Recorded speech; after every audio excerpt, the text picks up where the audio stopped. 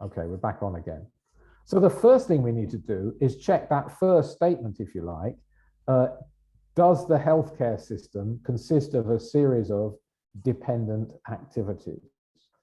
Now, I've just drawn a very simplified version on this slide of the typical flows involved in the sort of acute emergency rehab residential side of healthcare. Obviously, I could have drawn a bigger picture, but just to show the point, what I'm demonstrating here is no one step in the chain can effectively carry out its activities without the help and support of other resources at various other stages in the system. Yeah.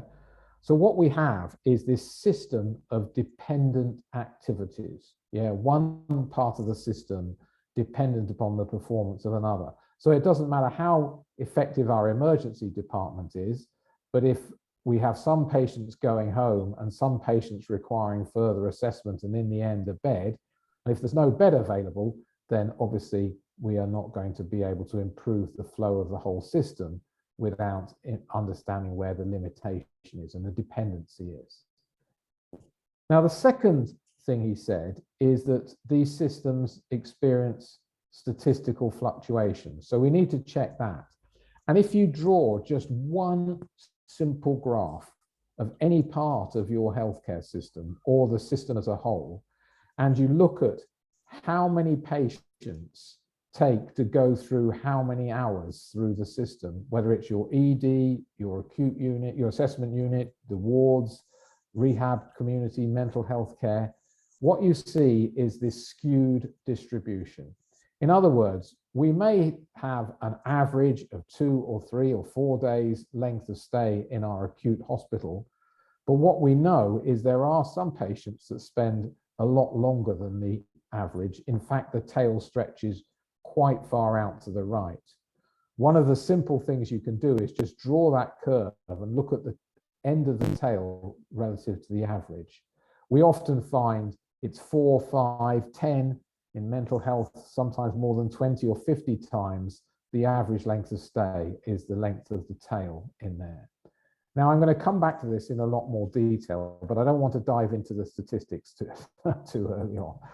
So what we have here is a system of dependent activities with skewed distributions, with distributions, sorry, that are skewed in nature. So in other words, it does match our picture of a seemingly complex environment.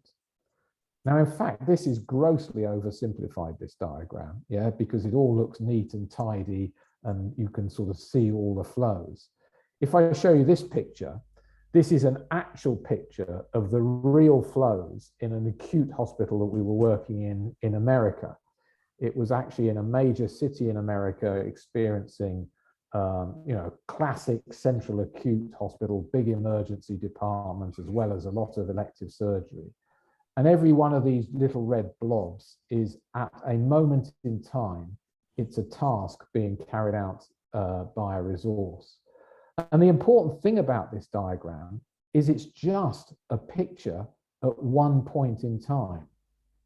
If you actually drew the picture 4 hours later or 12 hours later or at the weekend or on a Thursday morning relative to a Tuesday afternoon, you'd actually get a different picture as the demand changes, as the mix changes, as the resource availability changes, and as patients take different amounts of times to recover, etc. So what we have in reality, when we're trying to understand these systems, is we have like this constantly changing plate of spaghetti unfolding in front of us, yeah? And that's the real system that we're trying to understand and analyze and see how we can improve its performance, yes? So as I said, this helps us to understand this first picture. But what we have to quickly see is it is a gross simplification. And in reality, it is this complex changing web of dependencies and statistical fluctuations as time progresses. So if that's the case, then we need to think about, well, how are we going to look at trying to improve such a complex environment? Now, let's just think about the principles here before we look at practically how to do it. If you look at the total number of points on the system, there could be 100,000 or more different combinations of tasks and resources that are trying to manage the performance or involved in the performance of the system.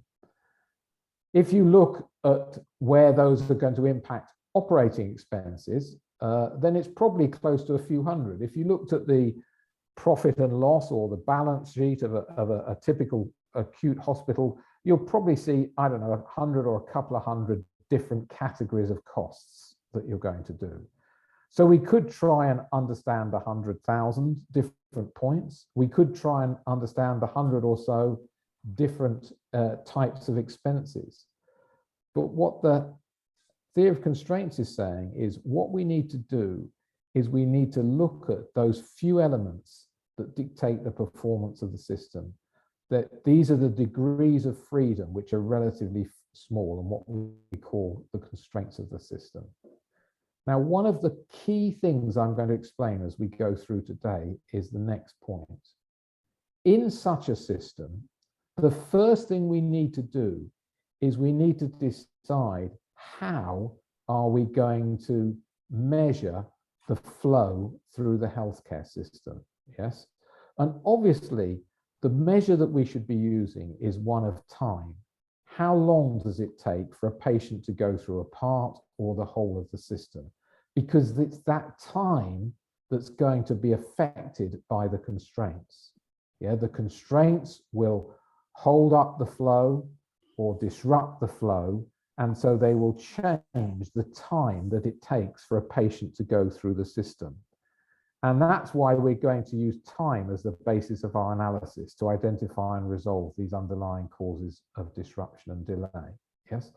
Now, this is slightly different to the way it's traditionally done, and I'm going to show you the difference in a moment as we go forward. But the first thing to note is in these environments, we have to choose how are we going to measure performance. Yeah. And all we're saying here is the underpinning principle will be we will use time as the basis of our analysis. Yeah. And from that, we will determine the effect of everything else in the system, resource utilization, et cetera, et cetera. But we're going to use time as the basis of the analysis.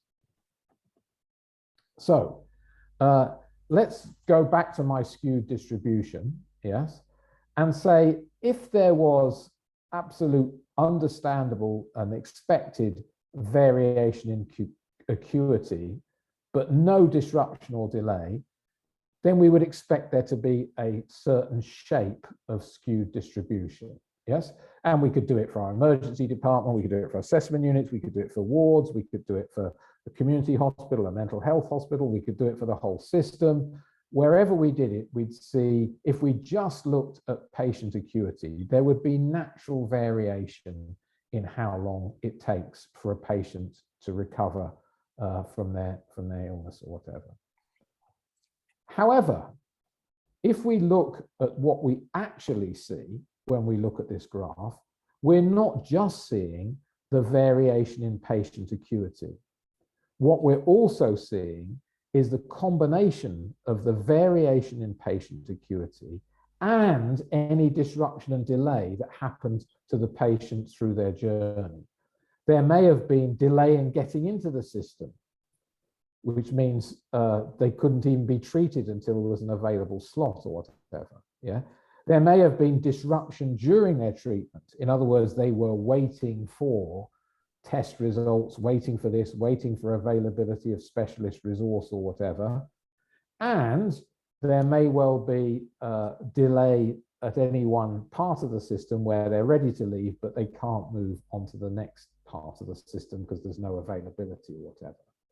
So what we're seeing is this, when we look at these graphs, we're seeing a combination of variation in patient acuity and variation in disruption and delay. So before I go any further, does that make sense to everyone? Any questions so far?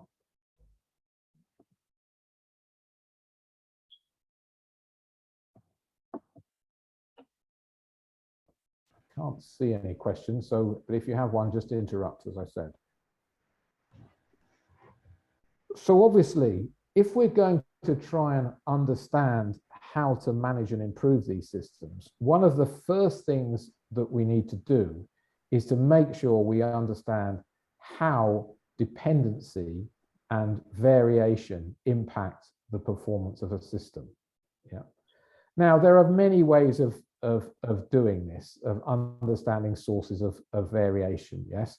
As I said, one of the simple things you can do is just draw this curve for your particular part of the system or for the system as a whole, and you can compare it against others, and you'll see how your system is performing relative to others across the thing. It's very easy data to get hold of. It's the first graph I always look at whenever I'm going into a new system. It gives me a huge amount of information about the flow that's going through the system, yes? There will be this natural variation in patient recovery. There will be outliers, and then we have this additional disruption and delay, yes? And one of the things that would be fascinating for us to be able to find the answer to is what is the difference between the green and the red curve? The green curve is the natural variation in different patients taking different times to recover. The red curve includes the disruption and delay. So if we could actually see the gap between the two, we'd be able to identify how much improvement there's possible in your particular situation, yeah? And I'm going to show you how to do that as we go through the day. But the first thing to notice is when you draw this graph for your own hospital or system, you're seeing the red curve and not the green curve. You're seeing the curve because you're looking at the actual outcomes. You're looking at how long it actually took rather than how long it could have taken if the patient had experienced no disruption or no delay, etc. So, as I said, this was the starting statement. In goal-oriented systems of dependent activities, there are only going to be a few places limiting the performance of the system. Well, we better check that out. Yeah, is that actually true? Yeah, can we prove it in real life, and can we prove it through some form of explaining it to everyone? Yes. And this is where Dr. Goldratt and I invented something which we call the dice games. Yeah, they're a very simple way of showing to people the combined effect of dependency and statistical fluctuations on the performance of a system. They are actually described in my book, but what we've also done is we've built a whole series of simple simulations that help people to understand. Actually, the 6 of them, they're all available for free. They're on our website. We're going to go and have a look at them, play with one of them in a moment. But basically what they do is they slowly but surely increase complexity and test that assumption about what is the impact on the performance of a system when we look at the system of dependent events with statistical fluctuations. The first game, again, we're going to have a look at in a moment, is one where we're looking at a very simple flow with variation caused by the throw of a dice. The second game is a fascinating game, and I suggest you all have a go at it after today. It's a fun game, actually, but where you, as the manager, are able to move resources around the system wherever you like to try and deal with the statistical fluctuations. And you can see what level of performance you get by intervening and trying to improve things in a sort of in a direct interventionist type style of management. And it'll drive you mad, but you can see how risky that strategy is. The third one you can have a go at is where we look at the classic approach of trying to improve a system by reducing variability in the system. Now, this is a very, very important one to look at again, because what it basically demonstrates is that if you have a complex system with multiple dependencies and statistical fluctuations that are skewed in nature, actually you get very little, if any, improvement by trying to reduce variability until you have done it almost everywhere in the system. And what it also shows is actually don't be surprised if your performance gets worse before it gets better. So why this is important is because it's really challenging the approach that says what we need to do is we need to reduce variability everywhere. It actually shows that not only is it a very intensive, time-consuming process, but actually in these sort of systems, it doesn't really have any impact and can actually make things worse. Yeah. Now, I'm not saying there is something wrong with reducing variability where it was first intended, which was in very static, simple systems like an assembly line, yes, where all of the resources are known, the flow is known, the variability is relatively small. But in the sort of environments that we're dealing with, it basically shows the high risk with that strategy. The fourth game gives us the opportunity to try and identify where the weakest link is. And the fifth game starts to show how to apply some of the TOC principles to managing flow in these complex environments. And then the sixth game has many different ways of changing variability so that you can actually show peaks in demand, you can show lack of availability of resources, and you can show all these things and how does it impact the system's performance. But the one I want to just take a time with us today on is the first game. Yeah, that first basic principle of how this all works. Yeah, as I said, they're all available for free on the website, which you've got the link to. And the way they're set up is follows. Yes, so we'll set the game up just to get us going, and then we'll look at what happens in this system of dependent events with statistical fluctuations. Now, to start with, what we have is a system of a number of stations in the flow. So you could talk about the emergency department, the assessment unit. This could be the acute unit. Some patients going to a surgery unit. There may be some final treatment for them before they're ready to go to residential care or mental health care or social services involvement, whatever. Yeah. So there is this chain of activities starting at the top left, working its way around to the right. And each of these stations is going to experience statistical fluctuations based upon the throw of a simple dice. Yes. So if I start, the first thing I'm going to do is I'm going to put just above the average throw of a dice. The average throw of a dice is 3.5. So I'm going to put 4 patients queued up in front of each workstation. Yeah. And then what we're going to do is, if you think about it, if I threw the dice 20 times and the average was 3.5, I would expect to get 20 patients through the system. 70 patients through the system after 20 throws. Yeah. So what we're going to do is we're just going to watch. It only takes a few minutes. We're going to watch what actually happens to the flow of a system of dependent activities where we have this variation. Yes. And I can roll the dice, and you can see everyone had their good or bad days. This guy over here had an amazing day. Look, he threw a 6, whereas this person back here, they only threw a 1. Yes. But these are just randomly selected as we go through each day. And then they are going to move on however many patients they were able to treat that day. If you remember, this last person only threw a 1. So we've only actually got 1 out the end of the system, 1 patient ready for final discharge, if you like, in the process. And the blue ones are just the new ones. So we can watch the new ones as they start to go through. Yeah. And if I roll again and move again, and I roll again and I move again, and I roll again and I move again, so I'm just going to do it 5 times, yes, then we can start to see where we had this nice, even flow of patients waiting for each step in the system. After only 5 throws, look, this person's only got 2, this person has 3, this person has 6 in front of them, this person has 7 in front of them. Over here, this person's got 14 in front of them. Yeah. So we've already seen, as those dependencies and statistical fluctuations interact with each other, we've seen quite major waves in the flow through the system. Yes.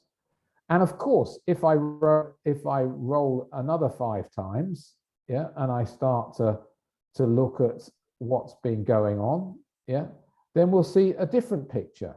Yes, actually things will have moved around, and we've got a bigger queue here than we had before. This person was a star earlier on, and now there's a bigger queue here. Yes, and you can see after 10 rolls, we've got 5, 10, 15, 20, 25. We've got 31 through the system. We were expecting to get 35 through the system. Yes, we can also at any point in time look at what's happened to the throughput. That's the 31 that I just mentioned. And we can look at how long it's taking patients to go through the system.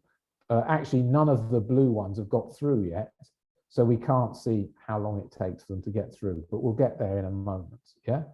But if I keep rolling the dice, what you begin to see, if you just keep an overview of what's happening, is that it appears like maybe the bottleneck or the constraint is moving all over the place. Yeah, maybe it's one point it's here, then another point it appears to be somewhere else in the system. Yeah, I'll keep going all the way through. If I look at time in the system, we can now see how many throws it took to get them through the system. Yes. And if I go all the way through to the 20th throw, yeah, we see a very different picture now to the one we saw at the beginning of the day. So actually, we've seen this not just dependencies and fluctuations in resource capability, but what we've seen is the consequence of that is fluctuations in the flow. Yes, we have different queues of patients waiting at different stages as we go through the exercise. Yeah, and somebody who was a hero at the beginning of the week can turn out to have one of the biggest queues in front of them by the end of the week. Yeah, so if I move all the way through to 20, yeah, then we can look at our throughput. How many patients did we get through? Well, we got 53 through. Now, why this is interesting is because actually the system and each step in the system had the capacity, 3.5 times 20 throws, had the capacity to get 70 patients through the system. But actually, we've only got 53 through the system. Yes.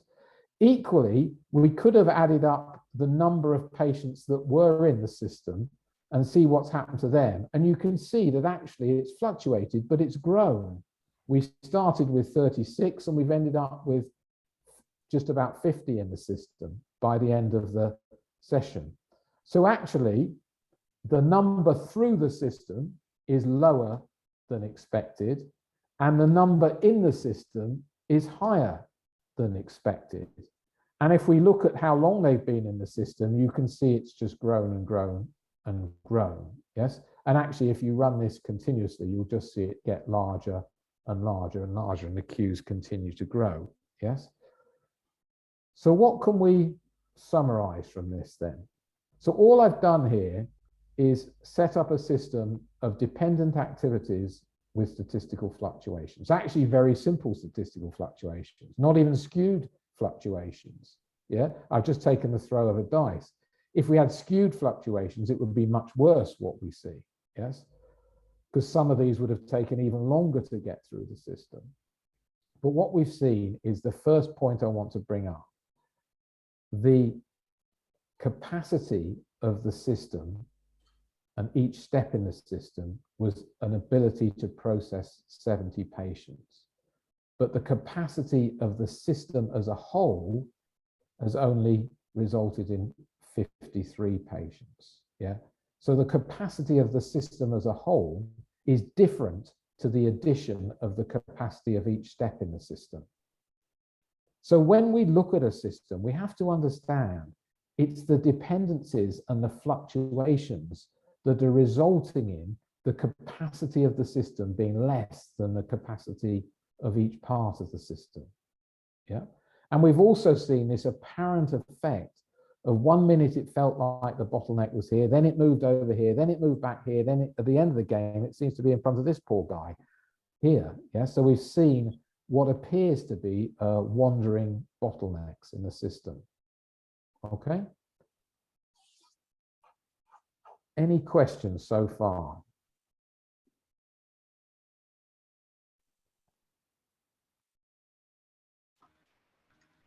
Alex, is Tengi here? Let me see. Okay. Is it something, is this kind of like playing activity? Is it something we can model with the real data for the particular real system? Absolutely, yes. Yes. And the way I'm going to suggest you can just start, the very first thing you can start to do is actually look at this. Yeah. It's a graph, a simple graph of how long did it take for our patients to go through the system. At the end of the day, it's a length of stay graph. Yes. Mm-hmm. But I'm going to look at interpreting it slightly differently as we go through the day. Yes. But the important thing is what we could do, imagine this, yeah, we could embark on a project where we say the first thing we're going to do is we're going to try and draw out the flows of every single possible patient flow route through the hospital. Yeah. We're then going to try and establish what the capacity of each step in the system is. Yeah. And we're going to then try and look at the variation of capacity availability at each step in the system. Yeah.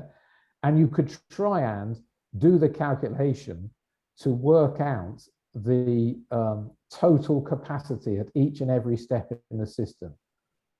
I wasted too many years of my life trying to do that. And what I'm basically saying is it's a waste of time. Yes.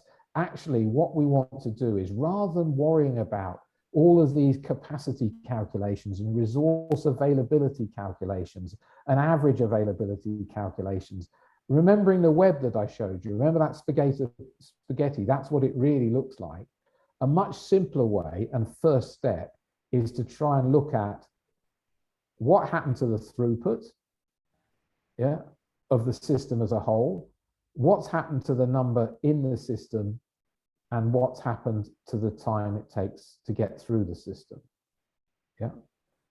And actually, those three graphs I'm going to show you as we go through this morning can give us phenomenal information about where the constraint is, just with those three graphs and nothing else.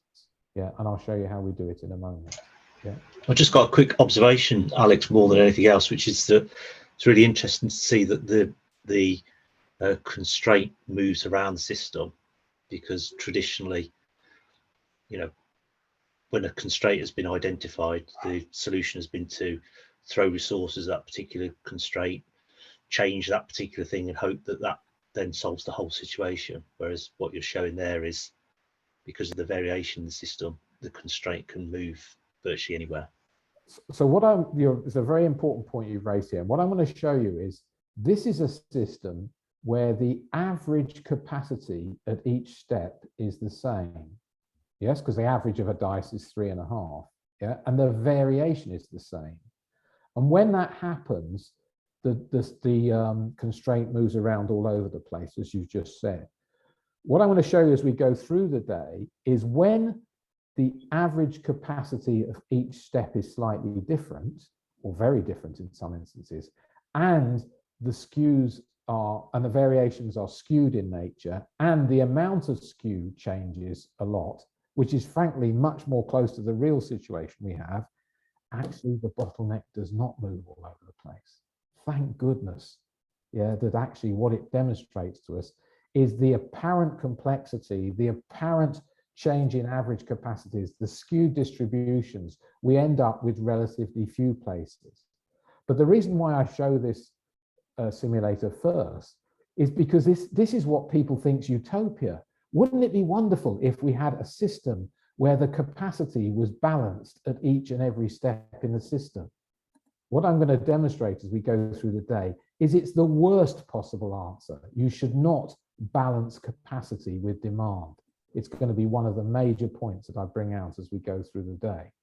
What we have to do is balance flow, which is entirely different principle to balancing capacity. Yeah, and as I said, I'll talk about it and explain it as we go through. Just the other thing that popped into my mind, Alex, as well, when you talk about is, there was a big thing in the NHS a few years ago about we used to send people off to the Toyota factory in Derby to see the Yes. Toyota production system, because it was a constant.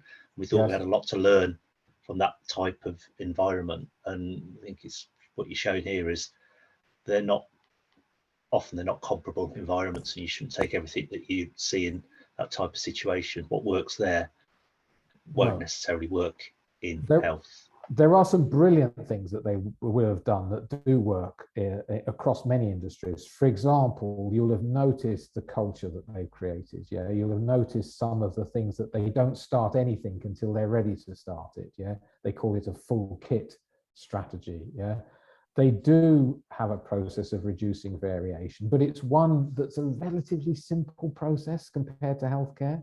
Yeah. I had the privilege of going to Japan and looking at a number of Japanese hospitals. And I can tell you that of the ones I visited, which was some of the best in Japan and some of the challenged ones, none of them were applying those techniques in healthcare in Japan. Yeah. What they were interested in was flow. Flow is the number one thing, not capacity. Yeah. So managing capacity is the mistake, really, and particularly trying to balance capacity with demand. And I'll go through this in a lot more detail as we talk through the day. But if you look at the performance, yeah, actually, guys, we did very well today. Look, we were up at one of the highest percentiles of all performances. Yes, this is the range of outcomes over 1,000 different runs of the simulator. Yeah. So we got to a very high percentage of the top. So actually we did very well. Many of the times when you run this game, you're in the 40s or 30s even in terms of what's happening. Yes. So there is a very distinct difference between the capacity of each element of the system and the capacity of how the system as a whole performs. Yeah. You add up the local and it doesn't equal the global. Yes. Optimizing the local will not optimize the global performance. Yeah, what we have to do is to find a way of focusing and identifying on those few places that are causing the most disruption and delay. So any more questions on that? Does that make sense so far? As I said, what I strongly suggest is, I'm not going to go through them all today, but you do have a play with these, and you can use them in your own education processes. You know, they're used all across the world. Different people just can dial in and you can pick on whichever one you want.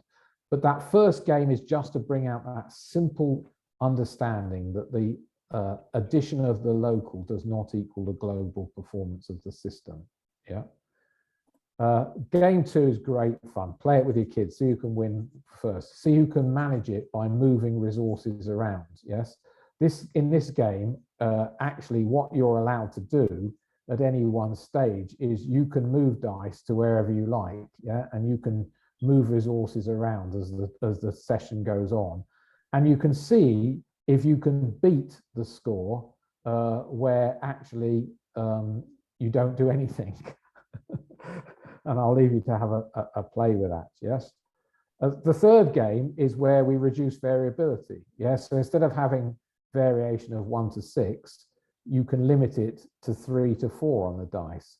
And we can do this in a systematic way. We can either look at everything, reduce everything everywhere all at once, or we can see what happens when we reduce 1 or 2 steps in the chain. And for any statisticians in the room, there is the full statistical analysis of what happens here in terms of why actually the performance of the system gets worse before it gets better in terms of the overall outcomes of the system. Yeah, game 4 is where you don't see the dice. Yeah, you don't actually know which system has which capacity and where it's breaking down and all the rest of it. And actually you have to find them, you have to guess where the constraint is, and it helps you to think about that one. Yeah, as I said, game 5 is where, I'll look at this later on, but we start to identify where the true constraint is and try to manage it accordingly. And then the 6th game is where we have all sorts of different arrival patterns. Yes, so we can have patients arriving in big peaks or in nothing for 3 days and then a massive demand, or evenly or in batches or whatever else we want. Yeah. And it starts to get people really understanding how to manage variation in demand when there is flow. But that's probably enough for today, as I said, because the main point I just wanted to use this first game for was summation of the local optimum does not add up to the global optimum. In other words, we have to look at the flow rather than capacity if we're going to improve things. Okay, how are we doing? Are we all right? So far, so good. So all we've really done, as I said, is we've just shown you that simple point about actually these systems are a plate of spaghetti and their performance is all about understanding how long it takes for different parts of the system to go through, yeah, the length of time, if you like. So let me take a step forward then. So when I wrote the book Pride and Joy, one of the things I did was start the book, the first 4 chapters actually look at the effects of what I've just shown you in terms of quality of care, safety of care, access to care, and financial affordability of care. So each chapter looks at an example of one of those things unfolding in the real life of a hospital, yes? And then in the 4th chapter, we summarize this by saying, let's explain the rock and a hard place that we're in. Why are people finding it so difficult to achieve a breakthrough in performance? And basically, what the hypothesis says is most healthcare systems want to be ever flourishing. Yeah, you can use whatever word you like. I've tried to use as high level words as you want. Yeah, you can have your own vision or whatever it is there in terms of that. But most of the time, what we're saying is if we're going to produce a sustainable, ever flourishing healthcare system, then one of the requirements is we need to provide high quality, safe, and timely care for every patient. Not just the one in front of me, but for all patients, the ones waiting in the queues, the ones being disrupted, and the ones waiting for the next link in the chain, etc. And many people will say to me, Alex, the only way we can do that is if we add more resources. Actually, we don't want resources everywhere. We want more doctors, more nurses, more physios, more OT, more social workers. Those are the people that we need. Why? Because they're the ones that provide high quality, safe and timely care for all patients. Yeah, they are the resources that are going to deliver these requirements. Yeah. But before we need to find a bed for the finance director, we also know that in order to be ever flourishing healthcare system, we need to be financially stable. And some people will say to you, Alex, the only way we can be financially stable is if we reduce frontline resources, we cut our costs, we try and save money. Yes. And the argument is, if you really understand the economics of healthcare, yeah, what's actually apparent is one of the largest categories of healthcare costs is actually frontline staff. So if you're ever serious, by the way, I'm not suggesting this as a solution, but if you're ever serious about just improving the finances, then it really is not long before you're going to have to reduce doctors, nurses, physios, OTs, and all the rest of it, or run it lean and hope for the best sort of thing. Yeah. So what I'm suggesting here is this is the rock and a hard place we're in. There's nothing wrong with this requirement, providing high quality, safe and timely care. And we'd all like to be financially stable. Actually, the dilemma occurs over here on the right-hand side. It's the actions that we're taking to meet the requirements. So for example, if we do take the top line, let's hope we do provide high quality, safe and timely care. But what is likely to happen? We end up overrunning on budgets. And if we take the bottom route, and we reduce frontline resources, actually it's not long before clinical targets start to be lost and safety starts to become an issue. Actually, one of my colleagues, he was actually a chief executive of a UK hospital for a while, and he then did his PhD on the topic of what happens when you start to reduce frontline resources. So what he did is he looked at about 20 different case studies where there'd been a catastrophic failure of care. And what he looked at was what was the conditions that resulted in the catastrophic failure of care. And it was fascinating to look at, because the first thing he noticed in I think it was 9 out of 10 times, the patient was in the wrong place being treated by staff that weren't necessarily fully trained to do what they were needed to do for this patient. That in itself is an indication of a breakdown of flow. Yeah, if the patient's in the wrong place, they're not in the right place. Yeah, so something must have happened to the flow for that to happen. Yes. And the other thing he said is, it's very interesting when you looked at the data, there'd been a reduction in resources. Actually, everything had been under pressure, but it had actually been fine for a while. There hadn't been any breakdown, but when there was, it was sudden and catastrophic. Yeah, so it wasn't a linear reduction in quality of care.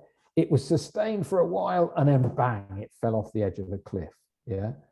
And so this is an incredibly risky strategy if you understand this arrow, which is basically what his PhD was all about. Yes, seeing how this looks okay for a while, but then suddenly, bang, you get the catastrophic failures. Yeah. And the third one is, obviously, what we don't want is some halfway robbing Peter to pay Paul. Yes, we don't want conflicting decisions. We don't want to live within this rock and a hard place. You know, often you see this as a conflict between management and clinical staff. That's how it often emerges in a hospital. Where the clinical staff, we need more resources, we need more resources. We're going to never deliver unless we have more resources. And the financial side of the organization, we haven't got any more resources, we've got no more money, we can't live in this. Yeah. And this is the conflict that resolves, yeah, as a result of this. So if we're going to really achieve a breakthrough, then what I'm suggesting is trying harder is probably not going to be a solution. What we have to do is we have to understand the assumptions upon which this dilemma is based, and we need to think through how can we actually come up with a breakthrough solution. Yeah, and that's what I'm going to talk about. Now, going back to my first point, I always put this slide in because I think this is a really important slide for the politicians in the room. Yes, I've had presented to many governments over the years. And if you think about it, they will tell you, and rightly so, that actually more and more money is being pumped into healthcare. Yeah.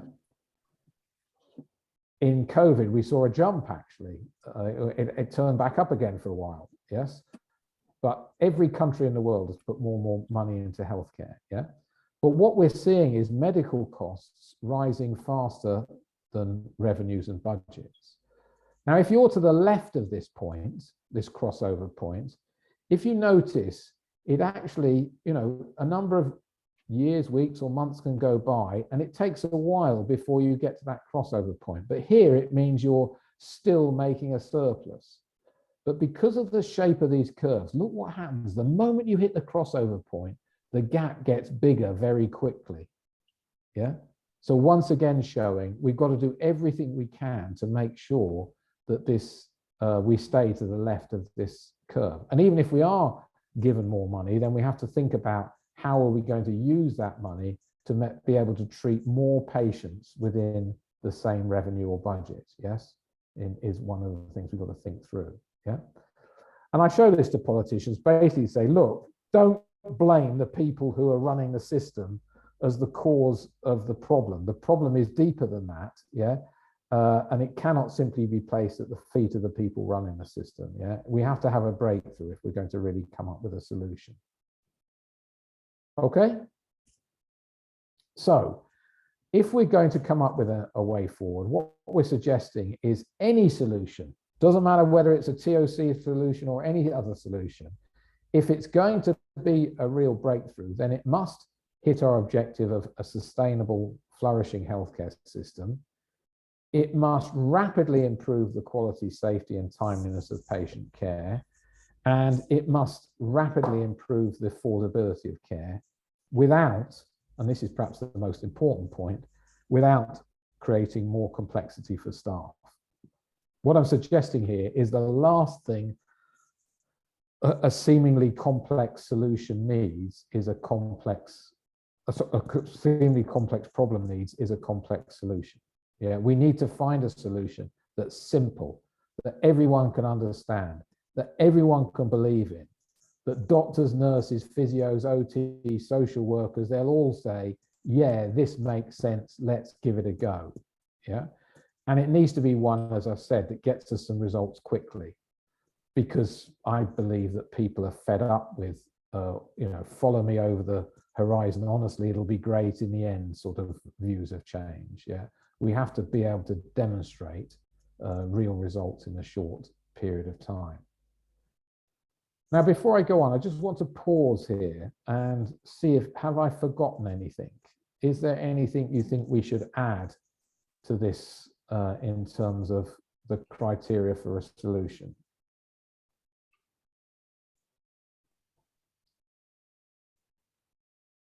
Does that make sense? It's such fun presenting to a screen, isn't it, where you can't see anyone in the room. Alex, what about sustainability? We're trying to improve, but making those improvements sustainable for a period of time. Absolutely, yes. I've tried to include that in the sort of phrase "ever flourishing," if you like. That was sort of not just now, but they need to be now and in the future and forevermore, if you like, in terms of of that. Yeah, sustainability is, unfortunately, it's a word that, in my eyes, has been slightly misused in some instances. You hear politicians saying, we need to sustainably grow our profits forevermore. I mean, well, that doesn't necessarily mean it's sustainable. Do you see what I mean? So I've not used that word, but I do mean the sense of that. Yes. Yeah. Thank you. Dave, you've got your hand up. Yeah, Alex. One of the things you haven't mentioned that I have to deal with a lot when trying to do improvement work in terms of discharge processes. Yes. So it is behaviour, culture and behaviour of staff, yes. Which is very often at the root of a lot of the problems I see. Where does that fit into your model, please? So we're just about to go into that section, if you like, in terms of looking at that. But what I'm suggesting here is that if we don't understand why the systems behave as they behave, because one of the consequences of this is behavior, is staff behavior. I don't think staff behavior is the cause. I think staff behavior is as a result of the way we're managing the system. Yeah, I think it's an effect, not a cause, if you like, in terms of this. So I don't blame staff when they say, when somebody proposes a change and they go, you must be joking. We've tried millions of things in the past and they haven't delivered, so why the hell should yours work this time? I actually agree with them. Yeah, we have to demonstrate that we get and prove to them even before we start that we're going to get the result, and then they help us measure against it, if you like, in terms of that. So in my eyes, the behavior is a consequence. Yeah, people don't resist change. Yeah, they resist being changed, and they resist not being listened to when things are not going on around them as they think they should. Yeah. So all of this, the consequence of this is the battles that we see. Yeah, the leadership battles, the culture battles, the behavior battles. To me, they're all a consequence of the way we manage the system. I'm afraid I'm going to point the finger fairly and squarely at us in terms of the way we manage the system is the issue, not the behaviors, the consequence of the way we manage the system. I always say, tell me how you measure me and I'll tell you how I'm going to behave. Yeah, if you measure me like an idiot, don't be surprised if I behave like one. Yeah, because behavior is a consequence, and I want to spend a lot of time as we go on looking at how on earth are we going to get, first of all, consensus about whether we should change. Yeah. Secondly, agreement on, of all the things we could change, what should we change? Yeah, because they're right in saying most of the time we do lots of improvement efforts. It has damn all impact on the performance of the system as a whole. It doesn't make their job any easier. Yeah. So unless we get agreement on that, we're not going to go anywhere. And then how can we implement something that they believe makes sense? Yeah. One of the most important things about the book I wrote is when I got feedback about it, you know, I was always interested in the feedback of the leaders and the managers and all the rest of it. But what I was really interested in, what did doctors and nurses and social workers and physios and OTs think, etc. Yeah. And the most positive praise I've got is from the clinical staff. Yeah. And I want to talk through what is it about the proposed solution that makes sense to them from a cultural and behavioral perspective. Because I want to make the third one basically reads, make their life easier. Sorry, the fourth one, without creating more complexity for staff. It really means rapidly and quickly make their lives easier. Yeah, when we did the implementation in this big hospital in America, there was a head of the doctor of the A&E department. I think it's fair to say that they definitely weren't skeptical, they were cynical. Yeah, they were beyond skeptical, they were cynical to start with. And it was only after about 4 or 5 weeks of implementing what I'm going to show you, he came up to me and he said, do you know what, Alex? I was the most cynical bastard you've ever come across in this environment. Yeah, those were his words, not mine. Yeah. And he said, do you know what? The first thing that's happened, my phone stopped ringing. The first thing that's happened is I'm not getting so many urgent requests. Yeah. Actually, staff are telling me volumes have gone down. I was saying they haven't, they've gone up. But it just feels calmer. Yeah. So it's the way we run the system that's causing the behavioral antagonism. Now I've got a couple more hands, so I'm gonna go on. I think go on, I don't know who's first. So who's ever I've forgotten everyone's name already. So at the top of the screen it was yes, go first. Liz, your name comes up. When you unmute, your name comes up, but I can't see who it is until you unmute. So you go. Oh, it's Liz. Hello. I think it's probably just similar to what Dave was saying about culture. I did 29 years in Leicester as a service improvement manager. And it was I like your not creating more complexity for staff. But one thing that always surprised me was a lot of people really like complexity and it makes them happy. And they don't think you can get a solution to anything unless it's really complex. And so you've obviously got past that with certain clinicians. So I'd love to know how you do it. So Liz, you're absolutely right here. Let's slow down because this is an important point, because when the system, these seemingly complex systems are being managed in a traditional manner, actually people sort of get good at putting fires out. Yeah, they get good at running around, dealing with the chaos, etc. And actually, when things calm down and flow increases and actually everything's easier, they feel a bit lost. Yes. And I remember one very, very, very honest, very senior nurse in one of the hospitals. She said to me, she was brilliant in the implementation. She helped tremendously with all of the work we were doing.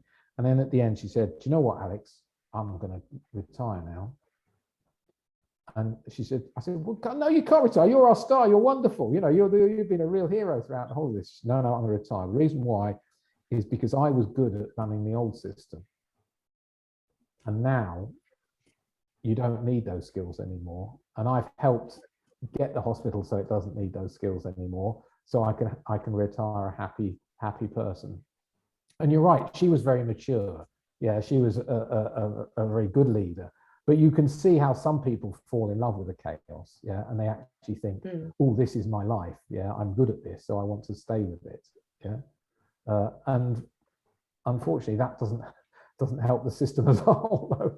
Anna, I think you were next.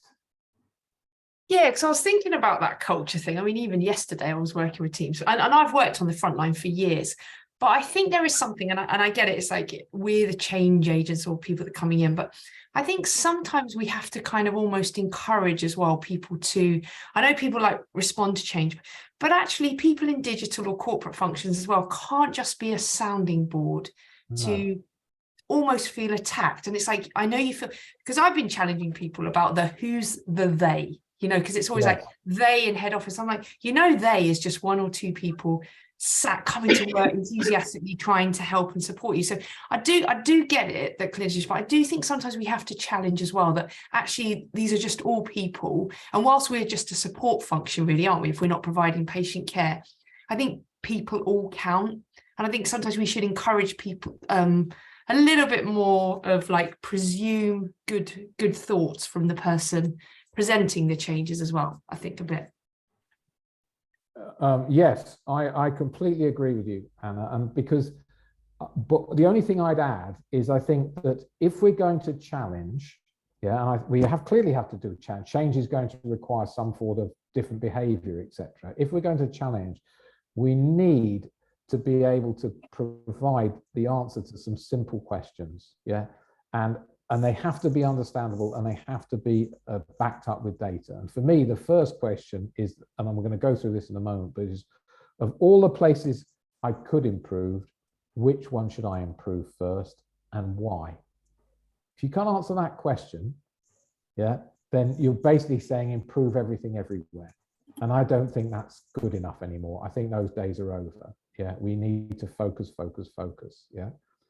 And so that's why we need to understand what is limiting the performance of the system. And unless we can identify it, unless we can quantify the effect of it, unless we can get agreement on it, why the hell should I change? Because all the other changes I'm doing actually haven't had an impact. The purpose of the dice game was to show why it didn't have an impact. Actually, because it was the way we were running it was the issue, not the performance of any one part. It was the way we were managing it that was the issue. So I agree with you. We do need to challenge, but I think it annoys me more than anything else when central departments think their role is to be nothing but passive and reflective. We've got to get in there and help, as you say, to make a difference. But it's about focus.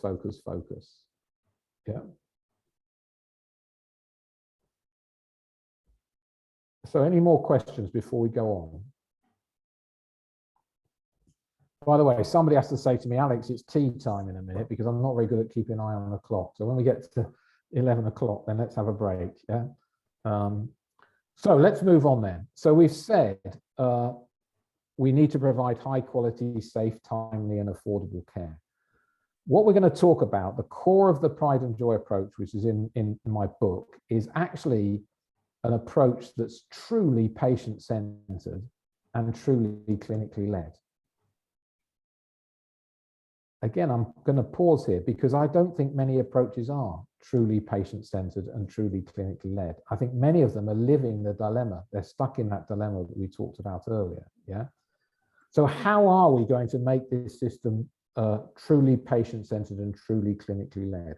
And by the way, improve the finances. I haven't given up on improving the finances. I actually want to make a big difference on the finances very quickly. But what direction of solution am I going to try? So the first thing we have to do is we have to understand some of the assumptions. So the first assumption we're going to look at is only extra resources across the system can ensure appropriate care for all patients. In other words, to provide high quality, safe and timely care for all patients, we need to add more resources. Why do we need to add more resources? Because it's only extra resources that can assume appropriate care for patients. So that's one of the things we're going to look at. The other thing that we're going to look at, is we're going to say, in order to be financially stable, we must reduce frontline resources everywhere. And the assumption we're going to look at is the only safe way to be financially stable is to reduce operating expenses across the system. And we're going to see, is that true?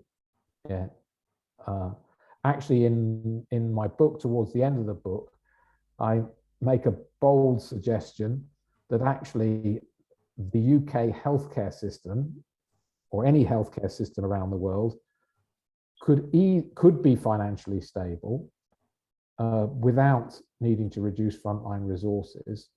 And actually, it could be more than financially stable. It could actually contribute to GDP rather than just be a drain on GDP, if we go about it correctly. Dave, you've raised your hand. I have. I feel a bit like the naughty child in school now, challenging the teacher. Good. No, that's what I like. Can I challenge that top assumption?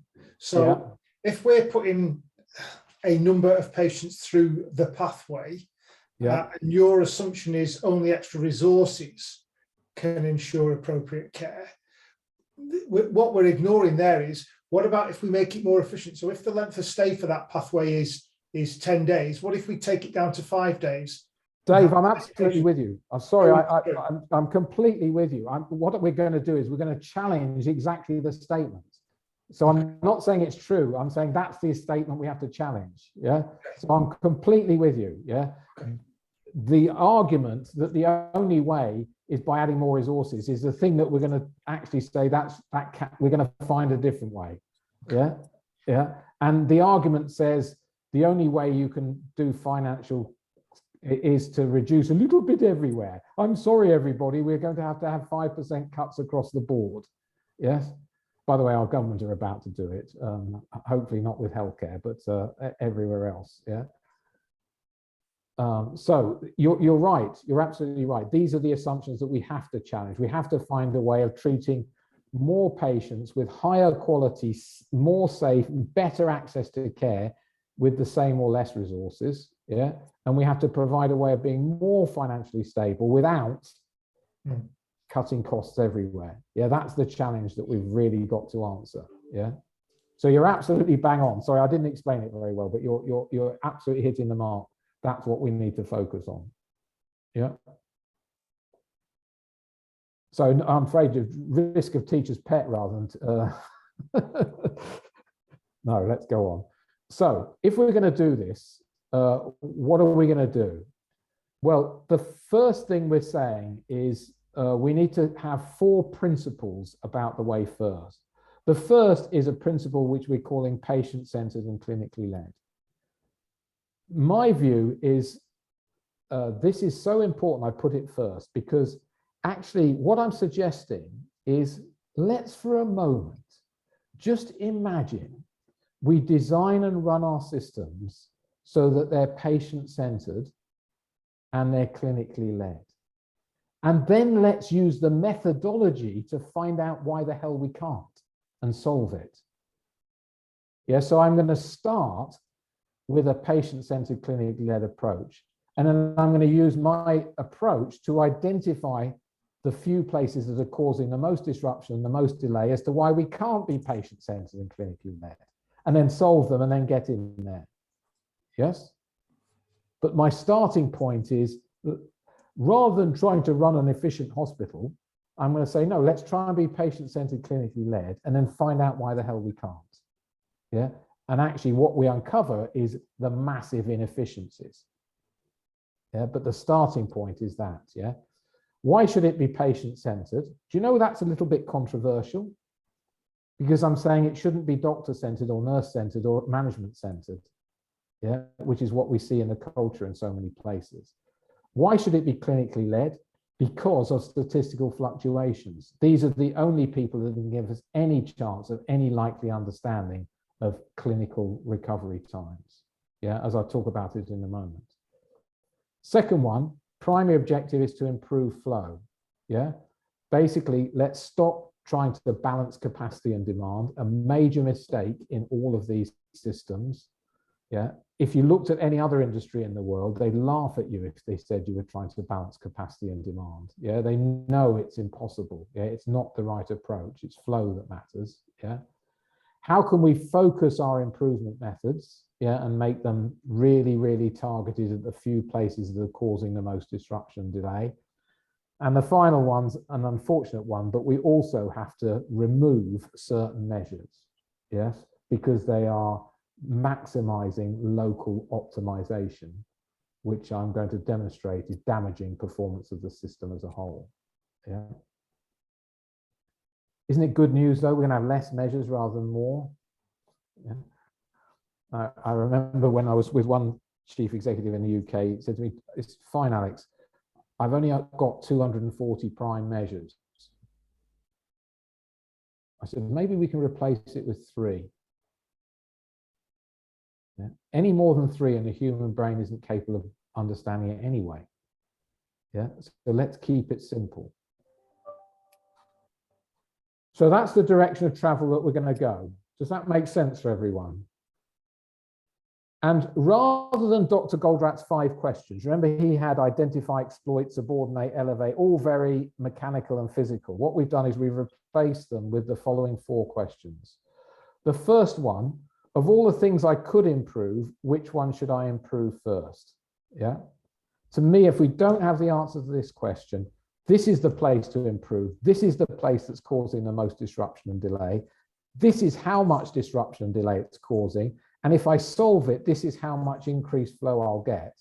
If I can't answer those questions, I shouldn't open my mouth. Yeah, that is the first step in the question, in the process. Yeah.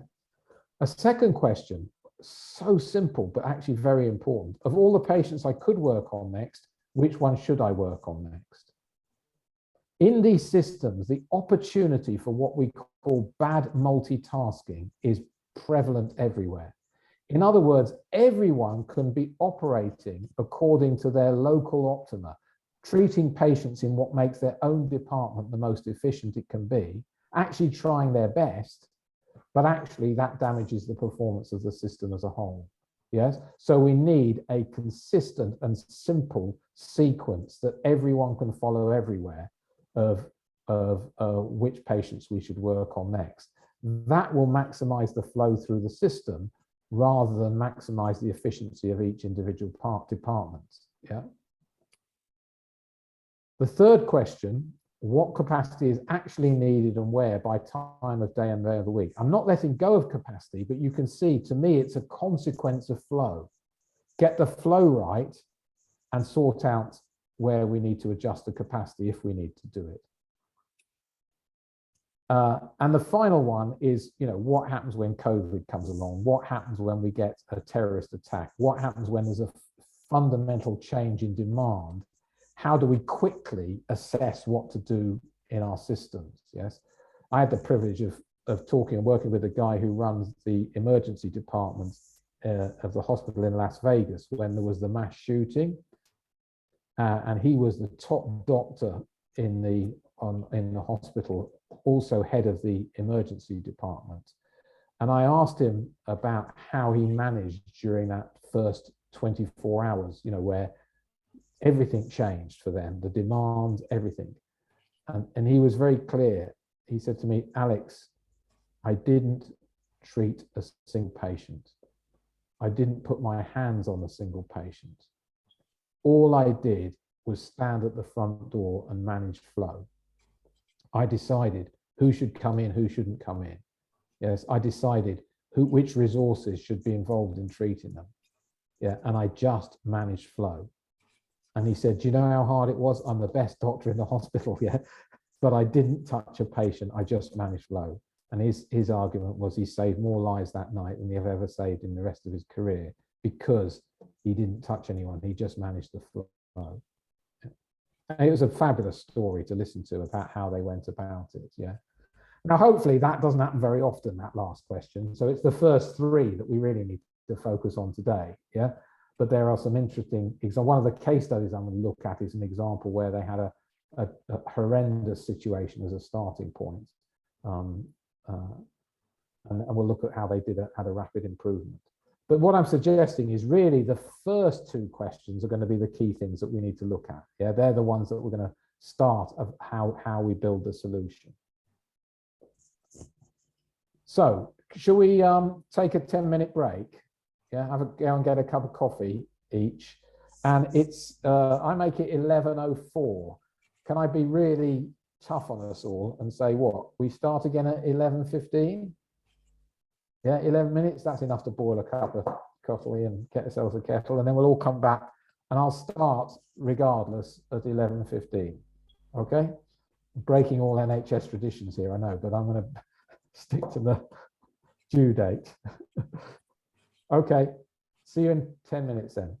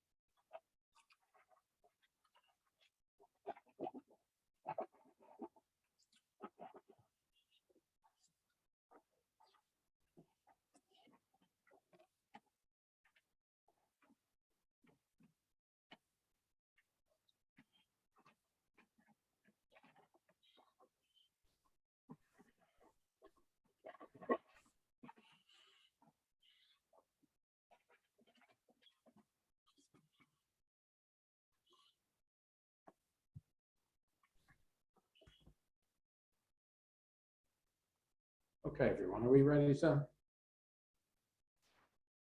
Yeah. start? we're back. I think I'm off mute. I'm off mute. Yes.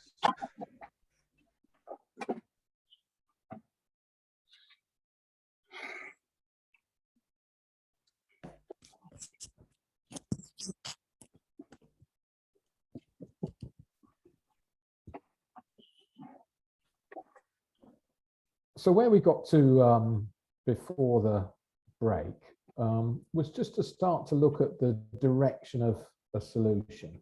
Yes, and we talked through the 4 principles, if you like, of what the approach should be based on, and then we moved towards what should be some of the questions that any solution should answer. So what we're going to do now is we're going to take a first example, and we're going to look at how we apply the theory of constraints to try and answer these 4 questions. And the first environment we're going to look at is a classic inpatient environment. So it could either be in an acute hospital, or it could be in a community hospital, or a mental health hospital, or wherever. Yes, but where the patient's an inpatient setting. And we're going to look at applying the approach there. And then I'm going to talk about other situations which we've applied it around various different situations. We can talk about outpatients, we can talk about social care, we can talk about whatever other ones are of interest to people, if you like.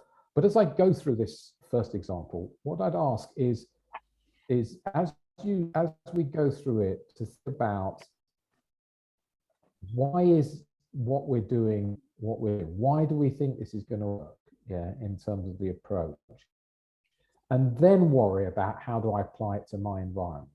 So worry about applying it to your specific environment in a moment, but let's understand the principles before we go too far. So I said the first example, you've got to have one somewhere to start, so we're going to start with an acute, but it's just one of many examples that we can go through. So let's just take the ideas and see how we could implement them. So the first thing is we have a sick patient, yes? And if we're talking about an inpatient setting, there is, usually that's one piece of data that we do know is when they arrived, yes, into the system. So that's the starting point. Now, if you think about this, we know that the time that they're going to be dependent upon 2 major sources of variation. We talked about these earlier. One is going to be the rate of recovery of the patient themselves, how long it takes them to clinically through their treatment and ready to leave this stage of treatment. Yeah, so it's the clinical readiness to be discharged, if you like, from wherever they are at the moment. Their journey may not be complete. They may go to other places for further treatment. Let's start by just looking at the one step in the chain, right? So patient acuity is going on thing. We know that follows a statistical curve. There is no point in coming up with average, it takes this long for a patient to recover. Yeah. In fact, basing things on the average is another major mistake. Yeah, because we know just because your average length of stay was 3.5 days, it doesn't tell you anything about whether the next patient's going to take 2 days or 10 days in terms of how much time they'll be in the bed. So the first thing we need to understand is the patient side of the variation. The second thing is we know that because they're going to mix with many other patients and many processes and many resources and everything else, that their journey may experience some disruption and some delay. So the actual time to go through the system may be different from the clinically required time. Now, if you say to me, Alex, yes, but in our hospital, we never, ever experience any disruption or any delay to any patient in our systems. They all go through exactly as long as it's supposed to be.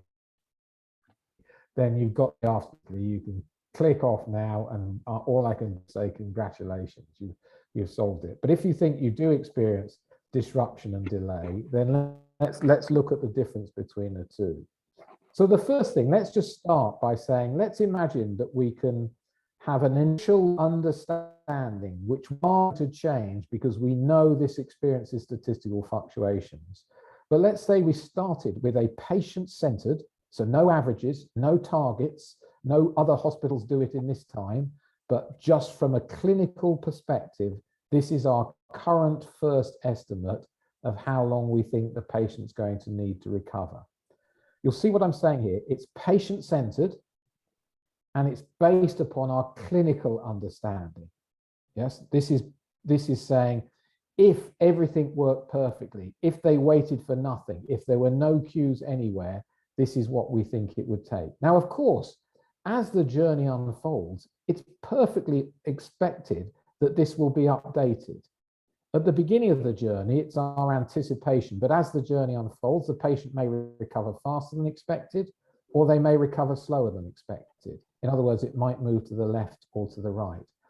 But it is something that experiences natural variation. Yeah. And when you have natural variation in a system, you should never put a target on it. You should never put a best practice on it or anything like that. You should be interested in the fact that it is a phenomenon which has natural variation about it. Yeah. Because if you think about it, we're saying patient-centered, clinically derived, if you like. And we're saying to the clinicians, you're our best bet.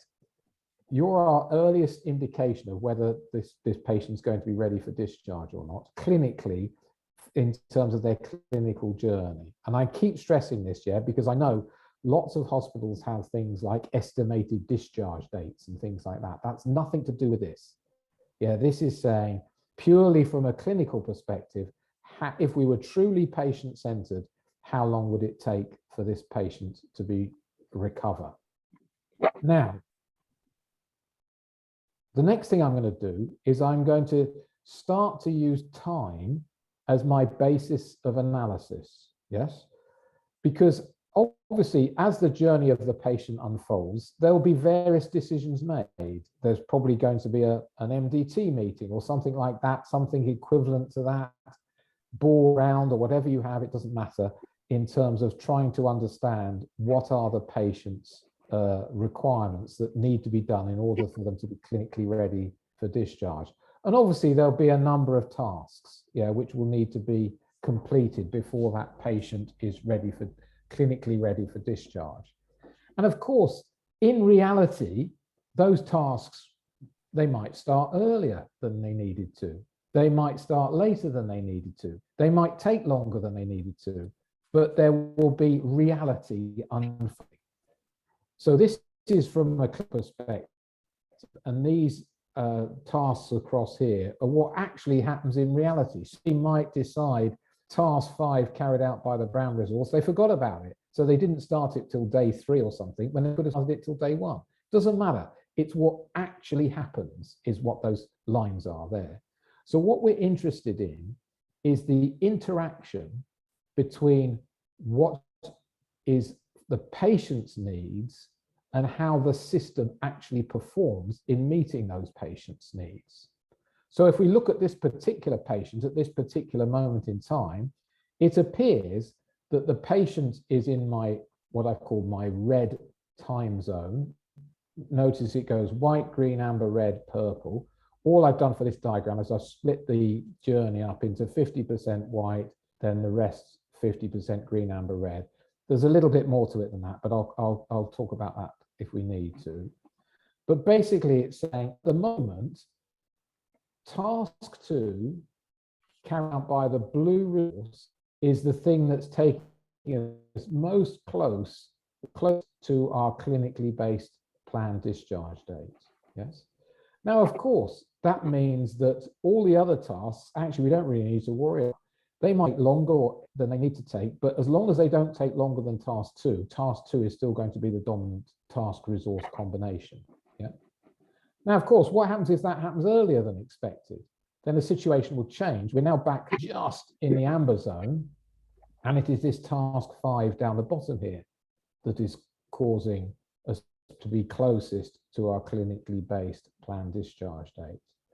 Now, it may be task 2 takes longer than expected, in which case, very interesting now, We don't only know which task carried out by which resource has most often created the most disruption and delay for this patient, but we also know how much disruption and delay it caused. We now know the time it carried out past the planned discharge date, the clinically based planned discharge date. So we now have a measure of disruption and delay, yes?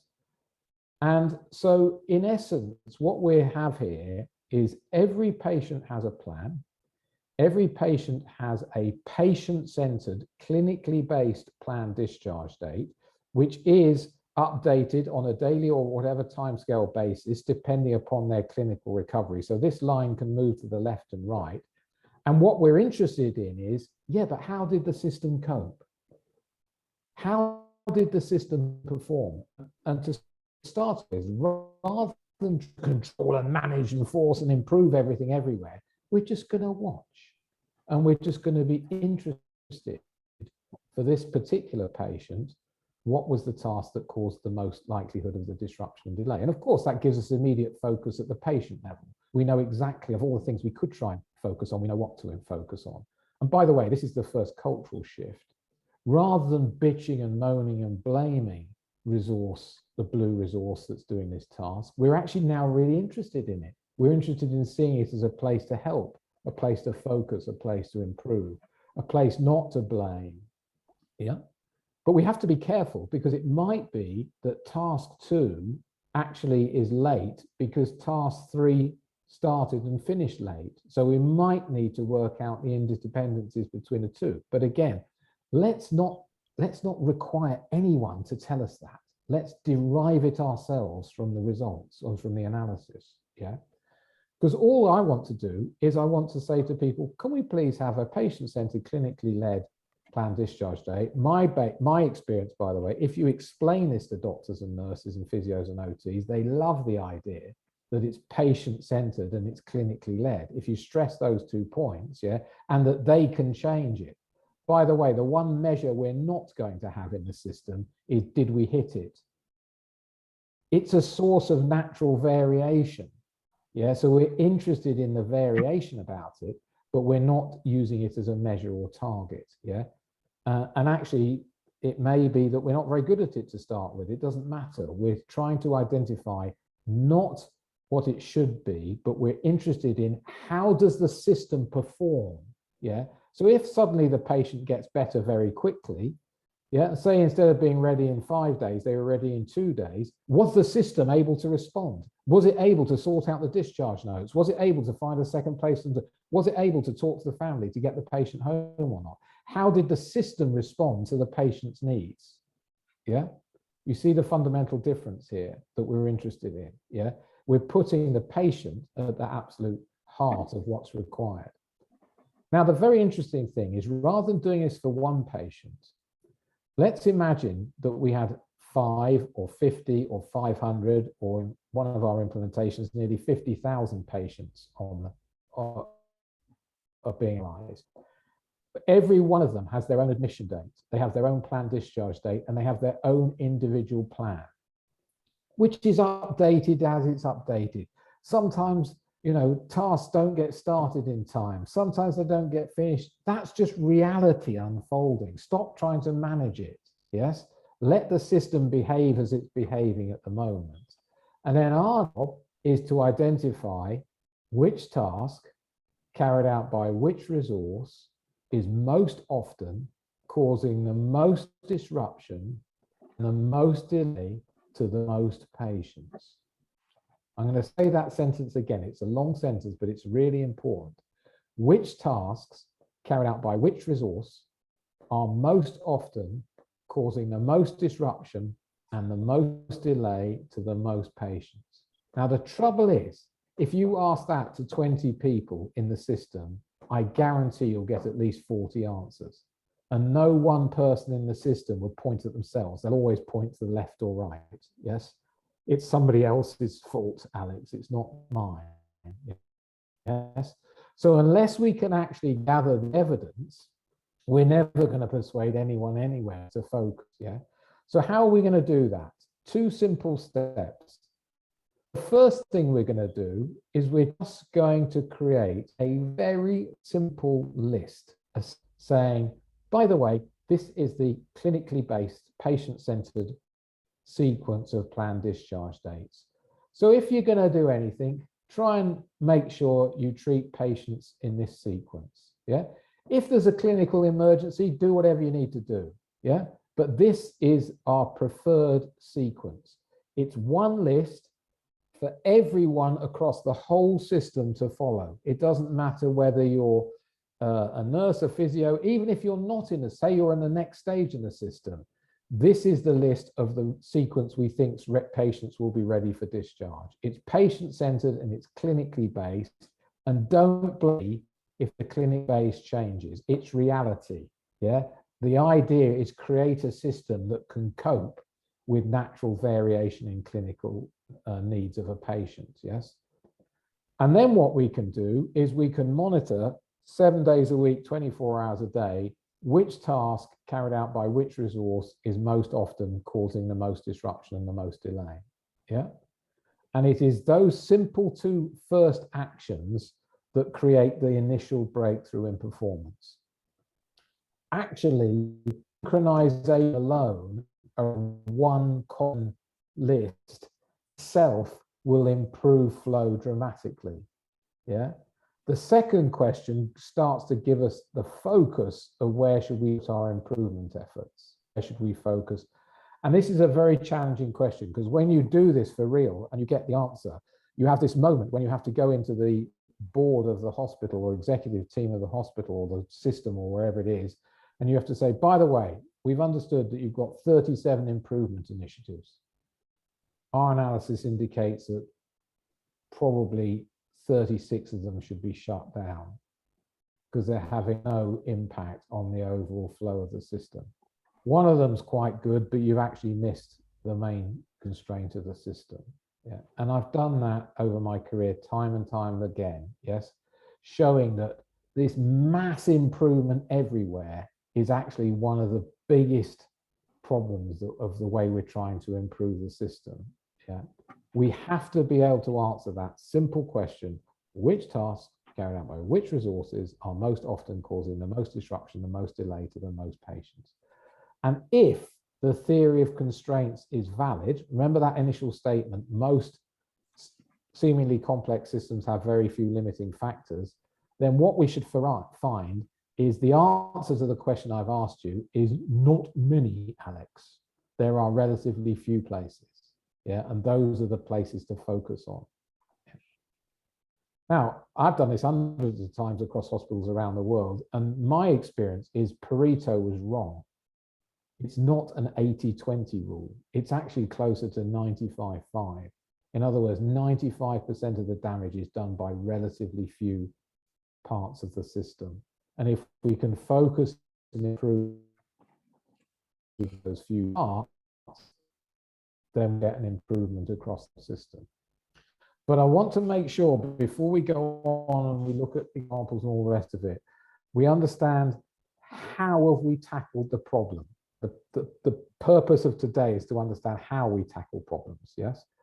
And if you think about the approach, if I just go back a page, the first part of the approach was to say, let's be patient-centered and clinically led.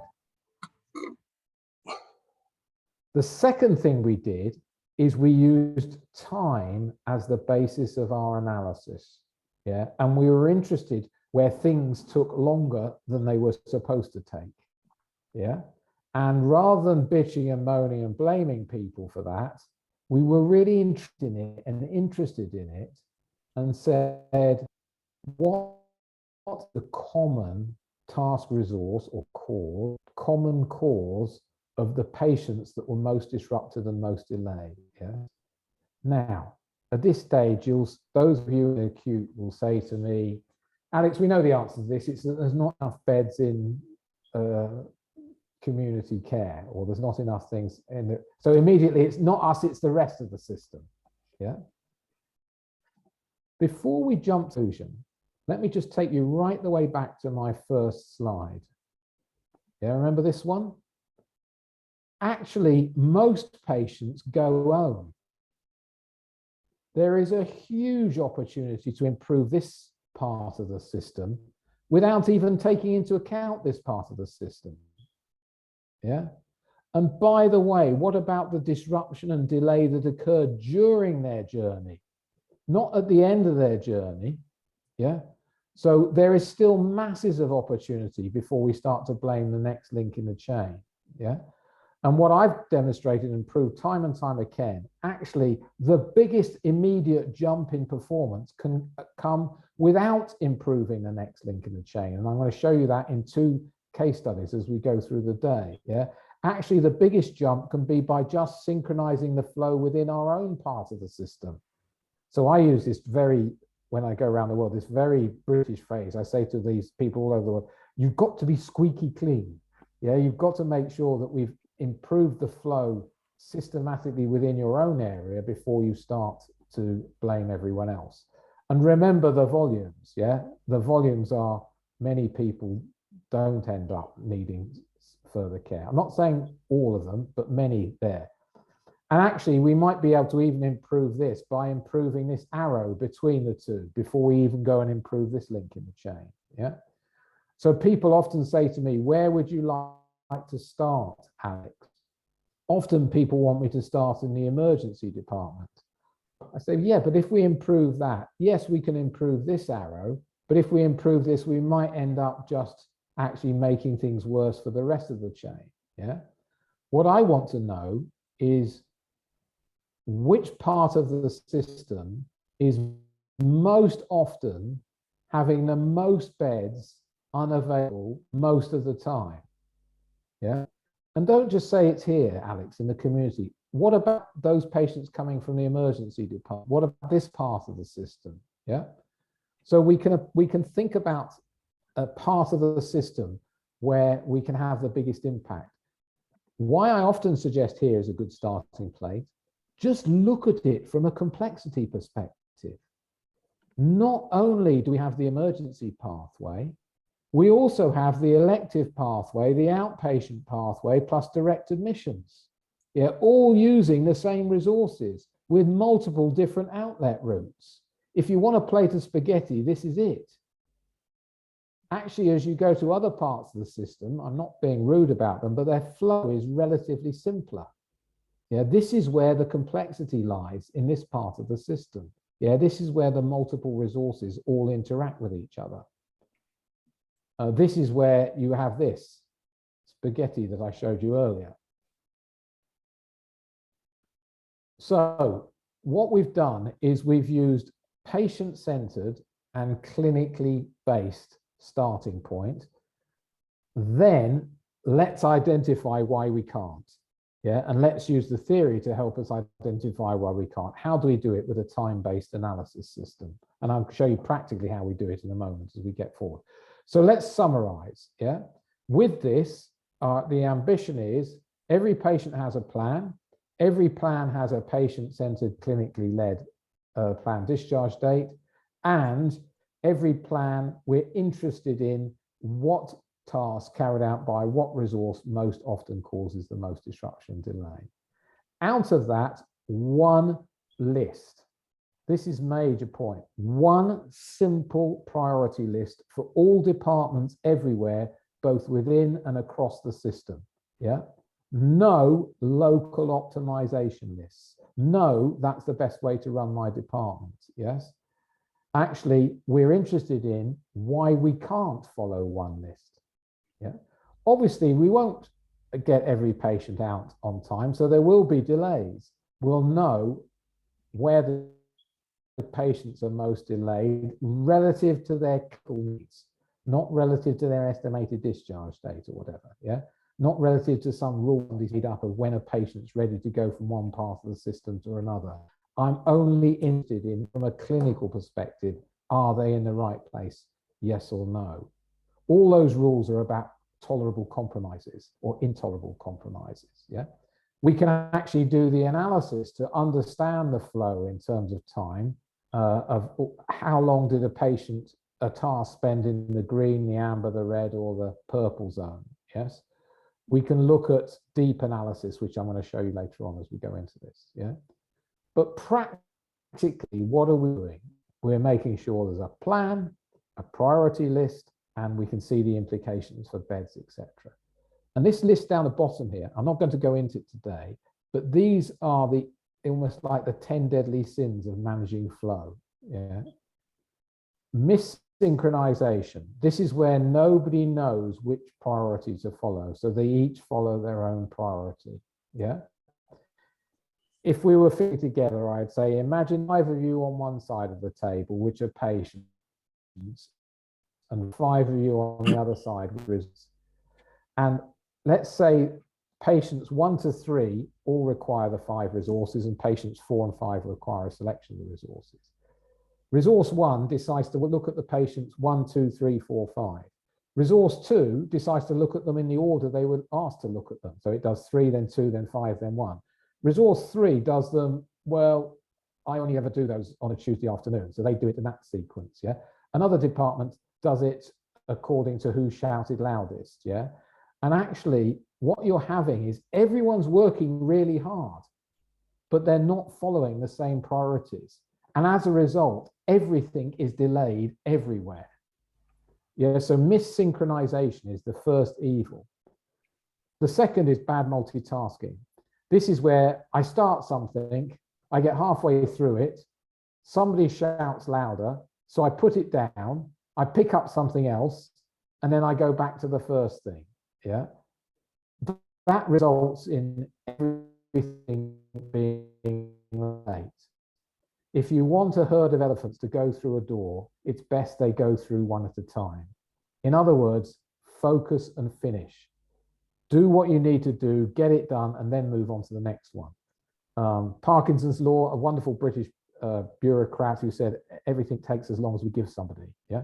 So if we give them 2 days to do something, guess what? It'll take 2 days. Yeah. Student syndrome, we're all brilliant at this. You know, you've got 3 days to do something. Guess what? We do nothing for 2.5 days and then panic in the last half day and do it all at the end. And I've talked about local efficiencies, batching. Cherry picking is just another form of bad multitasking. I do them in the order that's good for me rather than good for the system. Yeah. So this is why we're doing, if you notice, we're doing very minimal intervention to start with. The first intervention is, can we have patient-centered clinically led planned discharge date? The second intervention is one list, everyone to follow the list. My view is you will see massive improvements within just taking that first 2 steps. Third step, identify which task carried out by which resource is most often causing the most disruption, the most delay. Yeah. 3 simple questions, 3 simple actions, one after the other. Yeah, they're built on patient-centered, clinically led, simple priority, follow the task list, follow the list, if you like.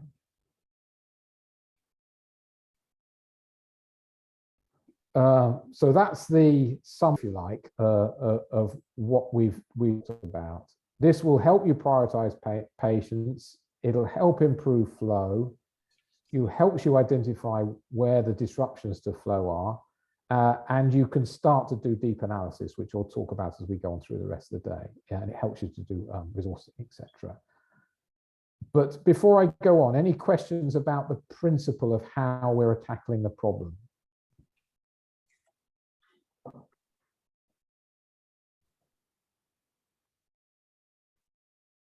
Makes sense? Hopefully you will see the violence of this patient-centered part of the whole thing. So, summary then, in terms of what we're saying. Well, systems are complex. If we think they're complex, what we do is we break the complexity down into its parts and we try and manage the performance of each part.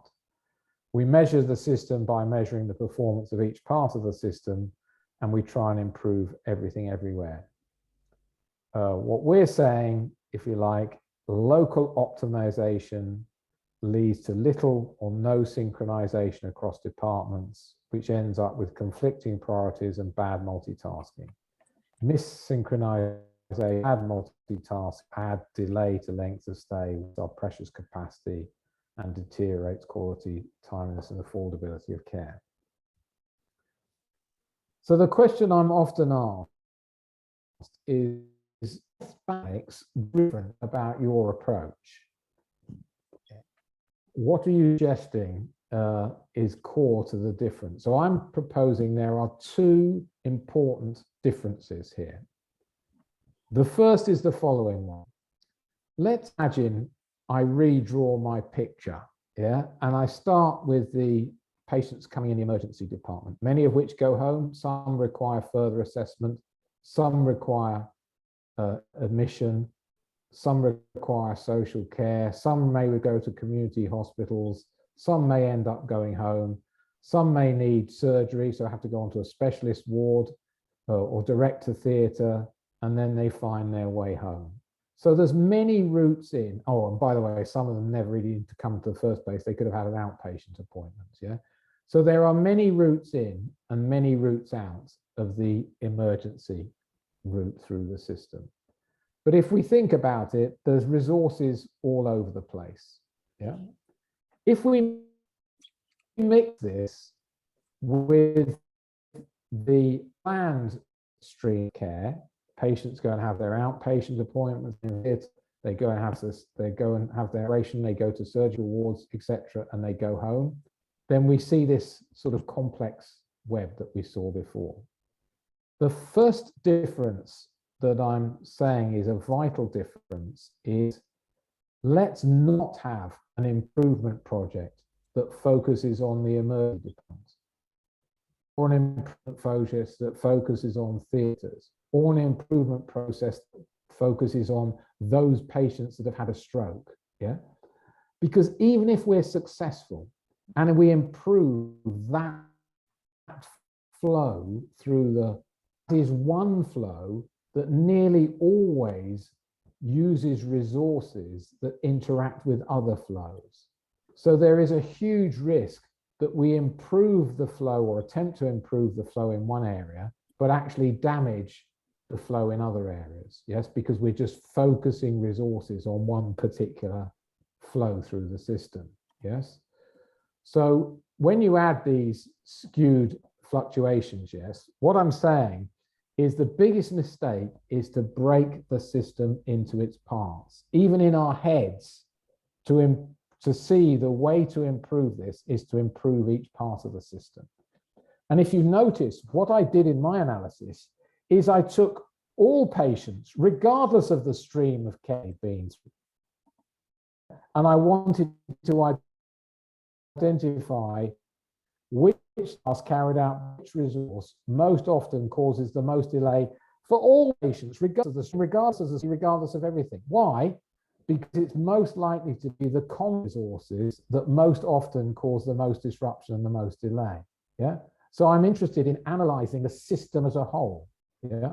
So my step should be look at all patients simultaneously, not by stream or by department or whatever else, under the principle of local optimum do not add up to a global optimum.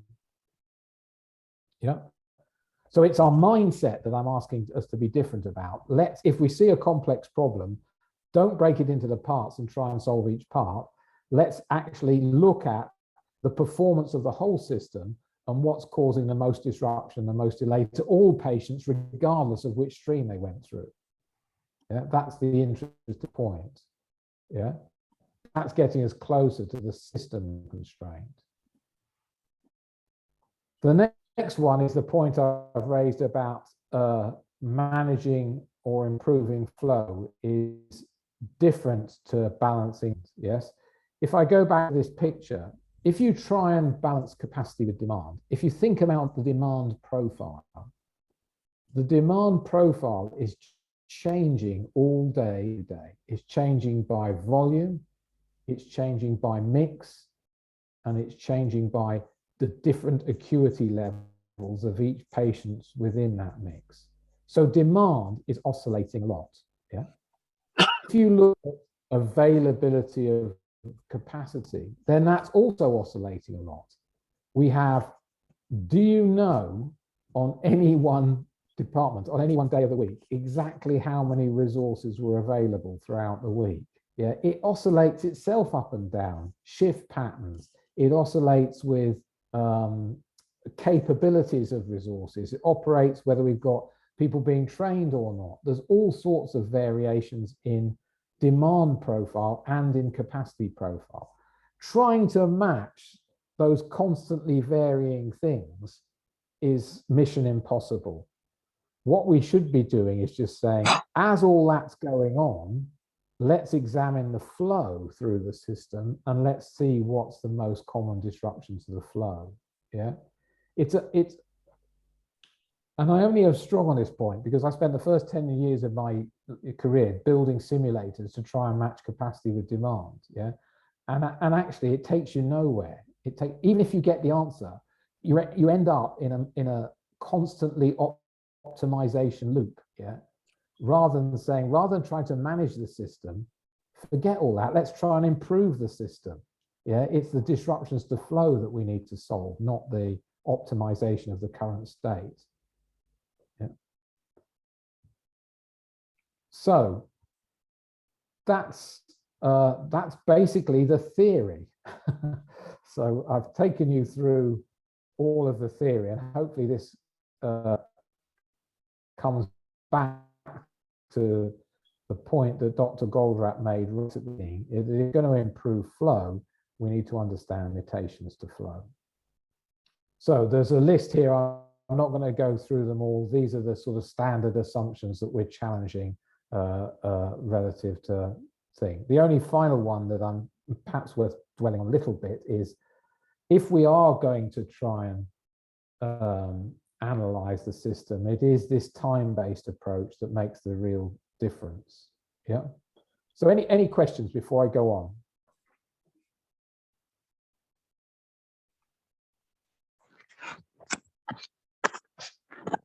Hi, Alex. I got a question. Good. Go for it, sir. Yeah. See, when we do discrete event simulation modeling, so we usually say, for example, we model the pathway, and then we try to simulate that simulation for like a few months or a year, and we identify the bottlenecks along the pathway, and then we try to allocate resources to these subsystems so that we can get the overall improvement. And that's the traditional way, that's what we've been taught. And now you're suggesting like that's not going to work.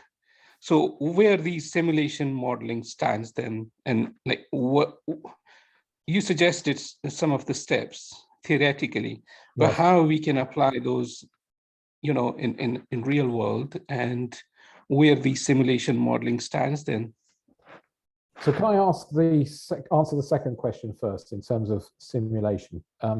Because I'm not anti-simulation. Yeah, I'm anti-simulations of parts of a system and looking at improving the part of the system, assuming it's going to improve the whole. Where does a local simulation work? Yeah, so let's go slowly here because this is important. Actually, you can simulate an environment, a local environment, if it doesn't interact with any other resources in the rest of the system. So for example, you might take a department like ophthalmology, which basically has almost all its resources are 100% dedicated to its own pathway. So it almost has total control over everything that it uses. Yeah. Then in that instance, simulating that is probably safe because you're going to, in a way, it is a mini system. Yes. But the risk is where you simulate a pathway or a department that uses resources, that shared by other pathways. Yeah? And that's when the risk occurs, because we optimize the local flow or the local pathway, but actually there's a risk of damaging the performance as a whole. So simulations can be helpful. And what I'm after is, what I want to show you as we go through the day is, let's simulate, let's use our simulation capability to understand how reality is performing. Yeah, so let's use our capability, if you like, to get a 7-day-a-week, 24-hour-a-day picture of reality, and use our simulation capability to do that. So rather than, so I'm talking a bit philosophically here, but rather than build a simulation that we think's like reality, learn from the simulation and then apply it to reality, what I'm suggesting is let's try and actually use our capability of simulation to have a first step of better understanding reality. Yeah, so the approach I've shown you is, I'm going to show you how from a software perspective, if you like, we can do the analysis live 7 days a week, 24 hours a day, rather than have to resort to building a simulator. I suspect I'll have to have a different conversation with you about simulations versus, but I'm worried that I'm going to go into too much detail for us, but hope that's a good enough answer to start with. Thank you. Any other questions before we move on?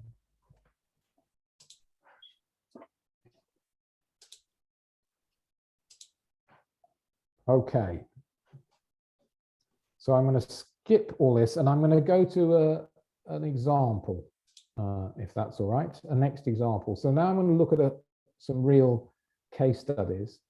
And the first one I'm going to look at is actually a mental health environment.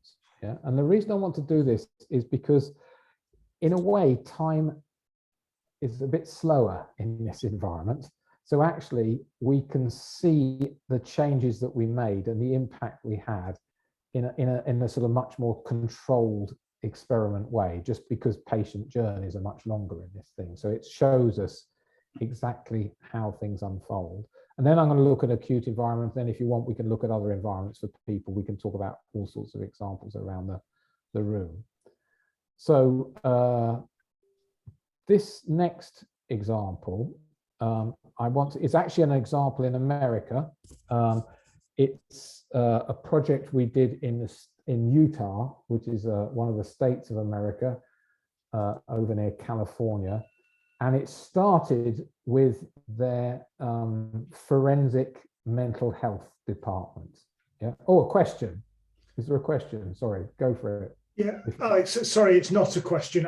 When you asked if there's anything else, I couldn't get off mute to ask the question. Right. Alex, please excuse me. I just need to jump on another call, but I will be back very shortly. Okay, no problem. Thank you. So let's look at this this situation. Yeah, this actually started in January 2018, and at that particular time, this is America. Yes, this was a forensic mental health unit in the state mental health hospital, and they had a backlog. They had a very big backlog. Actually, the average waiting time for patients to get into this hospital was 6 months, and the longest tail was 18 months. So this is somebody who's committed a crime, and actually the judge has said, we need to give them some treatment first before they come back for their court appearance, and we decide what state they were in, if you like, when they did the crime. Now, the thing you first have to remember is the patient, this person could be innocent. Yeah. So meanwhile, they've been incarcerated for 6 months waiting for treatment, or 18 months is the longest wait. Then they have their treatment, then they go back to court. Yeah. So this is extremely bad quality of care. Yeah. In the starting point. Because it's America, they have a great way of solving this. Yeah, the court system are suing the hospital, and they sued them for $25 million. Yeah, and they said to them, unless you reduce your waiting list, remember we're starting on January the 1st, 2018, unless you reduce your waiting list from an average of 6 months and a tail of 18 months to no patient waiting over 60 days by March the 31st, that's 12 weeks time, 30 days by September the 30th, that's 9 months' time, and 14 days by March the 31st, 2019. Yeah, and then you have to maintain it from that moment on, yes? Now, this was the first ever implementation we've done in an American mental health system. And when we arrived, the wait list for beds was approaching 100 patients, yes? So it's January the 1st. You have 12 weeks to reduce a backlog from an average of 6 months, a tail of 18 months, down to less than 60 days. Okay, that was the challenge that was set. Now, let me explain to you what we did. So we have 90 days to go and counting. Yes. And then they're going to be fined $25 million if they don't. So when we started, there's an admission date and there's a court date. So the court declare a date when the patient should be ready to go back to court. And there are inevitably tasks that need to be completed. Some of these are clinical tasks. Some of these are administrative tasks, finding out about patients' background, etc. And then the way they were running it, basically, they hoped to God they got the patient ready for the court date. Yes. And then actually the court made the decision about whether the patient could be discharged or not, sent back to jail or whatever happened. Yes. And guess what? These tasks all had lots of statistical fluctuations about them. Yeah. And there were literally hundreds of tasks that could be completed at one stage. So what did we do? Well, the first thing is the court date itself could move backwards and forwards and was outside of our control. Yeah. So the court basically had a diary and they told us when the patient needed to be ready. Yeah. So that was the first part of the system. Of course, no analogy here to what might happen between a community hospital and an acute hospital in the UK, but let's just move on anyway, yes? So basically, the first thing we did is the culture was to ask the question in its lovely Southern American accent, till when have we got? Yeah, in other words, when's the court date? Yeah. And then it turns into, till then, we've only got till then, we've only got a few more days to go before the patient needs to be ready for the court date. Yeah. So guess what? We had a starting situation where there were patients who were not ready for court with a court date and patients who were ready to court with a court date out into the future. Yeah. And, you know, it oscillated backwards and forwards. So basically, what did we do? The first thing, planned discharge date, exactly as I've told you. Each day, we looked at the remaining tasks, we escalated where necessary, we identified the internal sources of delay. Yeah. So let me have a look at how we did that in practice. Basically, we said, forget the court date altogether. Yes. Start with this clinically based planned discharge date. When do you think this patient is going to be clinically ready for discharge or ready to go to court in this instance? Yeah. And what we're going to do is we're going to move away from this either hospital-centric or court-centric, and we're going to analyze based on that planned discharge date, where are the patients currently in the system? And what we found is the following. So on the right-hand side here are all the beds in the forensic system. We found 31 of them had patients that should not be there. And then we had some in the red, amber, and green and white. And then we had some patients who were never going to leave. Yeah, they were so clinically ill that there just wasn't an appropriate place for them. When we added up the delay, yeah, that was in this part of the system, yes, we actually found 1,791 patient days of patients waiting to go into the system. And we found over 10,000 days of delay in here. Yeah. Why weren't they coming out of here? Well, because they were supposed to go, some of them were supposed to go into the civil part of the system, the ones that were, you know, getting better but not going to court. And actually, they couldn't go into the civil part of the system because we found of the 150 beds there, 20 of them were full of patients that were delayed. Yeah. So a classic system where there's two links in a chain, where there's high levels of disruption and delay, and one can't feed the other because of the delay in the second part.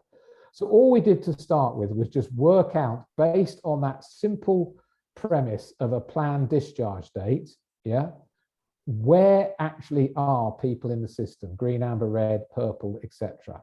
Yeah. And what we could see was the following. Yeah. So massive delay everywhere. Yeah. The next thing that we did is we said, of those 100 beds available, 31 were occupied by patients with delay and 16 patients were occupied a long time. So actually they only had 51 beds to meet their list. So remember, we had to get the waiting list down from 18 months to 2 months within 90 days. We only had half the beds available to do it when we started. Yeah. So this is showing you how big the problem really was. Yeah. But anyway, step one, simply go for a clinically based planned discharge date, prioritize patients according to the planned discharge date. So we were doing the best we could to synchronize flow according to the clinical needs of the patients. Yes. And only then, once we saw that list, the second change we did is we said to the court, rather than you giving us a date, we'll give you a date. And what we'll do is we'll actually make available the minute by minute plans of the patients as they're going through the system, so that your system can see exactly how many patients are going to be ready on any one day.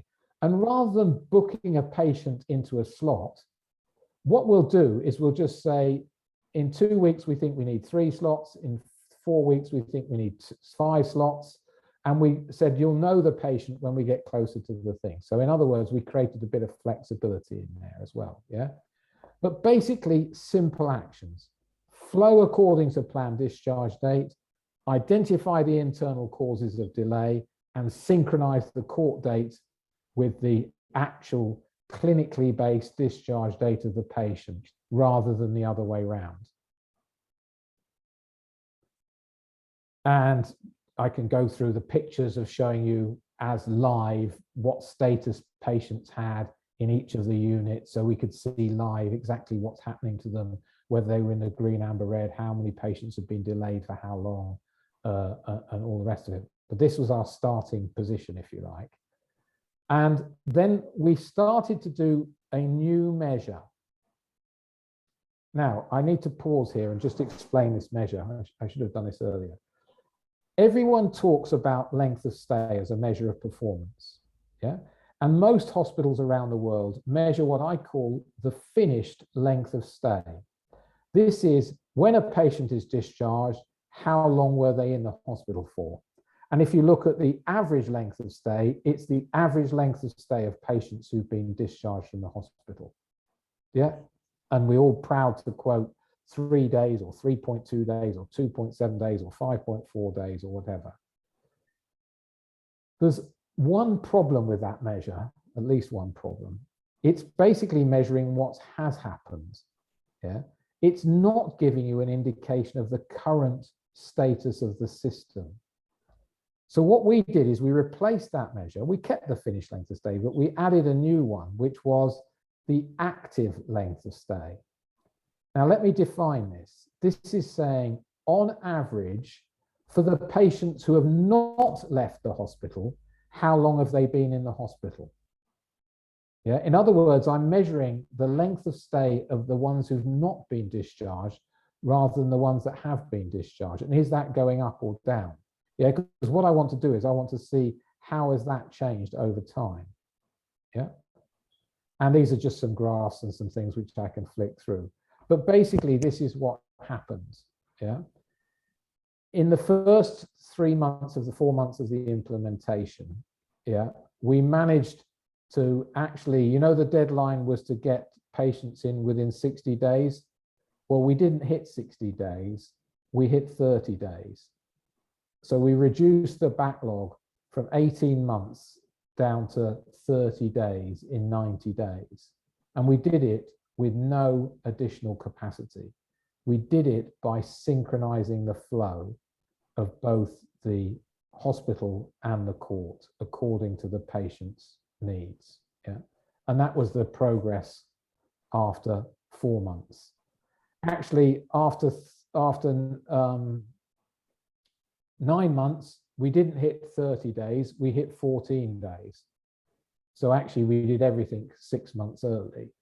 And the 14 days, they haven't breached through to this very year. I literally was talking to them earlier last week, and they're still achieving 14 days. And they've done it with no extra resource. Yeah, all they've done is synchronized around the flow and identified the causes of disruption and delay.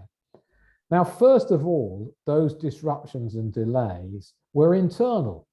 Yeah, they weren't synchronizing their efforts of the social workers, the OTs, all the rest of the clinicians, the psychiatrists. They weren't all synchronized around this date. So that was the first thing we did. And then we started to improve and resolve the causes of delay. Yeah. And then we tackled some of the external ones. You can imagine the fun. I had to stand up in front of every judge in Utah and explain that rather than having their diary system, we wanted to give them the latest understanding of the patient's recovery. The only reason they said yes, by the way, is because we already demonstrated a significant improvement without their help.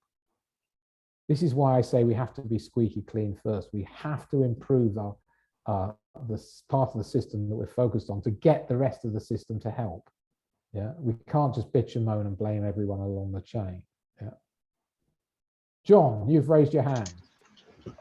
Yeah, just interested to know whether they tried other improvement approaches before you went in, Alex. So I'm going to have to be sort of polite here. Yes, they tried lots of other initiatives before this approach, and unfortunately, none of them had delivered any of the results that they needed. So this was and during a period, this was the only approach they used. So they actually stopped everything else they were doing and just focused on this.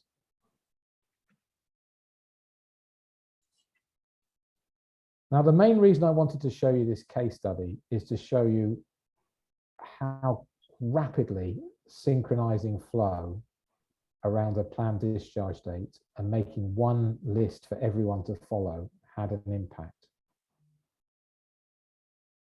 In other words, all those stuck patients, it's a bit like saying, yeah, but what's left?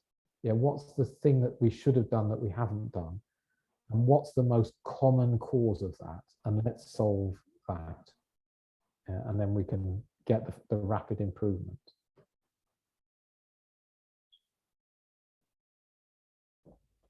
Any other questions or thoughts?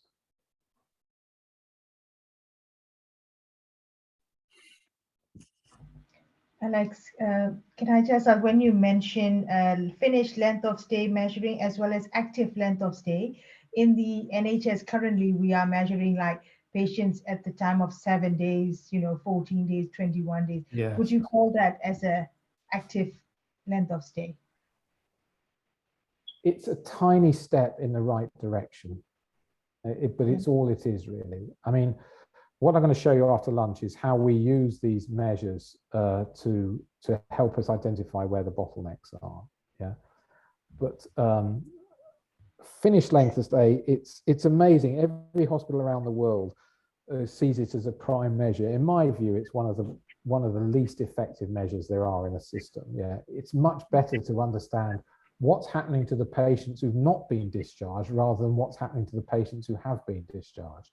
Yeah, it's the ones that have not been discharged that are the interesting ones. Why? Because they've got the disruption and delay in them. Yeah. And rather than just measuring it 7, 14, 21, how many patients have gone over 7 days, 14, 20, I actually want to see the shape of the curve. Yeah, I want to understand in detail what's happening to the active length of stay. If it's going up day by day, I don't need to wait to 7, 14, 21 to know something's going wrong. Yeah, I can see immediately if that trend is going up, there it must be disruption and delay. And if I can find the common cause during the day, not a month later, yeah, then I'm in the right direction. So our advice is you know, yes, it's a step in the right direction, but it's a tiny step. Yeah, and I'll show you how we can do it as a measure after lunch so that we can do it all the time. Anna, you have a hand raised, I think. It's Lorna.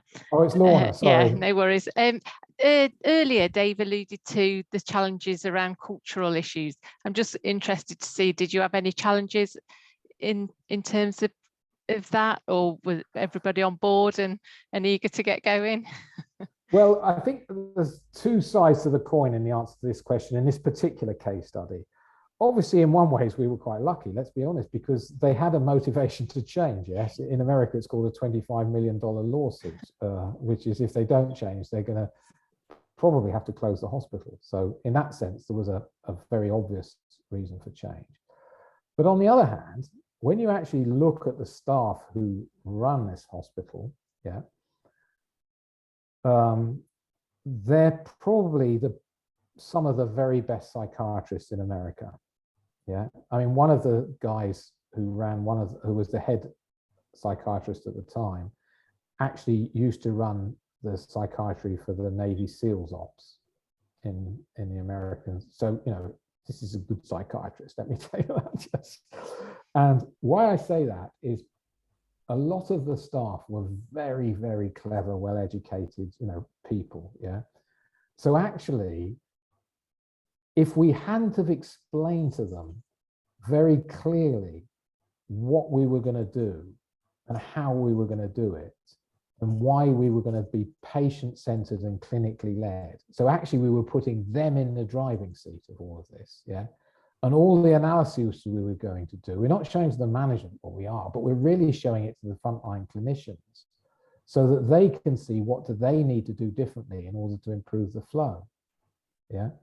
So in some ways, it was a very, very, very tough audience because it was a very clever audience, yeah, with lots and lots of experience, yeah. And my view is it was both really that helped us in this situation, but without the clarity of explanation, yeah. I mean, I showed you that if I go back to the slides, we spent a day on this slide with them, half a day on this slide with them, yeah, making sure everyone saw it's pointless trying harder. Yeah, trying harder is not going to solve this unless we identify and actually come up with the real sources of disruption and delay, then we're never going to solve it, yeah. And equally, when we then showed them this approach, yeah, of breaking away from synchronizing according to a court date, but synchronizing according to a patient date, it's fundamentally different, yes. And again, I hope, without playing the analogy too much, you can see the similarity between synchronizing according to a community bed availability as opposed to synchronizing according to patient needs and then identifying the causes. It's a very subtle but a very, very important difference between the two approaches, yeah. I'm not trying to manage the system as it is. I'm trying to identify why is the system not performing according to the patient's true needs. Yeah. Okay. In the end, the court administrators were actually viewing the patient plans as their journey unfolded, and based on the literally live update of their recovery date, then they were synchronizing the dates accordingly. Yeah.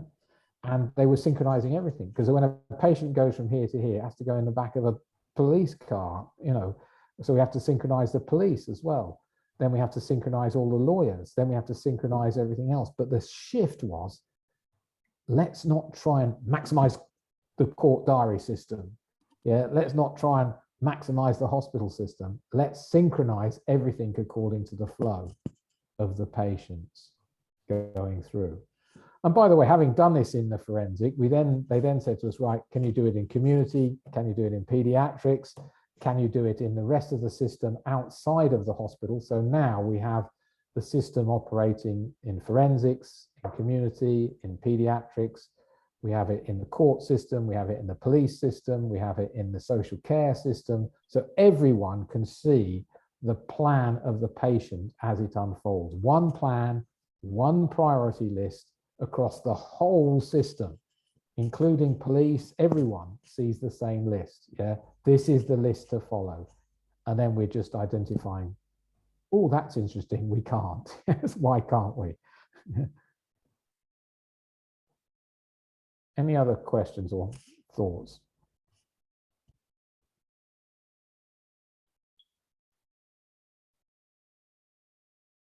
I hope I'm answering this question fully about culture and behavior.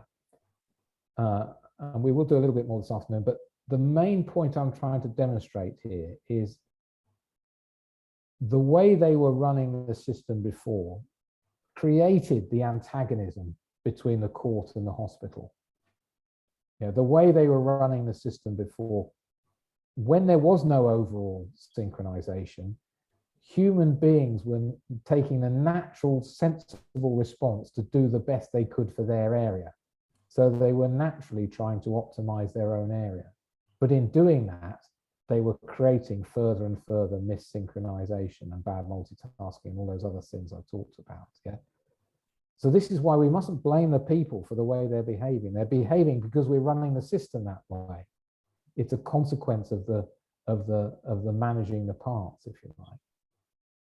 And if you think about measurements, how many times do we measure at the department level rather than at the whole system level?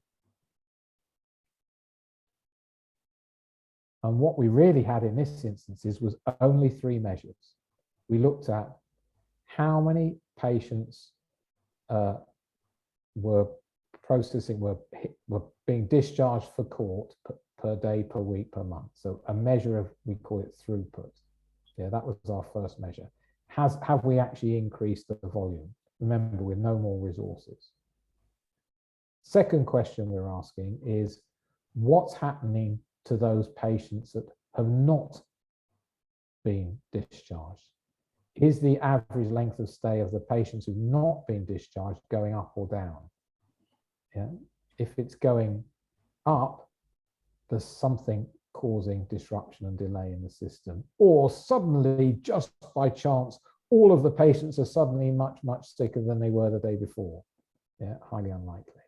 Yeah, when you've got over 100, well, now we've got 1,000, but at the time, 170 patients in the system. Yeah. And the third question is, are the actions that we're taking to identify which task outcome or which resource most often cause the most delay, are those actions, when we take those actions, have they reduced the active length of stay? Yeah, because if we've improved the bottlenecks, we must see a reduction in length of stay of the active length of stay. By the way, with the finished length of stay, we improve the system, we solve a bottleneck, we implement it. Guess what happens to the finished length of stay immediately afterwards? It goes up, it gets worse. Why? Because we've just discharged patients that were delayed. So guess what? The finished length of stay goes up. That's another reason why it's a bad measure. Yeah. You've improved things, and the apparent prime measure has got worse.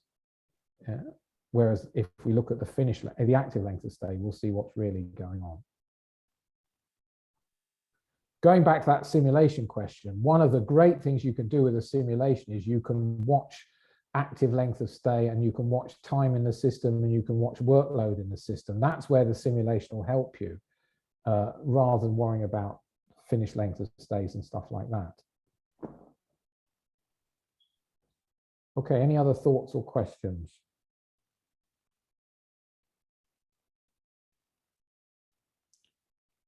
So the reason I wanted to show this example first was because it's an example where, you know, time is quite a long axis. So you can see the changes and you can see the impact over there. Actually, achieving 30 days within 3 months was, nobody in the hospital believed it was possible when we started. You know, you wouldn't have had one person bet on us achieving that 30 days within the first 3 months. Once you've achieved that sort of progress and you've shown them the small amount of changes that we've made, because hopefully what you're learning here is I'm I'm not making many changes, I'm making a few important changes, yeah, to the way the system runs, yeah, then you've got them on board. And you've got them, they'll do anything now to drive this whole approach forward. Yes. So much so that now they're in a situation where they have actually got free beds. Yeah. They're actually bringing patients in within a day, within 24 hours. Yeah. And again, no more resources, no more beds than when they started. So much so, and they've had free beds for so long, they're even thinking of doing something very different. They're saying, maybe we could make some money by treating patients from some other states in America. Yeah, because they've all got backlogs and they're all about to be fined and whatever for not doing it. So maybe we could actually go in the business of creating revenue for our state rather than consuming costs for our state. Yeah, maybe we could actually be an opportunity to make some money for the system rather than just spend it. And that's how broad and changed their outlook is on the future as a result of what's happened.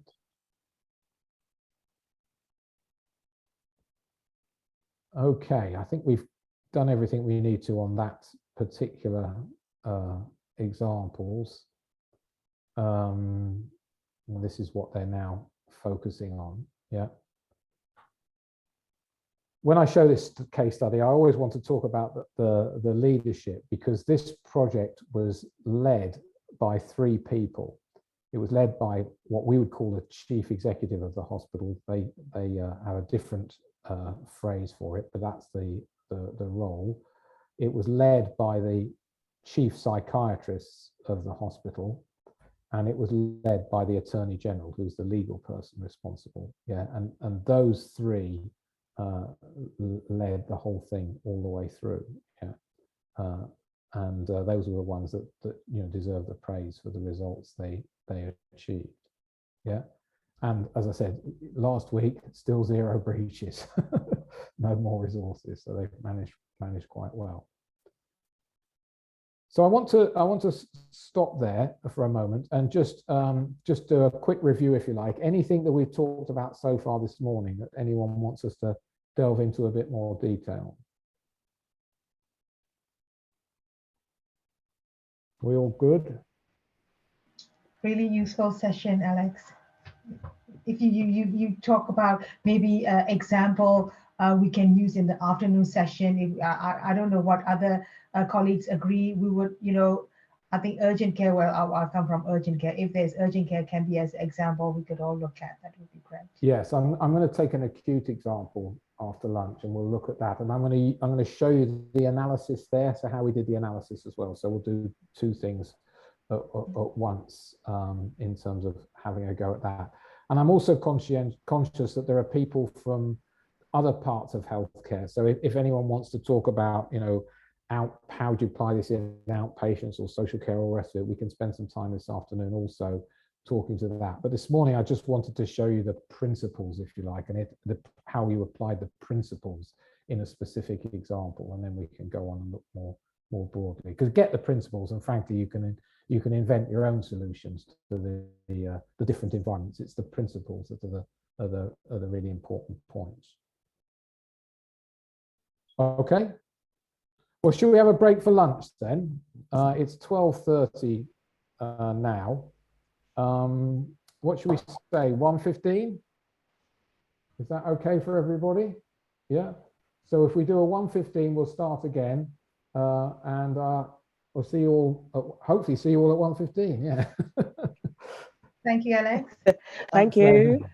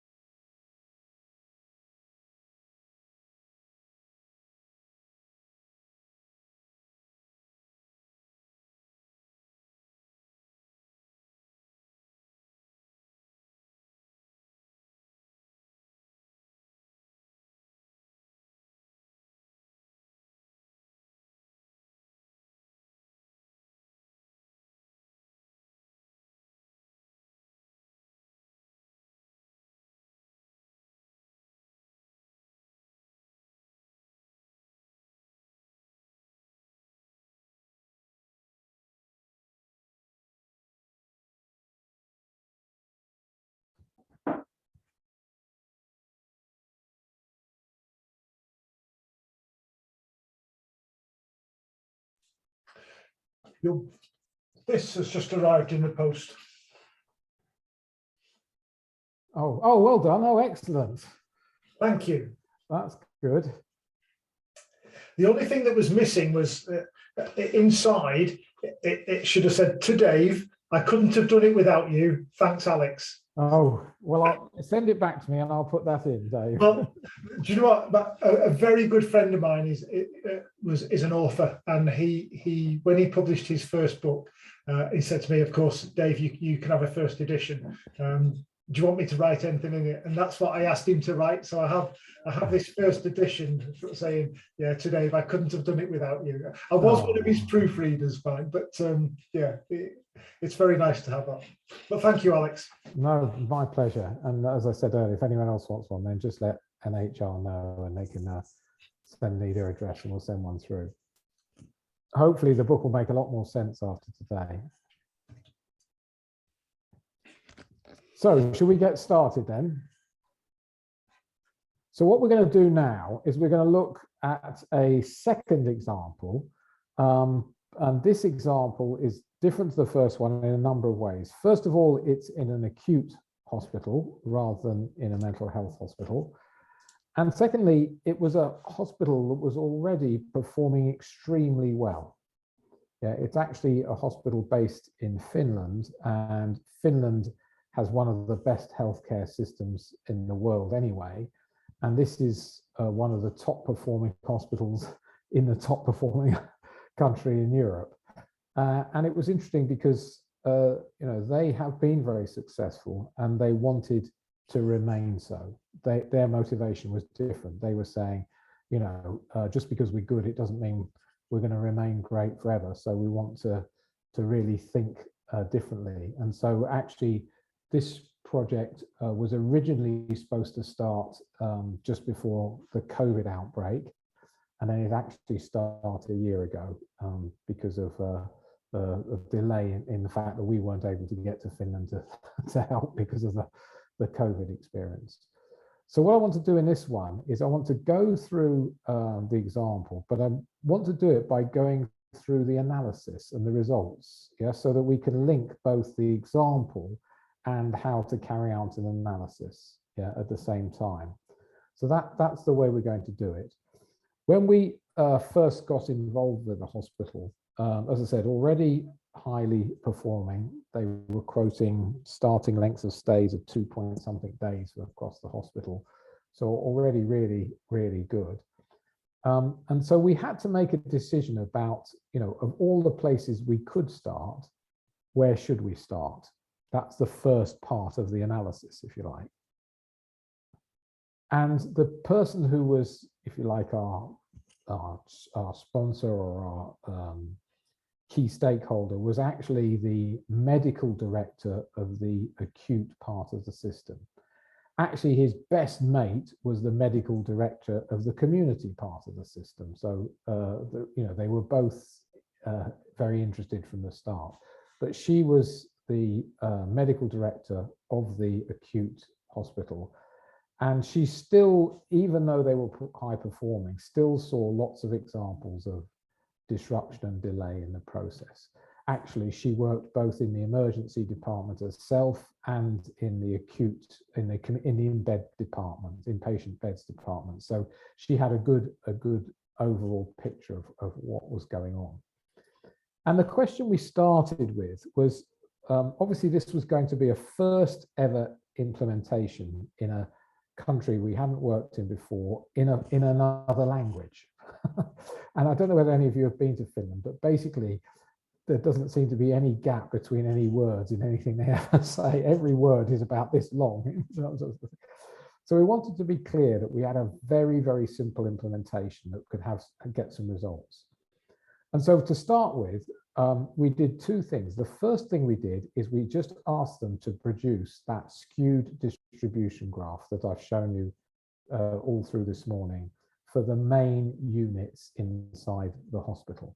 And we looked at the tail relative to the average. So we said, well, which are the ones that have got a long tail relative to the average? And that gave us, out of about 16 units, it gave us a short list of sort of 5 or 6 or 7 units that look like opportunities to improve. And the second thing we did, we just said, okay, well, if we're going to have an impact across the hospital, we need to demonstrate with our pilot project that the actions that we take in the pilot don't only improve the area that we're going to focus on, but they also improve activities both before and after. Yeah, because what I wanted to demonstrate was by a focused implementation, we can have system-wide impact, even if we didn't work across the whole system to start with. So the second question we asked them was basically, of all the units that you have, which units most often have the worst bed availability for patients who are waiting to be admitted from the emergency department? Yeah, and simultaneously, which departments or which wards are most often waiting for a placement in the rest of the community? Yeah. And with those two simple questions, the skewed distributions, we decided to focus in on 3 units. You won't be surprised to hear that 2 of them were emergency medical units. So in other words, they were the medicine stream, taking in patients mainly through the emergency department. And the third was one of the high volume surgical units. Yes. So they call them units rather than wards in terms of how it works. And basically, once we focused on those 3 units, we then implemented exactly the approach that I've talked about this morning. When we first went there, it was quite surprising because actually on the medicine wards, they didn't hold MDT meetings every morning. They'd sort of ended up with this, to be honest, a bit chaotic approach of doctors handing over to nurses, what needed to be required. And their view was, oh, we're so good and we're so fast that we don't really need an MDT meeting. Look at our results, they're wonderful anyway, Alex. So, you can't criticize us because we're already very good, sort of thing was the sort of opening stance. But actually, it wasn't long before they could see the benefit of having a patient-centered, clinically-led plan, a plan that's upgraded not just by the doctors, but by the nurses, the OT, the physio, and all the rest of it. So it's an up-to-date plan.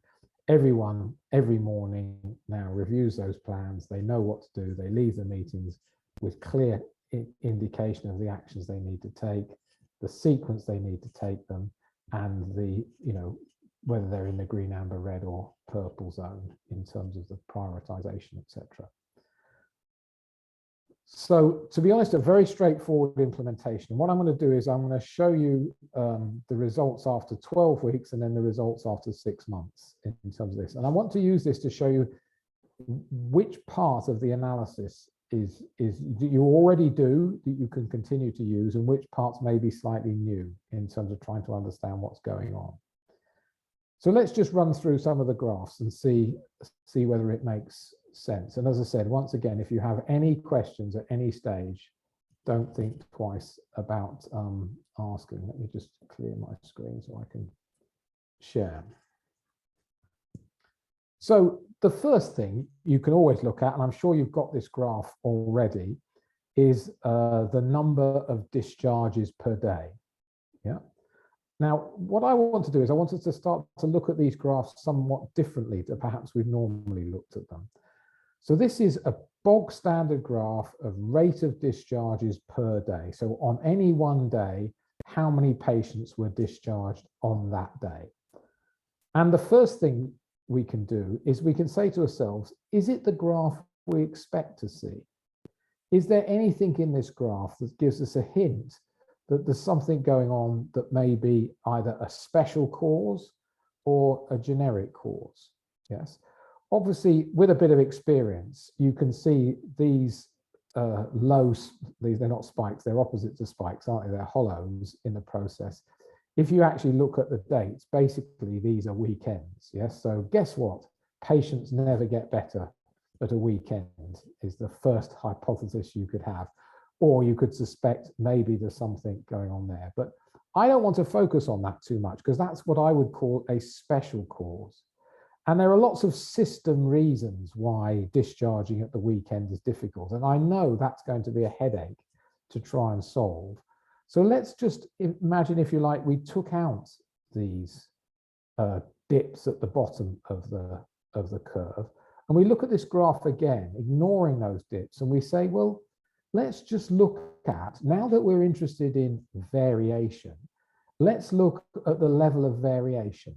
And I don't know, if I take a line somewhere around here, probably minimum number of discharge across these 3 units was 12 per day, and the maximum number was 37 per day or something, with behind that regularly up at the 30 plus per day. So the first question we want to ask ourselves is, does that make sense? Is that level of variation what we would expect from a patient-centered, clinically led system? Why on Sunday are there 2.5 times the discharges that there are on other days? I'm taking away the weekends. I'm just looking at the Monday to Friday. Yeah? Is it expected, where you've got patients coming in and you've got patients going out of the system, is it expected that on any one day the discharges might be 2.5 times that of any other day? Because if you think about it purely from a statistical perspective, yes, there's going to be variation on the input to this system, but actually we would expect some of that to sort of average out over time as patients with different acuities come and go and all the rest of it. And here we're seeing a level of variation of about 2.5 times the bottom level, yes? So all I'm going to do now is I'm just going to notice that at the end of a system, at the throughput end of a system, the level of variation about, taking out the weekends, it seems to be going from 10 to 30 something. Yeah, that's all I'm going to look at. And what I'm going to do is I'm going to, in a moment, I'm going to compare that to the level of variation of the rate of admissions. Because if the level of variation of rate of the discharges is bigger than the variation in the rate of admissions, the system must have caused the variation. Yeah, there must be something going on in the system that resulted in more variation coming out of them than there was going into the system. Yeah, now variation is a first chance to get an understanding of whether there's been any disruption or delay in the system.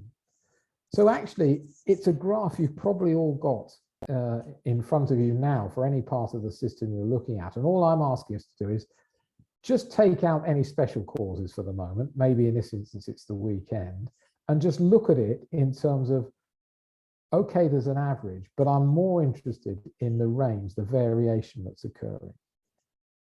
If we look at it by day of the week, and we can see, guess what? There are more people who get better on a Friday than any other day of the week, and nobody gets better, hardly anyone gets better on a Saturday or Sunday. Again, I'm joking, but you can see this is a classic shape that you'll see in many different hospitals. And all, again, I'm asking myself is, if we were patient-centered and clinically led, would we expect more patients to be discharged on a Friday than on a Monday?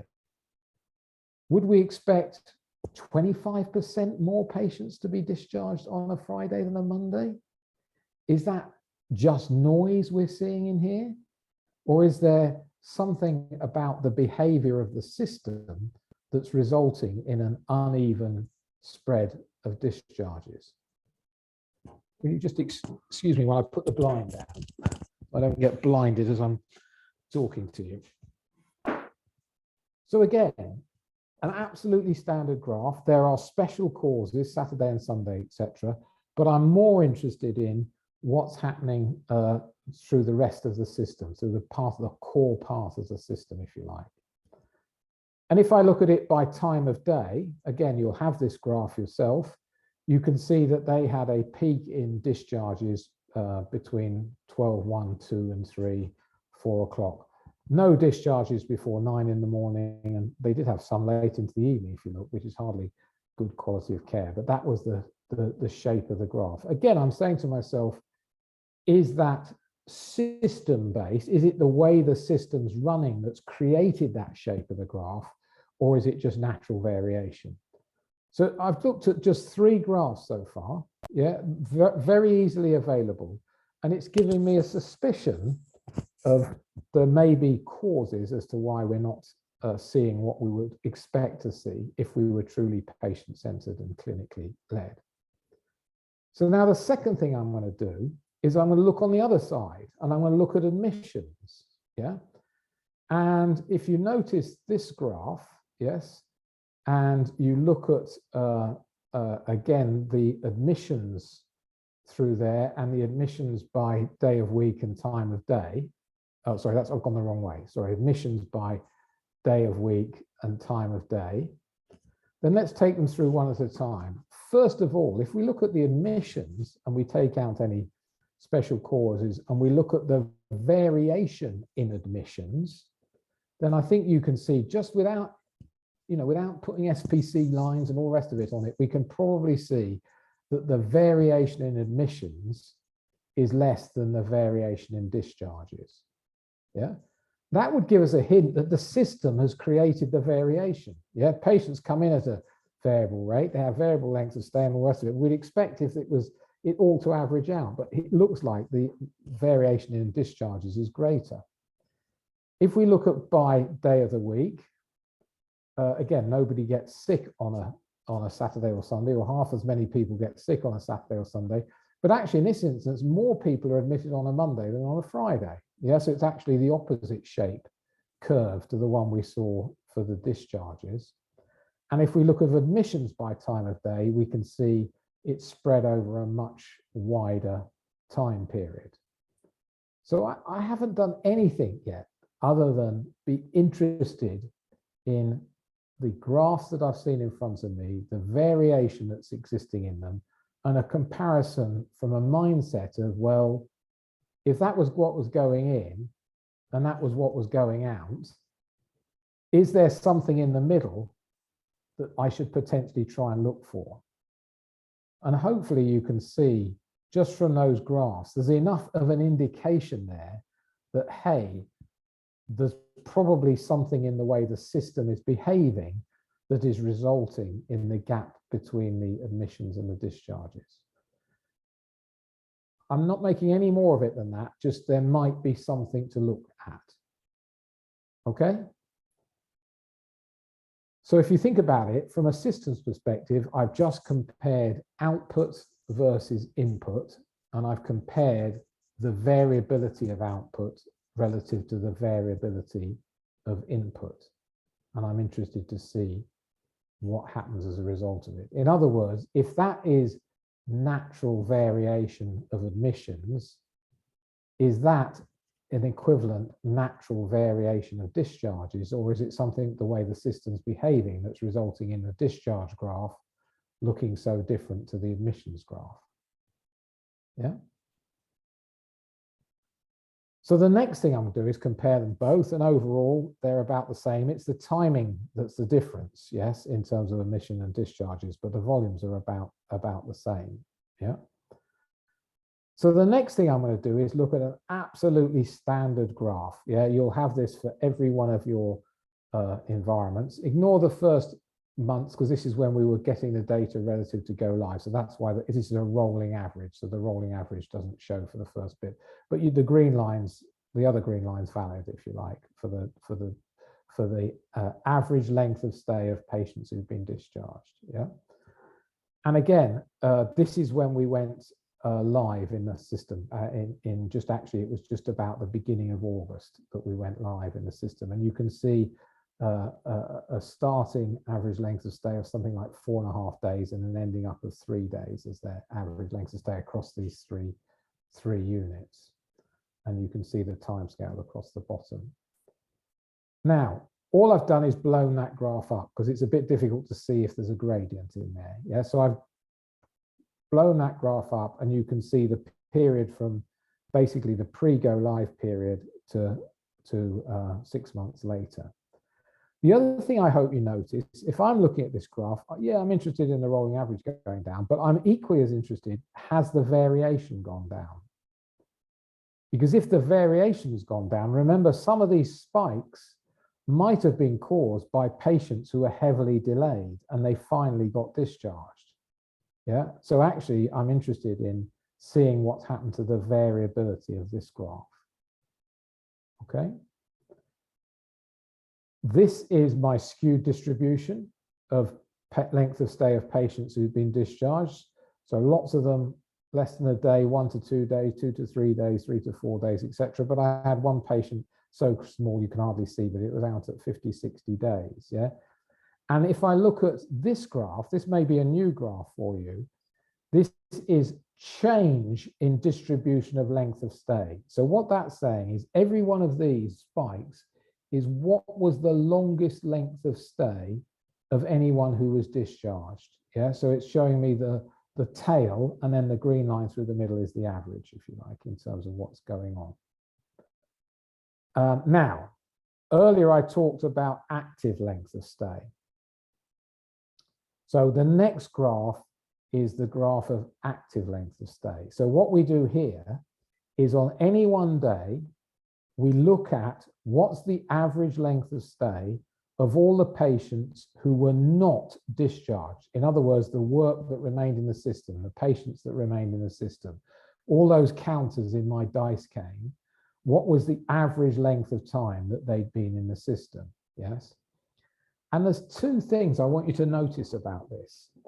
First of all, look at the starting average, the active length of stay average when we started, about 5.5. Look at the starting active length of stay of those that have been discharged. It's actually back at 4. Now let's just stop for a moment. Let's think about this and think to ourselves, how the hell can that be true? Yeah, this is the length of stay of patients who've been discharged. So these are the patients that have got to the end of the system. Yeah, this is the average length of stay of the patients who've been discharged. Now, if you think about it, the population of this group is a relatively small proportion of the total population of patients, because with an average length of stay of 4 days, 25% of the population go every day. Yeah. So here we're saying on that 25% that got discharged, this is the active, this is their finished length of stay. But if we look at those that didn't get discharged, the 75% of the population, yeah, then we're saying they've been in there on average 5.5 days. So this, just stop and think about this for a moment. We must think to ourselves, how the hell can the active length of stay be bigger than the finished length of stay? Other than the fact that the active length of stay has got all the patients that are currently still discharged. Currently still delayed. Yeah, so this actually includes all the disruption and delay in there. And actually the gap between the active length of stay and the finished length of stay gives us an indication of the opportunity to improve. The other thing is, look at the change in this. The change in active length of stay is actually bigger than the results in reduction in finished length of stay. Why? Well, because it's a bigger population, first of all, but the main thing is this is where we took the disruption and delay out of. Yeah, this is, and at the end, you can see a number that's much lower than when we started. Yeah. So the graph that really matters, oh, by the way, we have a distribution of active length of stay, just like we had before. Yeah, we have some patients out at 16, 17 days, and we have my SAW diagram. What was the longest staying patient on any one day? That is the graph of the longest staying patient on any one day. Yeah, and obviously we want to bring the tail in. That's one of the main challenges, is resolve the big reasons for disruption and delay. This patient may not have been disrupted and delayed. They may just have had a very long finished length, a very long stay because they were very poorly. But in general, we want to reduce the longest length of stay by reducing the common cause of disruption and delay. But this is the graph that I think would be the one that you should take the most notice of. All I've done is I've plotted the active length of stay and the finished length of stay on the same axis. Yes, and at the beginning, you can see the gap between the finished and active length of stay. Yes, but let me just give you some examples. Look at this period here. Yeah, take that first part there. What's happening is actually the finished length of stay is one of the lowest periods that we've had. Yeah, look at it all going down here. Oh, it's great news. Look, our finished length of stay has gone down. Actually, it's extremely bad news. Why? Because the active length of stay has gone up. In other words, the average time of patients not leaving the hospital is going up. And so the ones that are leaving are the easy ones. They're the ones that got through without any disruption and delay. Yeah. So this lovely measure that we think so much of, actually it going down was bad news. Why? Because the active was going up. Yes. What it then follows with is finally we discharge these patients who were delayed, and you see a spike in the finished length of stay. Everyone's saying, oh, look, bad news, our finished length of stay has gone up. No, good news, it's gone up. Why? Because we've just discharged somebody who was delayed. Yeah. So in this period, this is what we want to see. We want to see the finished length of stay going down and the active length of stay going down simultaneously. That's when we know that we're really improving the system. Yeah, that's when we know that it's not just a change in the work in progress in the system, but actually we made a fundamental difference. And if we keep the finished length of stay and active length of stay closer to each other, then we know we're in a better state. Here, though, again, look, it crept up again just before Christmas, and then we pulled it back down again. Yes, up again, beginning of January, pulled it back down again. Yes, but for me, this is a much, much better indicator of whether we've actually making a difference. I haven't talked about the actions we've done yet, but I wanted to show you the results. Yeah. So finished length of stay, the green graph, you can probably draw already. Yeah. Asking any analyst to produce the active length of stay, it will need careful explanation. But once you've explained it to them, it's very simple for them to produce. Yeah, in terms of showing you what the brown curve is doing. And the real trick is to plot one against the other. Yeah.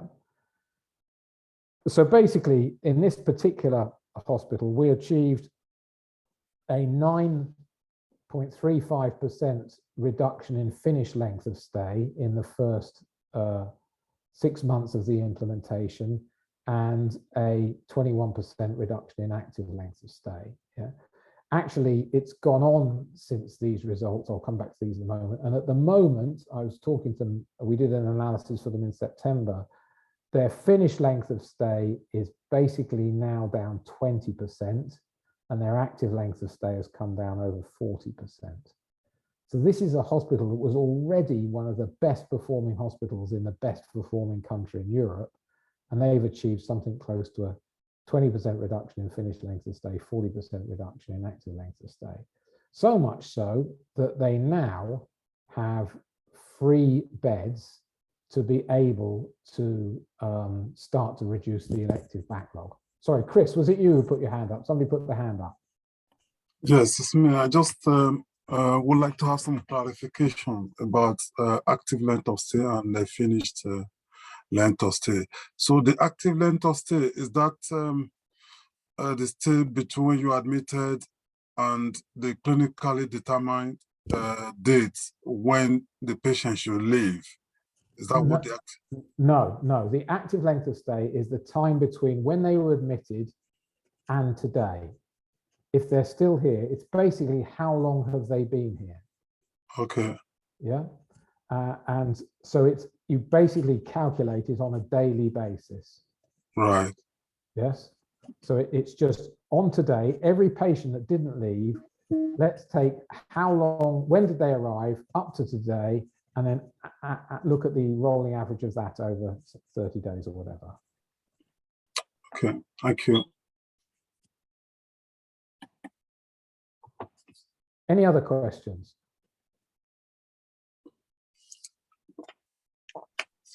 So you can see how we've measured the results, yes, in terms of looking at basically the difference between the finished and active length of stay. That's, if you leave with any measure today, that would be the thing I hope you could start to be interested in terms of that.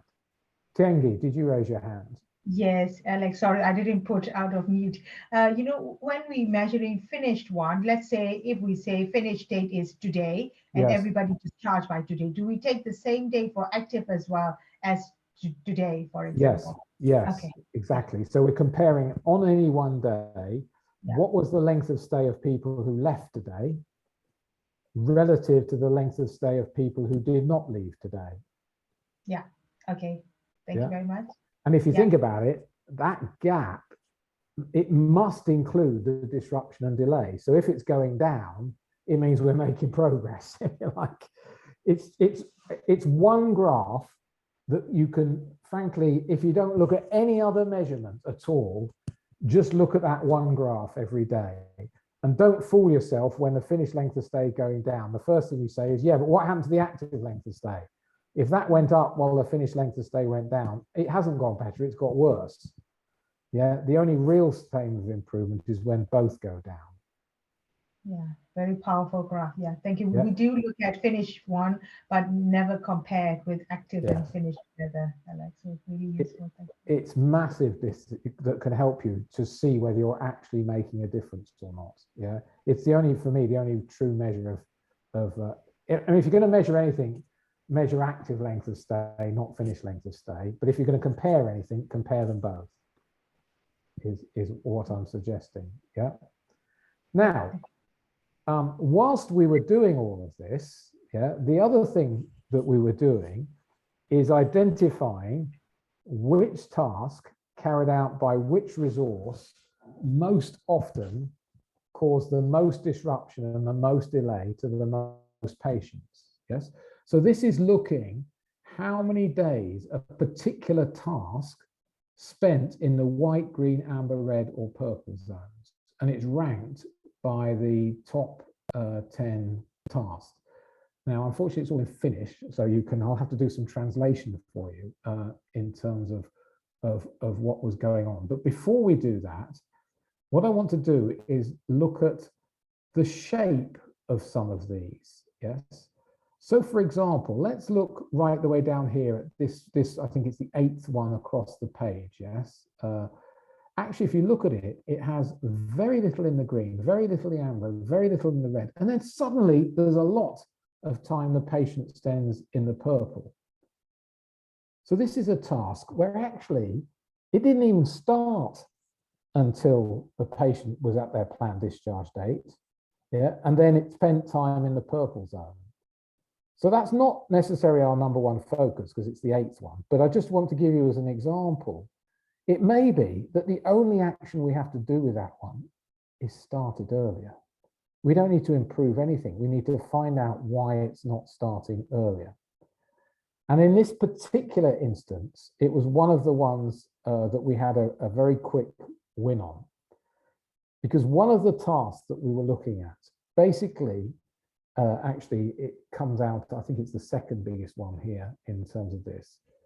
Basically, what was happening was the hospital was signaling to the community hospital when the patient was ready for discharge.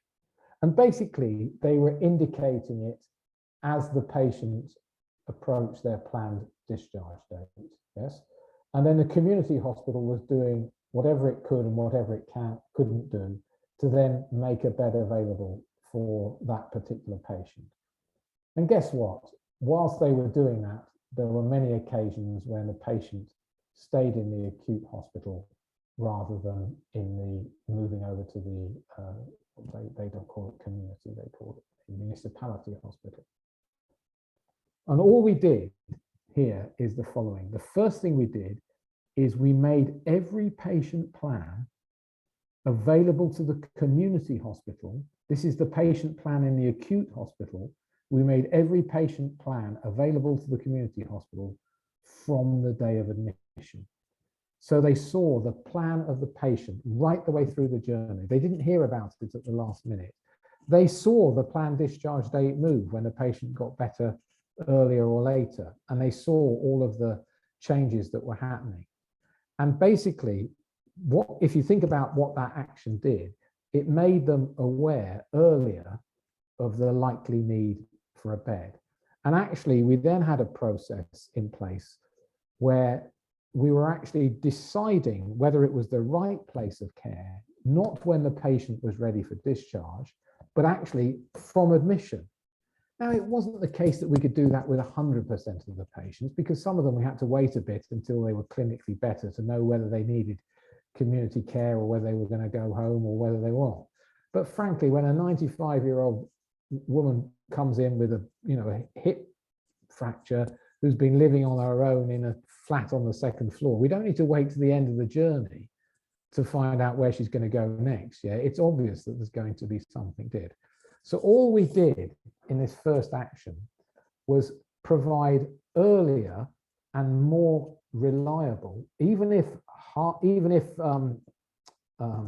so it was more reliable, but even if it was more difficult to respond to, data about when the patient was going to be ready for the discharge, yes, based around the planned discharge dates. So total transparency across the whole system.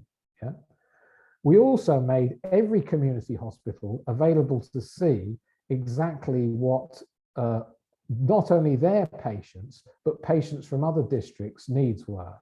So if appropriate, they could actually volunteer to take a patient to their district rather than to one of the other districts if they were full up, etc. So the first action was transparency around the planned discharge dates and the plans. The second thing we did is we noticed there were patients where they were experiencing internal delay. Yeah, there was often patients who'd come in through the emergency department who needed, guess what, an MRI scan or a CT scan or something out of the radiology department.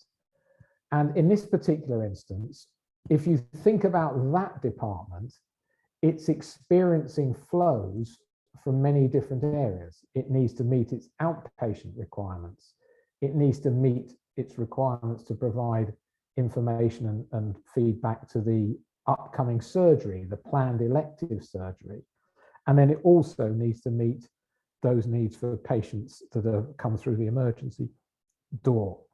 And faced with that dilemma, guess what they were doing? Well, the outpatient department list was long, but at least it was predictable. So they were giving certain slots to the outpatient department.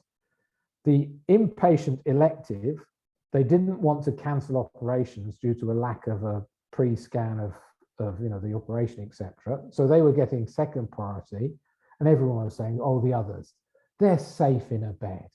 So they can actually be the ones that are last. So we have many patients who were waiting, emergency patients waiting for an internal service, this example MRI, because of the way the things were being prioritized. Yeah. And what we said to them is very simple again. We said, look, this is the number of delayed days that has resulted in these emergency patients not getting access to these internal services.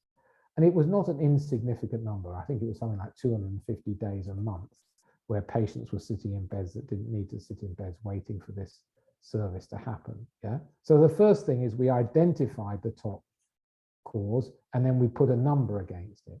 Sat down with the team from MRI. They were brilliant, absolutely no resistance. They wanted to do the right thing, but they explained the dilemma they were in. And we said, well, hopefully you can see that by these patients not being discharged and remaining in the acute longer than they need to, actually it's going to be even longer before your outpatient have a free bed to come in to be treated. So actually by not treating them, you're extending the outpatient list. Yes, you can give them a scan early within a month, 2 months, or silly things they were being measured against. But actually the time the patient gets into the hospital is going to be dependent upon there being a free bed, not when they had their first scan. Yeah. So actually what we want you to do is we're going to be very, very conservative, very careful. We want to make one slot available, additional slot available per morning is all we did to start with. And if it's always full, we'll go to 2. And if it's always full, we'll go to 3. And we'll be careful about where we synchronize differently. Yeah. Same capacity, no more capacity, but we're just changing the basis of the synchronization, making it more total, all patient centered rather than the sequence that they put things in. Yeah. And what we saw is part of the reduction in length of stay that you saw was by those patients leaving in a more timely manner. And we just needed one beautiful example. I remember it very well. The patient arrived on a Monday. Actually, it was Wednesday before they had their scan. It was supposed to be results back on a Thursday, but they didn't get them to the Friday. Guess what? Because it was the Friday, when they got the results back, there wasn't time to organize the discharge, so they went home on the Monday. So the patient was in a week. Actually, the results showed the patient could have gone home immediately. So if they'd had the scan on the Monday, they'd have gone home on the Monday. So we had a week's length of stay that was wasted because of this internal disruption and delay. Yeah. But how did we tackle these one at a time? Which task carried out by which resource most often causes the most disruption and delay to the most patients? Put all your focus on the first one, then the second one, then the third one, then the fourth one, etc., and solve them one at a time is the approach that we've adopted. By the way, you can look at it by task, and you can look at it, oh, I haven't got it by here as well. You can also look at it by resource. That's because sometimes there are tasks carried out by multiple resources. Yeah. I don't need to go through that anymore. So any questions on that?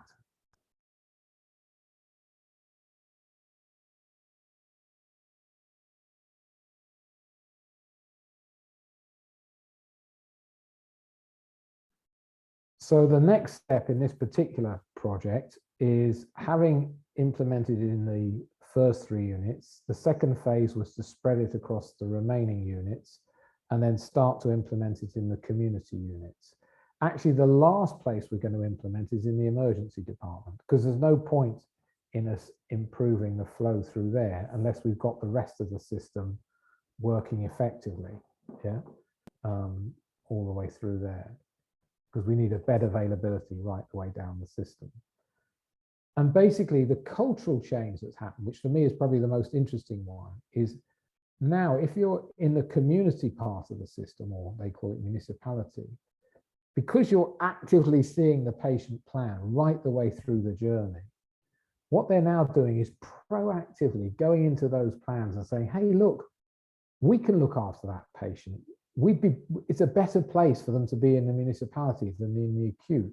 So they're actually pulling patients earlier out of the acute into the municipality, yeah, based upon seeing the visibility of the plan, etc. And there's a system where they put notes in and they chat to each other and all the rest of it in terms of what's going on. So actually it's moved from a push system to a pull system, yeah, where the community hospital sees its job as actively managing and observing the plans as they go through the acute, so that they can then be ready to proactively pull the patients out.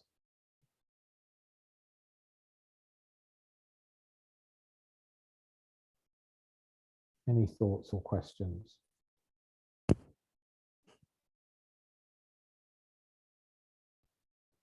Lorna, I got your name wrong. Yeah, thank you.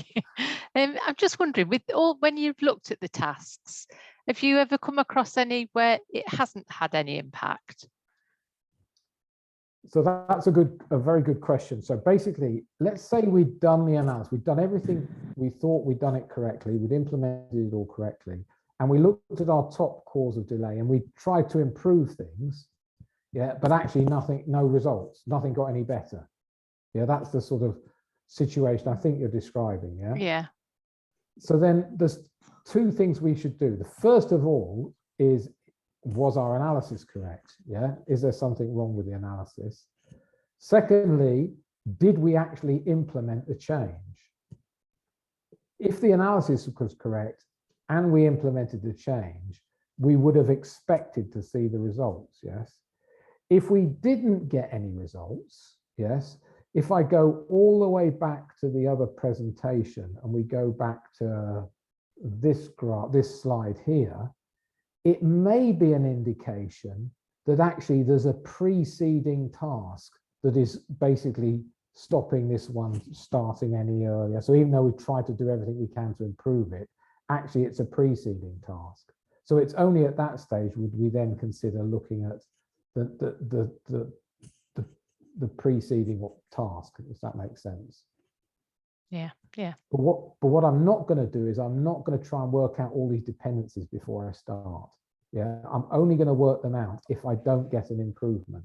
Now, to be honest, Lorna, we've had to do that 1 in 1,000 times. So 99.9% of the time, just working on the top causes of delay has given us the improvement that we needed. But you have to be aware, because it might be that there was another underlying cause of the cause, if you like. Now, was it who asked the question? Was it? I've lost it now. Was it Gull or somebody else asked the question? Yeah, basically, initially you described like don't focus on individual tasks to improve, but as I can see from this graph, you basically divided the system in based on tasks, and then you focused on single task to improve, to make improvements. So it's like, yes. What so I've my done question is like, oh, sorry, go on, go ahead. Sorry, I interrupted. So my question is like, initially I got the impression like, don't focus on the individual tasks, and now like you divided the whole system in tasks and then focused on individual tasks to see the improvement overall. So what I've done is I have focused on the tasks or resources, because I could draw this graph by resource or task, that's most often caused the most disruption and the most delay across the most patients. So this graph, the x-axis is, the y-axis is the amount of delay, yeah, that the task caused. Yeah, so that's why I've tackled it first, because it caused the most disruption and delay. Yeah, so I've analyzed the system as a whole to identify sources of disruption and delay. And then once I've done that, I've focused in on the place that's caused the most disruption and delay, put all my effort into improving that. And then that's what has an impact across the whole system. Makes sense? Yeah, it does. Thank you. And it's a very good question you asked, because it is whole system and deep focus at the same time. Yeah, we're analyzing the whole system and then we're focusing in on the few places that cause the most disruption and most delay. And what tool do you use to identify, like, you know, these tasks which causes like most of the disruption? Is there any particular tool, or you just you know, like write a SQL query, give me the top? So we've developed our own tool to do all this, if you like, and it does all the analysis for you. But what I'm trying to do is show you the principles upon which it works, if you like, in terms of that. And what I'm saying is the first thing you can do is with your current system, you can draw this graph. Yeah, this doesn't take anything. You can get the active length of stay, as you say, by a SQL query or whatever you want. Yeah. And you can already probably got the green line. So one of the things I would do is, if I was going to do anything, before I tried to be clever and look at causes, yeah, I'd create that graph, and I'd be interested in that graph relative to that graph, rate of discharges, rate of emissions, yeah, usually very easy to create. I'd check it with that graph versus that graph and that graph versus that graph, and all I'm saying is 99 times out of 100, it's going to evidence to you that the system is creating variation by the way it's being run, the fact that the output has got more variability in it than the input had, yeah. And then what I would do is I'd just create that one graph, yeah. And you should be able to do that, you know, now, tomorrow, with all of the whatever system you've got in place now, without having to invent anything new. You can do all that without even putting a planned discharge date or anything on. Yeah, that's just some analysis you could go away and do tomorrow. yeah, and be interested in the gap between the active and finished length of stay. Yeah. The next stage, which is where we've used the approach, is where we've put in the planned discharge date and we've used which task carried out by which resource most often caused the most disruption and delay. Yeah. Now, I can talk later if you want about the system we've developed, but that's not the real point. The point is to be able to do it, is to be able to have a planned discharge date, synchronized by it. Even if you can't identify a cause, you should start to see this graph improve. Yeah, and then the clever bit, if you like, which is what you're highlighting, is how do you identify the cause? Yeah, but what I'm suggesting is the benefits can occur just through synchronization. Yeah, even without actually identifying the cause. Now, the other thing about this graph, which we should notice, is look at the shape of the first one here. Yeah, if the theory of constraints was wrong, we'd have many causes creating the similar amounts of delay. But what you can see here is we have 1, 2, or 3 things which are dominating the graph in terms of delay. Now that's a very important check for us, yeah? Because the whole principle of the theory of constraints was there are relatively few things causing the most disruption and delay. And if it's not true, then this graph's going to prove it's not true, yeah, by showing us it'll be a flat line with lots of different causes all over the place. Yeah. Make sense? I think it's yeah, it's like the 80-20 rule, kind of. Yes. Yes. Yeah. And remember, this is just the top 10. Actually, there's probably 1,000 task resource combinations. And you can see by the time we get to number 4, we're already, you know, into the minors. Yeah. And by the time we get to number 20, they're almost insignificant. Yeah. So actually, this is only showing the top 10. Yeah. Thank you. Okay. So I don't mind pausing here with any more questions, because it's an important step in seeing how relatively, with the data you've got, you can already start to make some, you can already start to see the size of the problem and whether your current actions are doing any improvement. For example, if you plot that graph for the last year, or 6 months or 3 months, whatever you like, and the brown line stays above the green line, and there's no real merging of the two, whatever improvements you've been doing, I'm sorry to say they haven't made any difference to the overall performance of the system. Yeah, so at least it gives you a hint of whether you should stop doing what we're currently doing, because it's not really making any difference. Or if it is making a difference, it's only holding things as bad as they are. It's stopping them getting any worse, I suppose, is one thing they might be doing, but I doubt it. So what this showed was basically a 10 to 15% improvement in length of stay within about 12 weeks. And then after a year, we've managed about a 20-something% improvement in length of stay. Now, the question is that a breakthrough? So the question for all you is, if you achieved a 20% reduction in length of stay, would that be seen as significant by your organizations and by the major stakeholders, etc.? You know, is 20% a big number, or not bad, Alex, but we could have done better on our own? Any thoughts? Alex, sorry, not on this thought really. Question back to the task. Are those tasks kind of like you review the system, you agree with the system, where are the most delays caused, where things wants to improve? And then is it kind of like maybe local data collection to prove that particular task?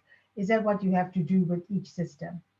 So in this instance, what we're doing here is we're basically using the patient plan as the way of identifying the task causing the most disruption and delay. So remember, in this graph, basically that graph that you've just seen, what it is it's adding up this distance, yeah, how much this task carried out by the blue resource, caused that much of disruption and delay, and it's doing it over all patients 24 hours a day, 7 days a week, over time to do it, yes? Yeah. That's how we're doing that calculation. Yeah. Okay. Yeah. Yeah, now I can show you in detail how we're doing it with the software, etc. But what I want to show you is, even without that sophistication, just the clinically based planned discharge date and the synchronization around that alone, you should get results. Yeah. Yeah. Okay. In the Finnish example, we got that first 14% reduction length of stay without any of the improvement projects. It was only when we did the improvement projects, we went from 10, well, it varied 10 to 14% across the units, but we got it up to 20% everywhere. Yeah. Anna, was it you next? I couldn't see you. I only just put it up, so if there was someone before me, I don't think I was. No, go ahead, because I can't see who's asking in what order at the moment. So. Yeah, so I was just thinking about this discharge date. So in mental health, for example, maybe it's like less so that, like in acute, maybe it's clearer, right? HIP, probably it's that many weeks, whatever. But in mental health, where there's a perception that you can't, although we had someone clever at our trust who then left, but he'd kind of come up with an algorithm for working out discharge date. But what discharge date is can just be moved on the system. It's not a direct science. So have you got any experience of that? How to kind of... Well, let's take the scenarios, if you like. So the first one you talked about was, say, for example, hip replacement, when actually it is quite predictable and there's relatively little variation around it. Yeah. So typically somebody will say, I mean, by the way, I was in Denmark the other week, and all hip operations are day surgery. So that's a good example of one that you can. But in mental health, where it's kind of like social problems, schizophrenia, it's more difficult. Absolutely. So if we take the mental health example, yes. So the main thing that you're saying, which is absolutely correct, is this date will experience variation during the patient's journey. Yes. It may be that they're recovering, everything's looking wonderful. Yeah. They've gone to the various treatment plans. Suddenly they cascade into a crisis and it moves right out again. Yes. So in mental health, you probably will see more variation in the planned discharge date during the journey. Yeah. Which is why it's very important. This is not a fixed date. This is our latest understanding of the clinical status of the patient. And it may not be a very good one. Yeah, it may be our best bet, but it's a lot better than sticking some stupid average or target on top of it. Yes, because what we're saying is, even though we don't know 100% what this date is, and it will change over time, it's better to synchronize according to that than it is to synchronize according to some wish list that we never hit anyway. Yes. So when I was in America, we were working with a very prestigious hospital, university hospital, and they were quite keen on this algorithm approach based to trying to predict these planned discharge dates. And what they were able to do was predict what had happened when they were told the unfolding story of a patient. Yes. And their actual answer was close to what happened in reality. But what they were not able to do was to predict something's going to change that we don't know about until it happens. Yes, which is why I'm suggesting actually this is a really good example of natural variation. Don't fight natural variation. Understand it, give your best bet of it, and then organize the system so that it can cope with whatever that natural variation has. So for example, in the mental health example I gave you, one of the things they used to do is they used to not worry about some of the sort of paperwork for the patient. So, things like, have they got a driving license? Have they got a social security number? All this stuff, getting them ready for a discharge. They used to leave that until the patient was nearly ready. And we changed all that. No, there's no harm in it's an admin process. Just get it done in advance. Yeah. There's no harm in that one being early. Yeah. Because the patient might recover early, and then we don't want that to be the cause of disruption and delay. Yeah.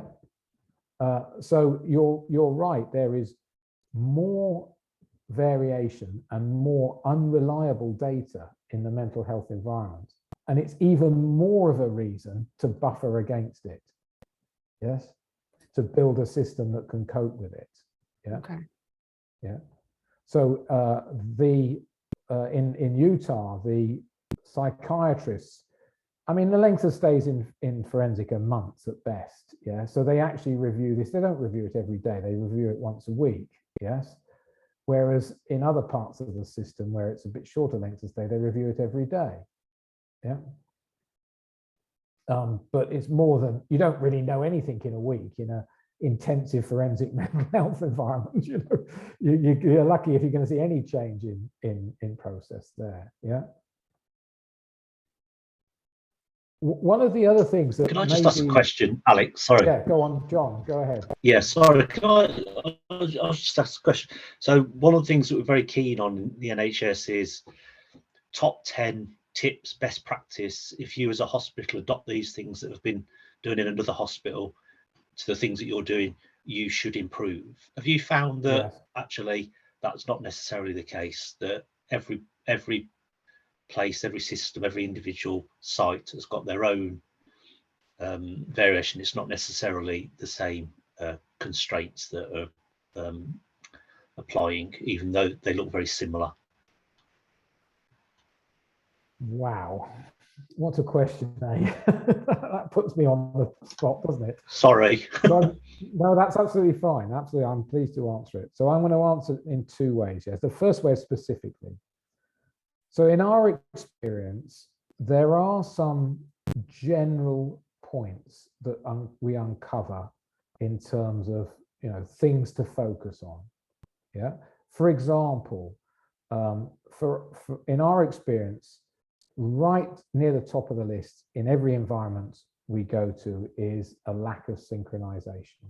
Yeah. So in our experience, synchronization or improving synchronization of resources around the planned, clinically based planned discharge date on its own, doing nothing else, will stop missynchronization, stop bad multitasking, stop local optimization. All of that stuff should go away. So that in itself is a good place to start. Yeah. Secondly, I think in our experience, it is worth looking at some of those central resources that are active across many pathways. Yes. And at least have them on your suspect list, you know, your usual suspects list. It doesn't mean they're going to be, but there's no harm in having them on your usual suspects list. Yes, in terms of that.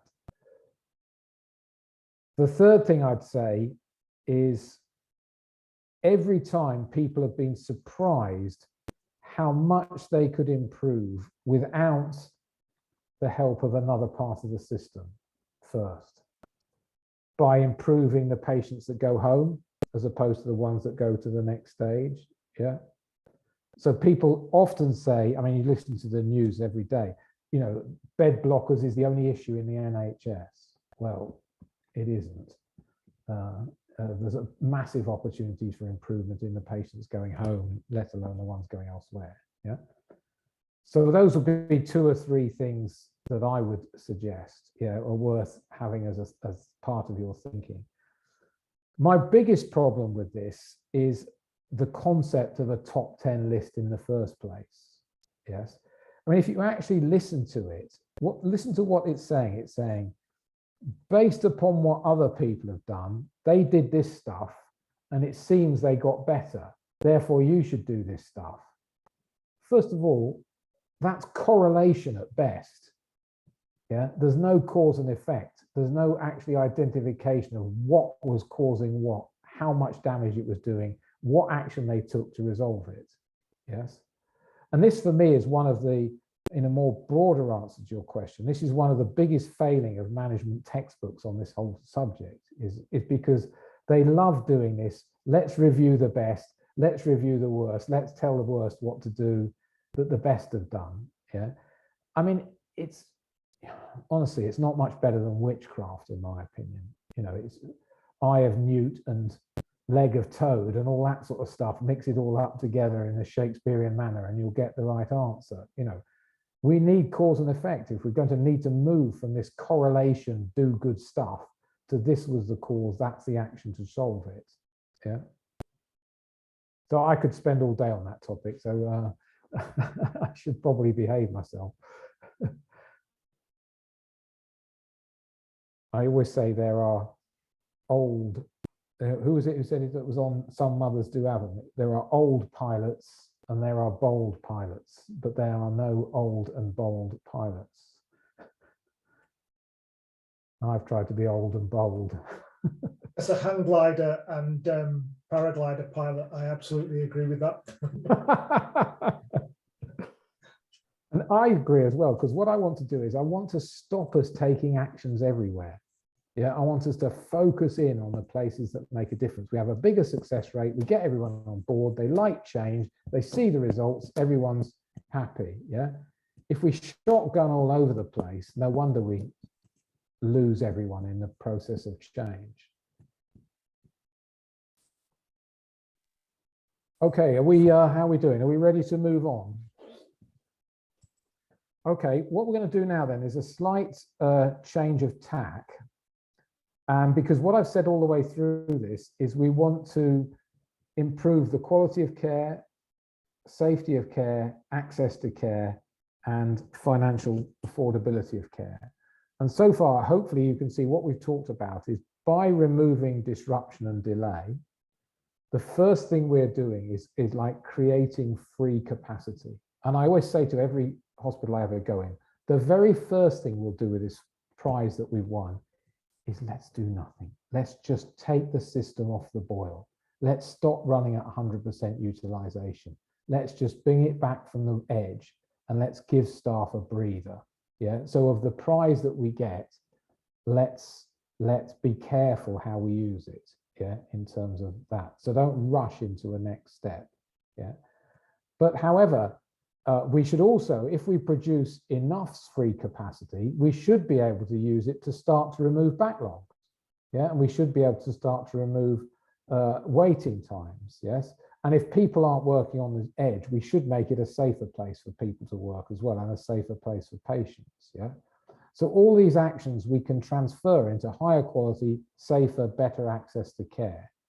But the real issue then is how are we going to affect the finances? Yeah, so the thing I want to move on to next is thinking through the financial implications of this. Yeah. Now, this particular case study is of a real hospital. Actually, it's one based in the UK. I'm not going to go through the details of who it is, but you can guess pretty quickly, I suspect, when you see what was happening to it. So the starting point was as follows. When they started, yes, the turnover per year, revenue per year was about £400 million. Large acute hospital, yes. The variable costs, just so for definition terms, make sure everyone understands, don't include staff. This is the true variable costs. So this is things like the medicines. The more patients I treat, the more I'll spend on medicine. Yes, the more patients I treat, the more I'll spend on bandages. It's those variable costs per patient. Yeah, more patients, more costs. Yes, and then if you take one from the other, you get the throughput. This is a financial term. It's basically saying how much value did you add? Well, you got in 400, but you spent 80 in variable costs. So in other words, you created about 320. The trouble was their operating expenses, the cost of everything else, was 335 million a year, which meant they were losing 15 million a year. That was the starting position. So let's look at the journey that they went on. The next step was actually a reduction in length of stay of 10%. Yes. And what we said is let's not use all of that for freeing up backlogs and all the rest of it. Let's use half of it, give it to staff, what I call protective capacity, stop running at 100%, etc. And half we delivered extra throughput with. So the revenue goes up only by 5%, 20 million. The variable costs go up by 5%. The throughput goes up. Of course, the operating expenses stay the same. We didn't add any more resources. We reduced length of stay within the same resources. So actually, the profit went from a loss of 15 million a year to just about a break even. The important thing to notice here there was only a 5% increase in volume to move us from loss to profit. The second step was when we got a 20% reduction in length of stay, kept the 5% for protective capacity. So stop running at 100%, basically run at 95% or 90% if you're running at 95 or whatever. And we use the 15% for extra throughput. So the revenue goes up 15%, the variable costs go up 15%. One from the other gives us that number. Operating expenses stay the same. And you can see the impact it had on the profitability. Yeah. So all we've done here is we've actually increased throughput by 15%. Yeah, and look at the impact it had on the bottom line. Now, the next thing we did is something which is based upon the theory of constraints. What it said is step one was to identify the constraint, and step two was to get the most out of it. Yeah. So what we did this time is we said, let's think very carefully about that extra throughput that we've created. Once we've reduced the backlogs, we can start to think about, well, what more could we do with these beds that we've freed up? What type of work should we do? Now, clearly, the first criteria is we have to be good at it. Yeah, so there's no point in trying to win more work or something that will specialize in work that we're not good at. We may be good at it, or it may be that we have a good research area around it, yeah? Or it's something that we believe we want to be better at, yes? Because I'm now proactively deciding what I'm going to do with the capacity that I've freed up, yeah? The third thing we could do is this. We could look at the throughput per bed day. Now, what this is it's a very simple calculation. I'll show you it on a spreadsheet later on, but it's basically saying this is the revenue we get for each type of service we're offering. This is the variable cost. Take one from the other and divide it by the number of bed days per year we spend doing that. And what we've done, having done that many, many times, is we often find that some services, the throughput per bed day is double, triple, or quadruple in one service relative to another. So rather than just doing anything, yeah, with my first 5%, I've actually gone for something that's got double the throughput per bed day. Yeah, so this one is comparable with my second one, the fourth one, and the second one. Same improvement, but I've just chosen what I've used it for. And the final one is where I did it across 15%. And what you see here is a hospital that goes from losing 15 million a year to a hospital that's making almost 15% return on sales, yeah, with only 120 million extra revenue. Now, of course, there are massive question marks here. Can we do the calculation? Even if we do the calculation, will we get more money for doing more work? Are we on a fixed contract where we're not allowed, where we don't get any more money if we do more work? What happens if we've met all of the needs of that fixed contract? A bit like in Utah, where they no longer have any backlogs and they still have free beds. What are we going to do with those free beds? Are we just going to shut them down? Well, we could do, and then you do the same output with less operating expense. Or we could say, no, let's be creative. Let's actually think about what new business could we bring to our hospital that enables us to grow our revenues faster than our operating expenses and actually create some money to invest in ourselves. Yeah, maybe we could spend this on training or new equipment or whatever else we want to. Yeah. And in somewhere like Finland, one of the objectives of the hospital that we're working with is get rid of all the backlogs and all the rest of it. And then who says we can't bring money into Finland from outside of Finland? Who says we can't enter into the health tourism market? Yeah, who says we can't start winning revenue from other sources? And they're targeting Japan. I don't know whether you know this, but Finland to Japan is actually not that long a flight. And most Japanese fly through Finland on their way to Europe to see the rest of Europe, etc. It's only about a 4.5-hour flight. yeah, because it goes over the top. And so actually the question there is, why can't we do this? By the way, this is what the Indian health market are already doing. There are Americans flying to India to have heart bypass operations. Yeah, why are they flying to India? Because the success rate is higher, the death rate is lower, and it costs about 2/3 of the price. Yeah. So who says, I know I'm really pushing the boat out now, but who says we can't actually turn the capacity we create into an opportunity to actually make some money rather than just spend money, yeah, in terms of how it all works. Now, I know there are 1,000 yes buts behind this, like, you know, what's the current contracts? Are we allowed to do business out of hours or out of region and all the rest of it? But this particular hospital went so far that in order to, once they'd reduced backlogs, they even did things like at the weekends when the beds were empty, they were bringing patients in from other regions to do day surgery and all the rest of it. And they were actually flying doctors in from France to do the activities for them. Yeah, because they realized we've got a resource called a constraint, and we need to make sure every hour of every day it's making us some money. Now, I might have turned some of you off with the concept of using our healthcare system to generate revenue rather than cost us money. But all I'm saying is this is what's happening around the world, like it or not. Health tourism is already a major marketplace, yes? And people make decisions based upon quality, availability, and waiting times. Yes? So the faster we can improve these sort of things, the better. So any questions on that? Or yes, buts, Alex?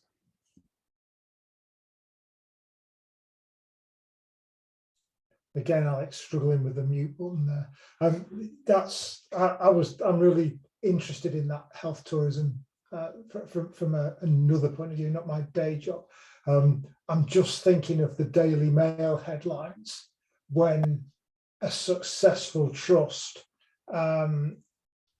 advertises the fact that they've made 100 million a year by doing what is essentially private work for people outside of the NHS, yet the waiting lists are where they are. Well, as long as they precede it with, we've already reduced our length of stay, we've already stopped working at 100%, we're now only working at 90% or whatever, and we've eliminated our backlogs, only then did we try and do this. Yeah, then the Daily Mail will still have a go at them, but there may be other people that are explaining, look, they're actually trying to help the economics of our country by generating revenue to pay for NHS patients rather than it just coming out of taxes, etc. Now, so I understand the edge that I'm putting on this here. I understand it very carefully, and when you think a lot of my activity has been working with countries, with hospital systems all over the world, some of which are actually much harder up than the NHS, yeah, are in a much tougher financial position. And what we're showing them is maybe you can earn your way out of this problem rather than just save your way out of this problem. Yeah. Some really interesting stuff. Now, actually, I approached this quite tentatively at the end of my book. It's sort of like chapter 23 and 24 right at the very end, about the opportunity that we can have. But you know, it is happening around the world. Whether the NHS chooses to exploit the opportunity or not, it is going to happen around the world. People in the UK are already going overseas to have operations because of the waiting lists. Yeah. And so why can't we have that money? Why do we have to let it go elsewhere? Why can't we have some of the money ourselves? Yeah, and use it to look after the NHS. We've got a bit of travelling to do before we get there. Excuse the pun. We've got a few things to fix before we're in that position, I think. In the Midlands region, certainly, we've got amongst the most challenged trusts in the country. I think we've 6 of the top 12. So yes, and I live in East Midlands as well, so it'd be good if you did sort it out. So. No, so what I'm suggesting here is this is a long-term dream. I absolutely agree with you, yeah. But all I'm saying is often people will say to you, oh, Alex, even if we improve, they'll just take it all away from us. Yeah. Well, let's think about it. Let's challenge the assumptions, if you like, and think about how we could do things differently. Even if we're not going to do this, and we're only going to use the freed up capacity to reduce our backlogs, then I would say, you probably have to do the biggest backlog first. You probably have to do the patients in the most pain first. But even so, still do this calculation, throughput per bed day, because it will still give you an indication of what is going to be the financial impact of the choices you make about how to reduce your backlog. And maybe you can mix it up a bit so that you do somewhere you get more money in faster. Yeah. So it doesn't need to wait until you have not got a backlog. It can actually help you think about how to reduce the backlog as one criteria. It's not the only criteria. A question, Alex, about a practical question on the improvement side. So some of the data right at the start this morning when you were looking at that data, so that the extended length of stay and the finished length of stay, etc., that data will be available via Tableau and SITREP, etc. And we've got some amazing data people. I work with Tengi, who is an absolute guru when it comes to data. Yes. So we can get that data for analysis, but then when you moved on a stage and started looking at the operations or processes or resources that cause delays, you would need to do that actually in the hospital on site with on-site information. How long does it take to gather? Did it take you to gather that information to a level where you could actually start to make some sensible decisions? So our experience is, if you take the current average length of stay, finished average length of stay, and you multiply it by 5, so if it's currently a week and you multiply it by, it's probably 5 weeks before you've got enough data to make sense out of it. If you're in a mental health environment, and the current length of stay is 3 months, you don't want to wait 15 months before you do anything. So you can use the current data straight away, if you like. Our view is the moment you put that planned discharge date across, if I go back to that other presentation, I think it's still here somewhere. Not the Rolling Stones, that's not it. Where's it gone?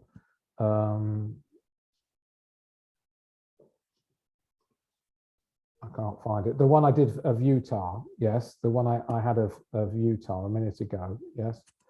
Then actually, where I had the overall picture, how many patients are in the white, green, amber, red, and purple, then you can produce that picture on day one. Yeah. The moment you've got a planned discharge date, you can have that picture. Yeah. And then that will give you mainly the answer that you're after. Yes. Yeah. When you've done this in the past, actually on site, did you find that there was obviously, if you talk to the clinicians and the managers, they will have a view of which are the bottlenecks. Yes.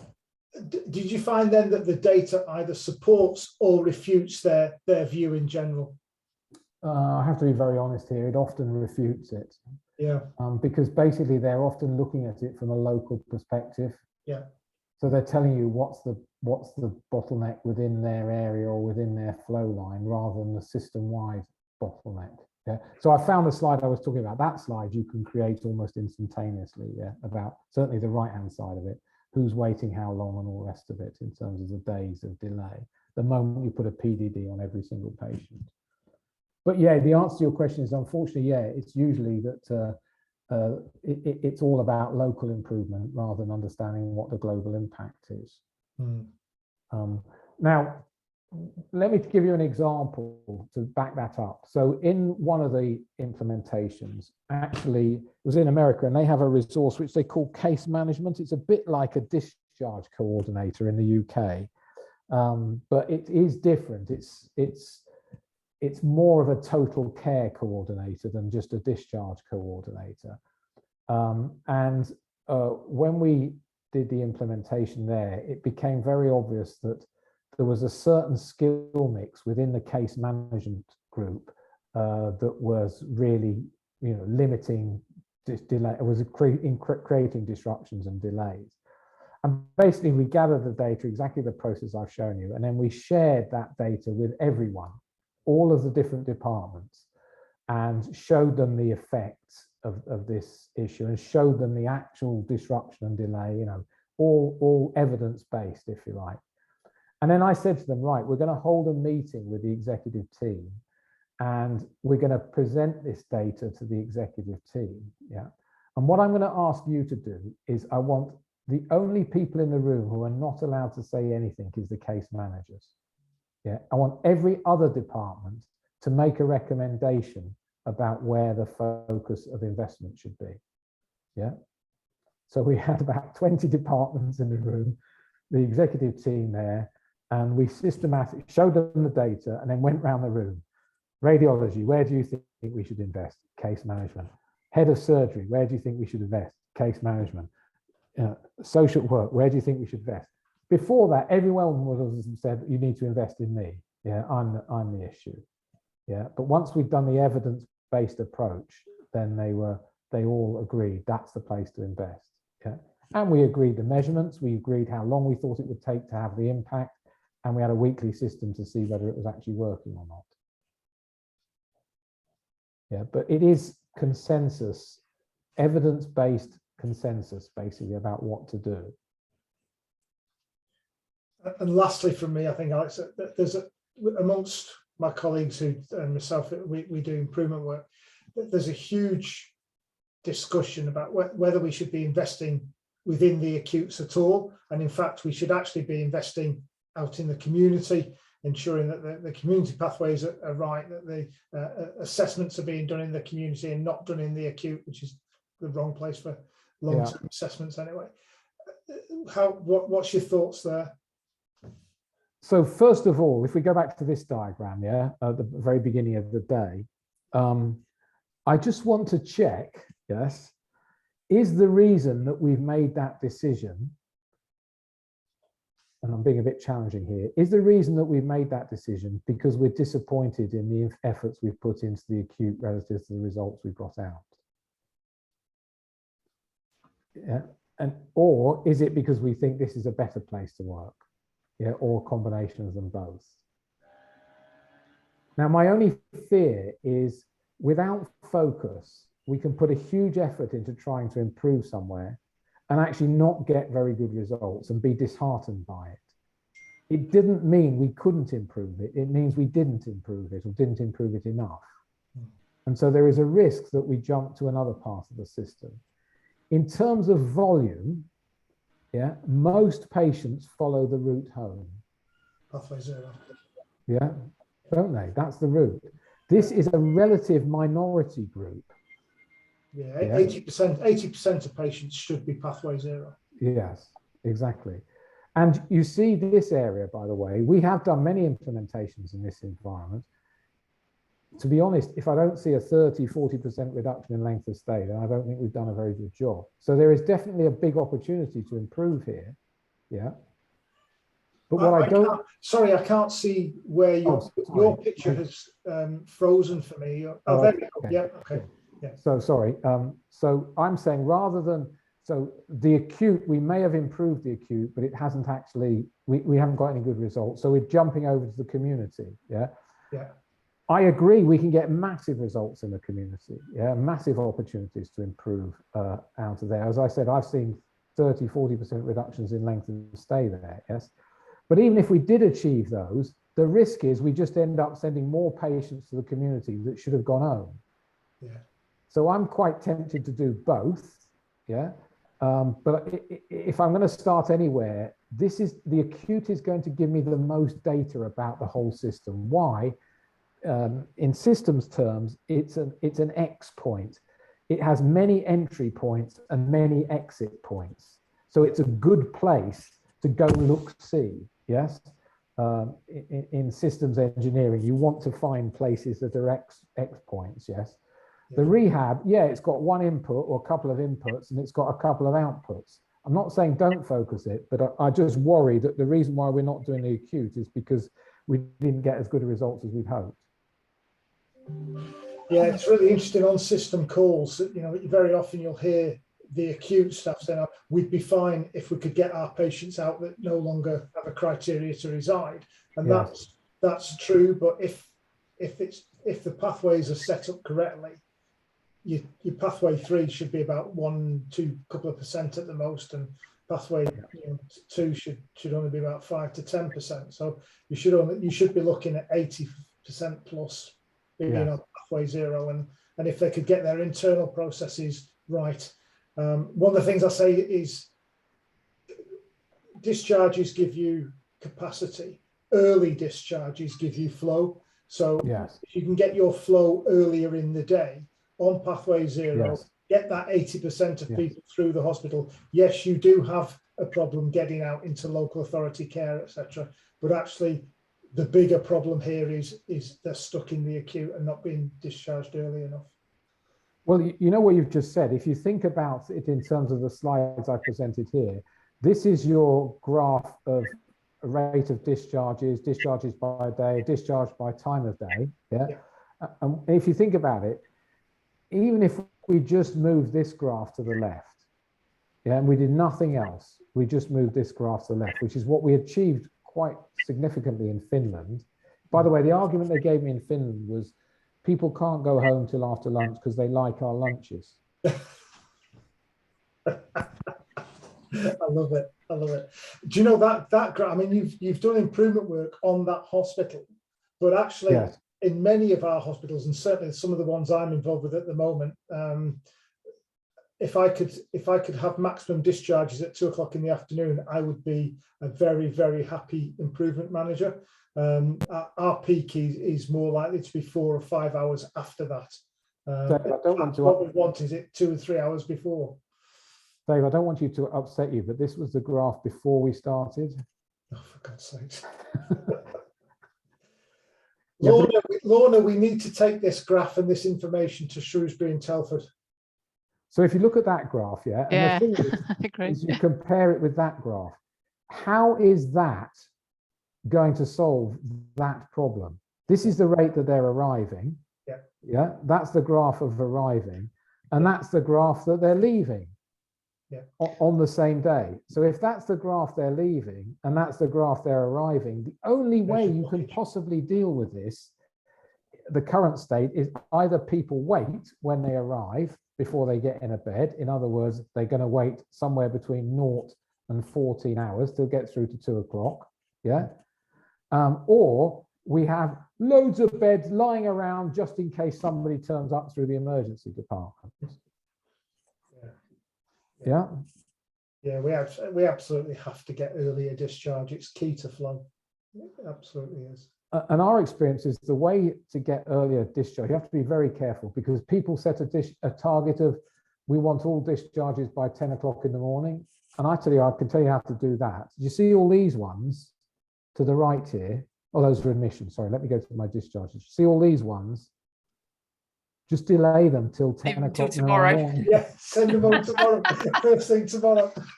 So the graph that we need to measure is what's happening to your active length of stay. That'll tell you if that's going down, your discharges are going earlier in the morning. So it's that one, and particularly that versus that, if you want to do anything. I mean, part of the problem we've got in one of my trusts is I look after Leicester, a large East Midlands challenge trust, and they're identifying patients in the afternoon for early, golden patients for discharge tomorrow, and they're still not getting them out before 2 o'clock in the afternoon. So that's internal processes. Yes, exactly. It's also my local hospital, so please, that and Peterborough, it'd be great if you could improve them both, please. I'll keep working at it. Okay, so any sort of general questions then on where we've got to so far? And please feel free to ask anything about anything we've done so far. Alex, do you think like what Dave just said there about that process, do you think that's a good example where TOC is a good overriding and then lean methodology for those bits? Yes, I mean, this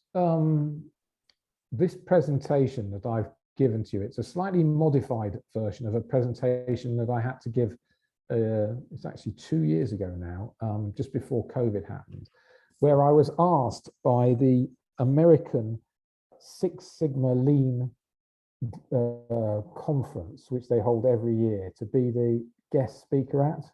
Can you imagine how much I was looking forward to that? Challenge. And basically, I gave them a very similar presentation to the one we've gone through today, but I focused heavily. I was ruthless on the what's different. You know, the slides about stop improving the parts and think you're going to improve the whole. You know, these slides that we went through, yeah, and then the consequences of it in terms of the way we look at the system, yeah. And I have to say, it was brilliant. I couldn't believe I actually got a standing ovation at the end of it, because I think what I tried to say is exactly what you're saying. Use TOC to understand how to manage the whole system and to synchronize flow and to manage flow and all the rest of it. Yeah. Use time buffer management, we call it, but time-based analysis to identify the top causes of delay and all the rest of it. And yes, then use whatever damn technique you like to try and improve the local area. Yes, because that's the one that I've already chosen is the place to focus on. Yeah, that's the point of focus. But don't fall in love with how many improvement projects you've got. Yeah, if you're really focused, you should only have one improvement project running at any one moment in time. Why? Because you know you're working on the constraint, and anything else would be a waste of time.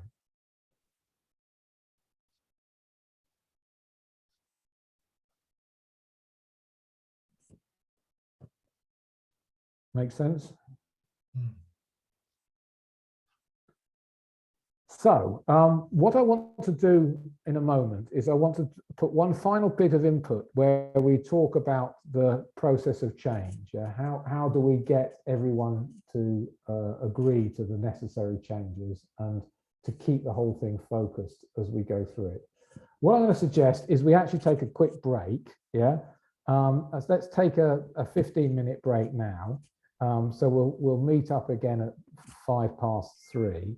But what I'd like you to do is to do two things. First of all, have a cup of tea or whatever. But secondly, to think about, yes, Alex, but in terms of implementation, yes, what are some of the yes buts that we're going to have to deal with in terms of the implementation? And when we come back from a cup of tea, I'll show you the theory of constraint framework for achieving this sort of change. And then we'll talk through all of your examples. And also, if you want me to talk through another environment that I haven't spoken about so far, then think about that over the tea break and then come back with that as well. If you want to, you can scribble some thoughts or questions in the chat room as well, and I can read them as we go through, as we have a cup of tea and coffee, so I can try and make sure I stay focused after the break. But let's take 15 minutes and then we'll carry on after that.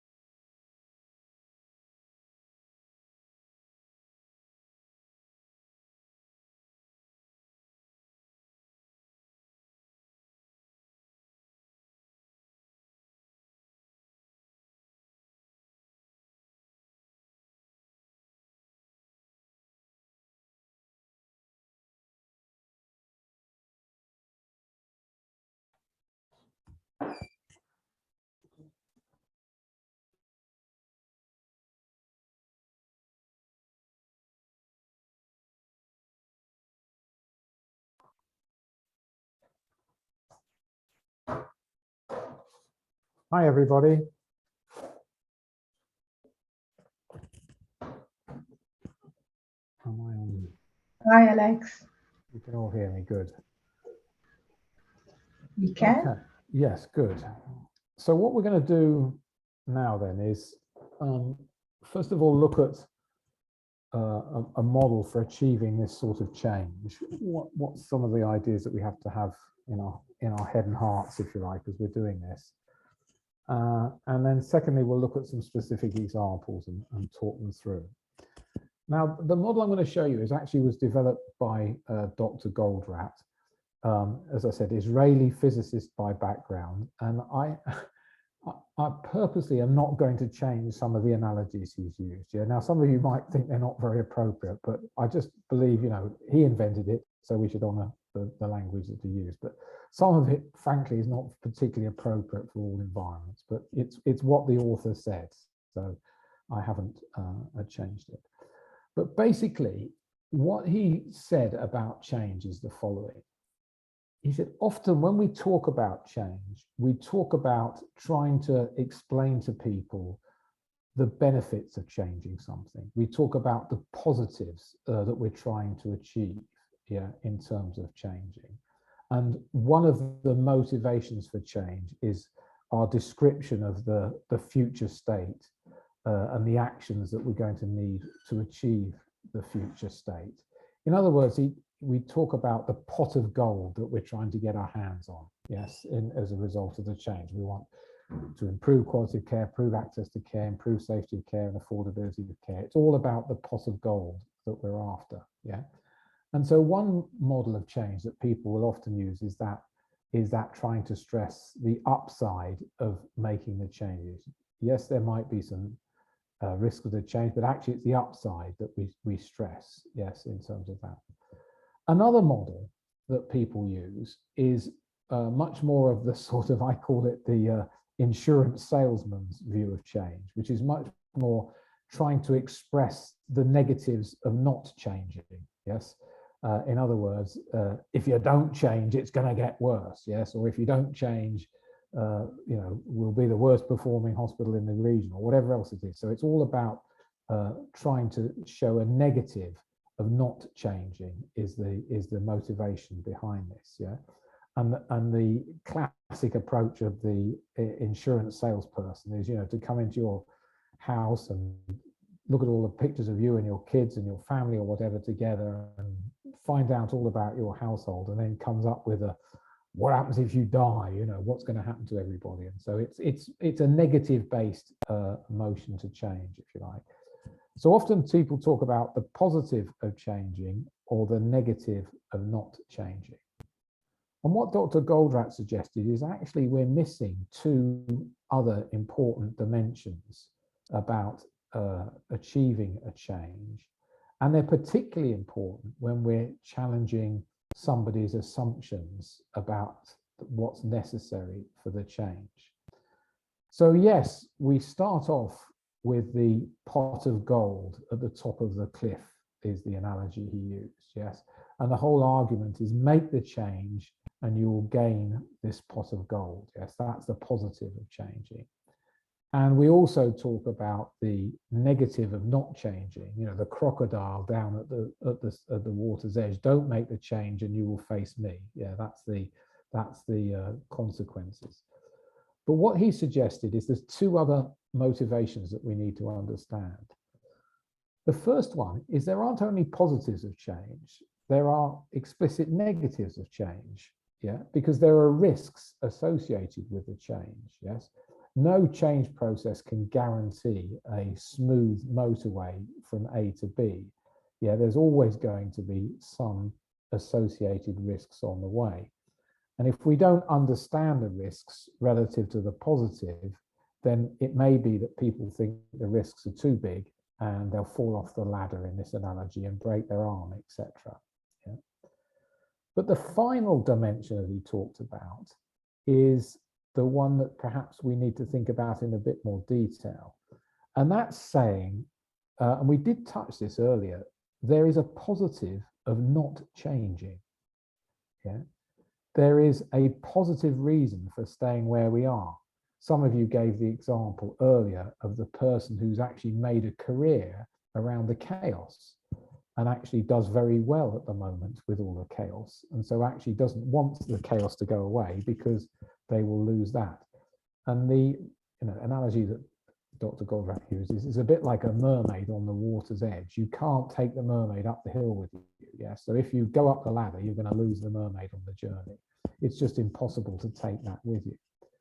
So in essence, what he talked about is these 4 quadrants of change: the plus and the minus of change, and the plus and the minus of not change. And what he was suggesting is, in a situation where we are going to, challenge somebody's assumptions about how to manage something, or challenge their beliefs about how things work at the moment, there is a real risk of just talking about the pot of gold and just talking about the crocodile. In other words, those are the only 2 dimensions. And if we're not careful and explicit about showing that we have dealt with the associated risks of change, yes, the wonky road to change, if you like, and we have understood that maybe you can't take the mermaid, but there's something else that's going to replace it at the top of the hill, then that's what we're most at risk of failing to do. Because what he suggested is, actually, people don't resist change. People resist being changed. Yeah? And they resist being changed when the reasons for change are not dealing with all of these quadrants that are there. Yeah. So if you think about the approach that we've talked about today, yes, we can talk about the positive intention of improving quality, improving safety, improving access, and improving the affordability of care. And we can use lots and lots of case studies to show people the results that others have achieved. Yeah. But actually, there is as much of a risk of showing those examples as there is of not showing them. Because the moment you show an example of somewhere else, somebody's going to say, yeah, but Alex, we're different. Yeah. And they're going to come up with all sorts of reasons why they're different. Yes. And this is the danger, by the way, of doing a pilot project. Even when a pilot is successful, there is a risk that people are going to say to you, yeah, but that was the pilot, Alex. They were the areas that were the worst. So they improved, but it doesn't mean the rest of us are going to improve. Which is why, if you put together a pilot, you have to make sure that you are clear at the beginning. Success of the pilot is success of the whole system. Remember when I talked about the 3 units we did in Finland? We simultaneously saw an improvement in the waiting times in A&E, and we also saw an improvement times in patients getting access to the next level of care, even before we'd done any work in those 2 areas. Yeah. So we have to be very careful about the description of this pot of gold, and nobody believes in a silver bullet. Yeah. So there has to be careful articulation of not what the pot of gold is, but how we're going to get to that pot of gold. It's the how that's more important than the what, yes, in terms of what the benefits are going to be. Because it's in the how of the explanation we're going to get there that we will deal with the risks, we'll deal with the obstacles that people put in our way. So whenever we start one of these implementations, once we've done the presentation that I've talked through with you and we've got everyone understanding it and we've got clear commitment, we actually start by coming up with a list of obstacles, yeah, of all the reasons why it won't work or why it will fail in this environment. And we get all of those out on the table first, and we deal with each and every one of them, thinking together, what do we need to do to try and overcome whatever the obstacle is, yes? Sometimes it's just a straightforward logistical obstacle, yeah? How can we calculate the active length of stay, Alex? We don't know how to do that. Or it could be much more of an emotional one around, well, if I go first in the pilot, does it mean that I'm the one that was the worst to start with? You know, all that sort of stuff that we do. And no, let's put a pilot together that has a very successful unit, one that's struggling, and one that's mediocre. And if we get the same positive results out of all three of them, we know it wasn't the starting condition that determined it. Yeah. So the top line is all about making sure that people understand the answer to the question, why do we need to change? What do we need to change?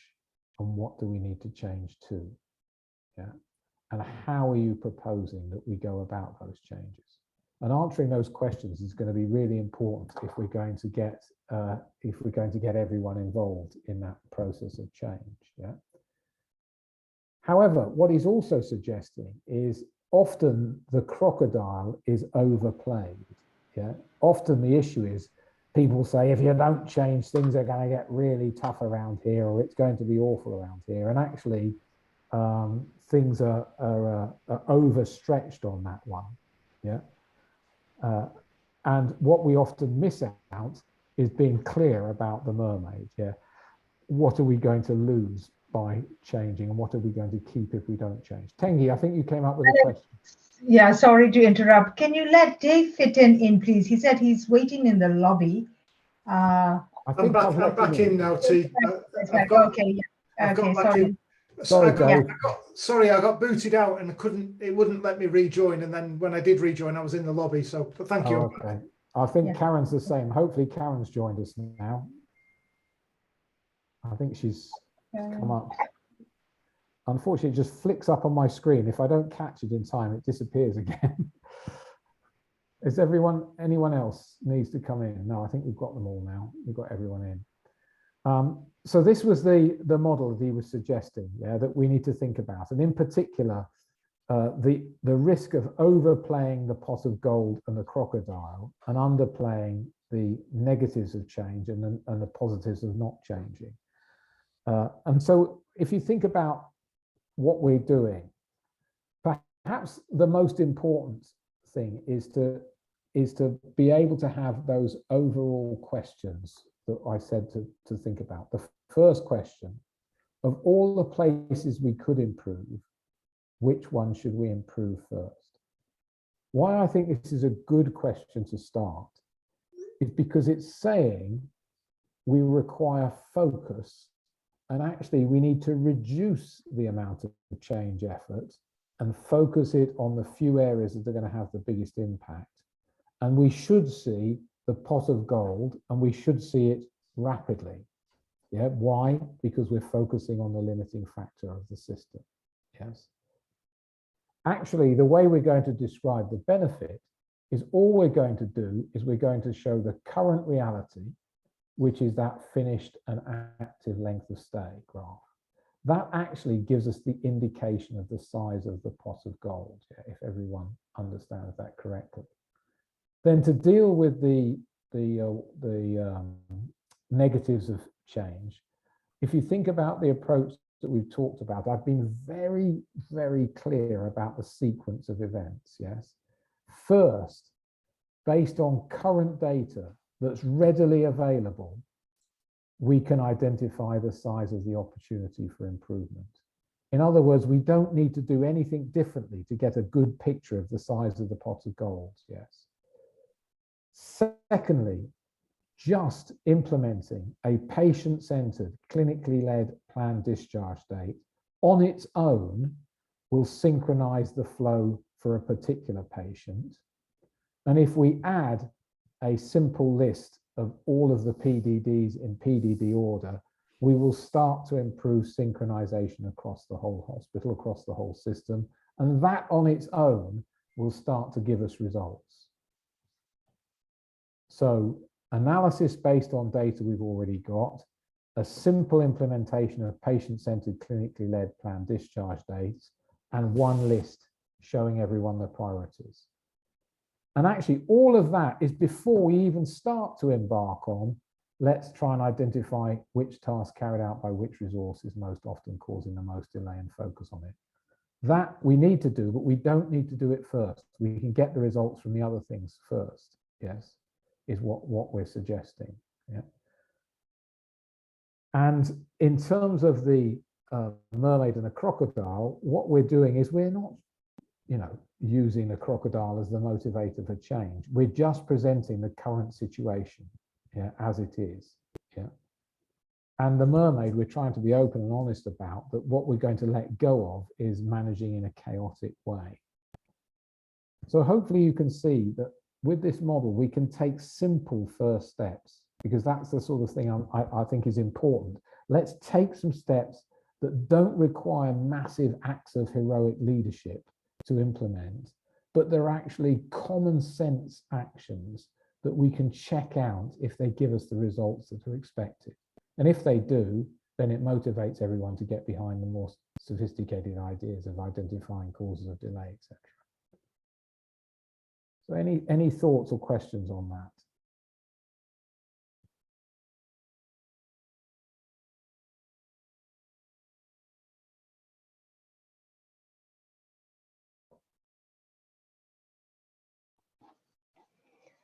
I suppose from my point of view and from my history, the managers that I've had to deal with, they wouldn't take kindly to having their way of management thought to be chaotic, even though it is. Yes. And they're the kind, I also think there's two types of managers. There are the managers that are open and are looking for things to change and like to use the data, and there are the ones who like to be in control, and the data is not relevant to them as much as the control. So those would be my thoughts.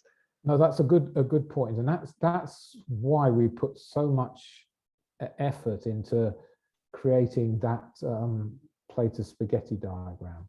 It's not very controlled, is it? Yeah, this shows how on earth are we going to control that, yeah, in terms of a sort of a command and control style of management. Yeah, it's going to be very challenging. You're going to work more than 7 days a week, 24 hours a day to try and control this. Yeah.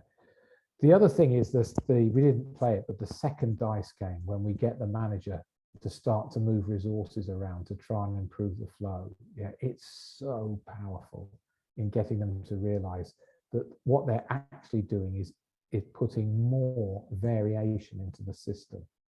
Rather than calming it down, they're actually accentuating the negatives, because the moment you move resource from one place to another, you create feast in one place and famine somewhere else. Yeah, so you end up with that thing. So I think you're right.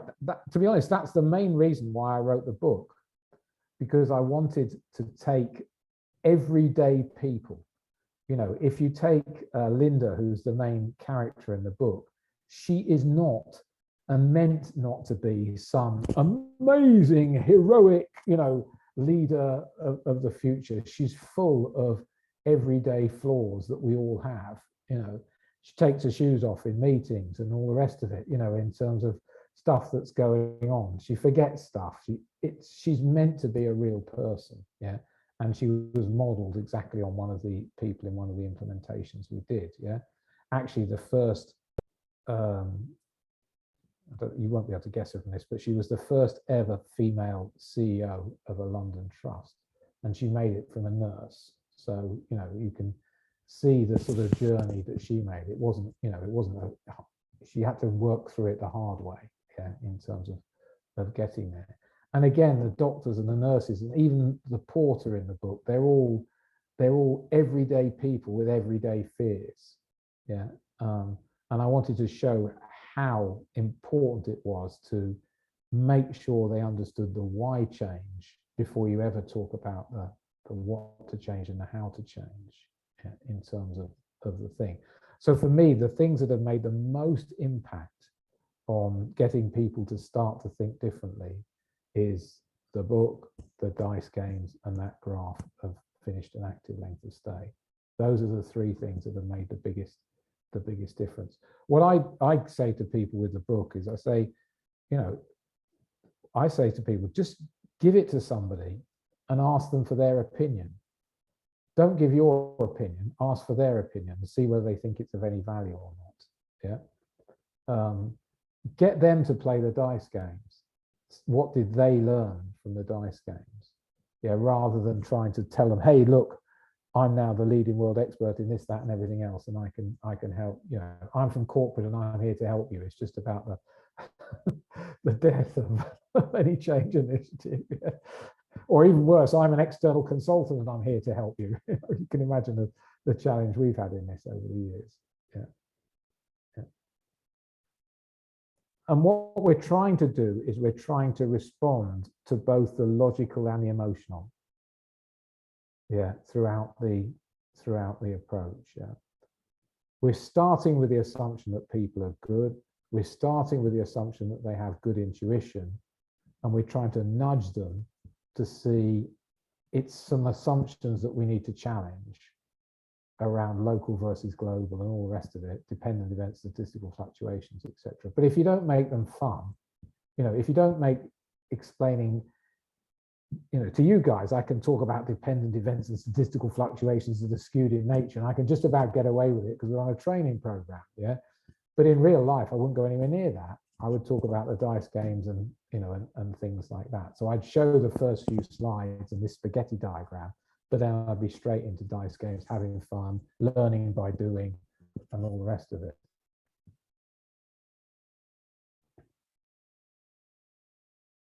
Any other thoughts about this change process? I was sometimes thinking about how like we come to the table more, because, you know, like say you've got clinical abbreviations and you've got clinical terminology. And sometimes I think sometimes there can be a narrative of, oh, well, our corporate, you know, need to maybe come to the wards to understand the clinical. But then I guess you've got change, you know, like I've taught control charts before, people say you need a different word for them, and at some point I guess some things have to be, well, that's just what it's called, like we can keep changing the name. So I think it's about how do we create a culture where we come to the middle and kind of like, you know, not, I think sometimes we try to go all abbreviations are bad, which is sometimes that's true, but otherwise we'd go around saying I've turned on the British Broadcasting Corporation. You know, I think sometimes abbreviations, there's usefulness. But yeah, it's just sometimes how do we get to that middle ground? Sometimes I think clinicians aren't heard. Sometimes I think. Yes. No, I agree completely. I mean, I'm not a clinician by background, and so I've had to learn, if you like, how to approach do that. And I think a couple of, you know, I don't know all the answers on this, but a couple of thoughts from me is, first of all, you know, listening is the most important part of any change process. The more listening you're doing, the better, sort of thing. But what you're listening for is assumptions that you can then help them challenge. You can't just be a listener. Yeah, you're not a psychotherapist with a bed for them to talk to. You know, a chair, not a bed, a couch for them to talk to. Your role is to get some change. And I'm always very explicit about, you know, you're an expert in medical areas and clinical areas, etc. I'm not, but I am an expert in flow. Yeah, that's where my expertise lies, and I've applied it in many different industries, in many different hospitals, if you like. The other thing I've done, and I've tried all sorts of things, you know, for me, as I say, things like making it fun, the dice games and stuff like that really help. You know, when I wrote the book and I said to the publishers, I want to write a book about healthcare, they said, you must be mad. The second thing I said is I want to write it as a story rather than as a textbook.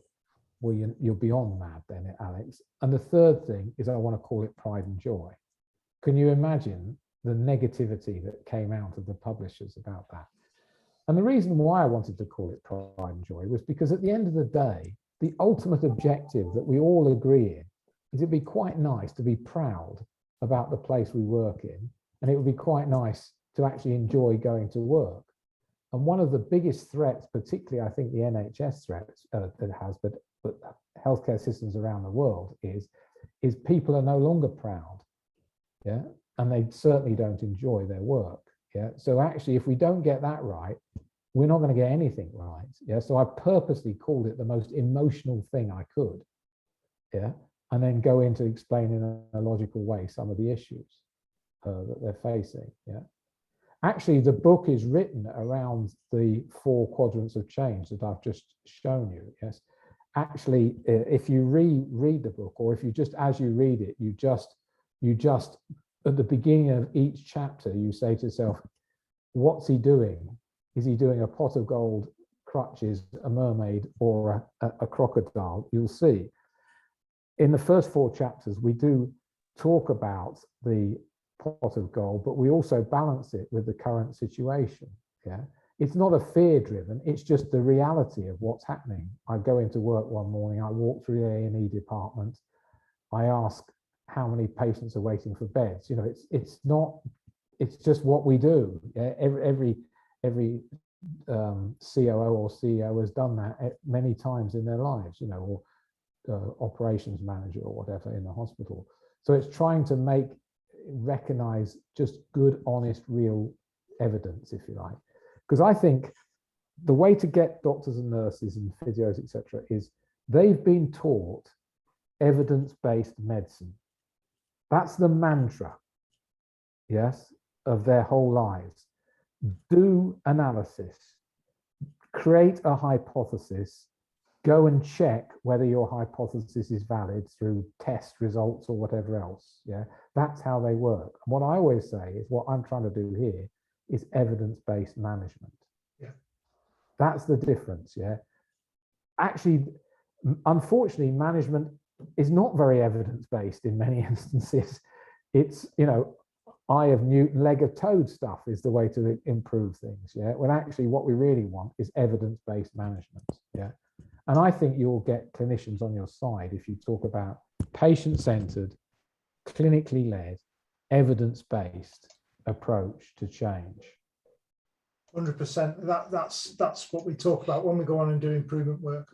When we're trying to win, we don't get improvement work without winning the medics over, and that is the only way to win the medics over. Yes, because actually, in my approach here, we want them to not just be on board; we want them to lead. If you talk about all the case studies I've talked about, they've been led by the medical director, they've been led by the chief nurse, they've been supported by the CEO, but they've been led from a clinical perspective. Yeah, it's them who we're standing shoulder to shoulder with as we do the implementation, not the management. Sorry, there's another question. Is it John? I can't see who the other. Yeah, it was just a bit of a follow-on to that about medics being on board and, you know, being very willing to embrace it. But one of the things that we've sort of coming up, it's starting to really rise up the awareness of people, is that we do have a tendency, especially at national level, to sort of have the initiative of the month. Yes. You know, it can be a few years ago, I remember it was hospital acquired infections. It was the big thing that everybody had to, you know, it was all hands to the pump nationally. Everybody was expected to be doing a load of work around that. Now at the moment it's discharge and ambulances, and in a couple of months' time it might be, well, it will be something else. So the senior management of the individual trusts are under a lot of pressure, I think, to be seen to be doing this stuff, even though they might think actually the big problem is somewhere else, and we've got the medics absolutely champing at the bit to have a go at this. So it's just an observation. I don't know whether you've come across that in your travels, Alex. Absolutely. I mean, take your example of hospital-acquired infections. I'm sure people did a huge amount of work during that month where that was the frame of reference that everyone needed to improve on. All I would ask is how much of their time was based upon reporting, and how much of their time was actually addressing the problem. Yeah, and the risk is that when we jump from initiative to initiative, all we're doing is changing the measurement systems. Yeah, it's like you can't inspect quality into a system. You'll just find more errors. You've got to change the system to get better quality, because that was a lot of manufacturing industry found that, didn't they? They thought we're getting a lot of got very poor quality. Let's employ more inspectors. Yes, the quality didn't change. They just found more and more quality problems. got worse, if you like, because they found more examples. Yeah. I mean, just as an example, when we did the project in Finland, I talk about that because it's one of the most recent ones we've done. I was really pleased. Best hospital in Finland, highest performing country in Europe, and the fact that we got a 15% reduction in length of stay in 12 weeks. Yeah, I was over the moon. It took 12 weeks of focused intensive effort. Yeah, we couldn't have been messing around doing 5 other initiatives at the same time. We stopped everything else and said, we're going to do this. We want 3 months. Yeah, and if we don't get results in 3 months, kick us out. Yeah, but we didn't allow anything else to go on. Yeah, I mean, Alex, yes, how many of you were there? well, in that particular incident, incident, yes, there was a major obstacle in the fact that they had finished. Yes. Oh, yeah. And so actually, what we did is two of us were there for the initial part of it, and we were basically, all we could do was educate those people who spoke good English and Finnish, but they then had to go and do the work on the units, because I can't even understand when somebody stopped a word in Finnish, let alone what the word was. Yeah, it's one of the most challenging languages you could ever imagine to try and understand what the hell's going on. And the other thing is silence is a compliment in Finland. So if you're having a discussion and nobody says anything, it means I totally and honestly agree with you. If only that was the case in the UK. It normally means I don't agree with a word you've just said, Alex. Yeah, that's really interesting, Alex. So as a massive motorsports fan, I now understand why the likes of Kimi Räikkönen say so little. Exactly. Yes, yes. And they're so direct when they say things. Yeah, oh yeah. You will remember, I won't say what he actually said, but you will remember when Michael Schumacher they were doing a ceremony because he'd had his accident, and they said, "Why to Kimi Räikkönen? Why weren't you on the grid when the ceremony was going on?" He said nothing for a long time, and then he said, "I went to have a." Yes, because that's what he'd done, and that's what the Finns do. They tell you exactly what's happening. Yes. So the nice thing is they're very direct, but for us, the only option was to train them and then let them loose on it. Yeah, in terms of, so it was very hospital led.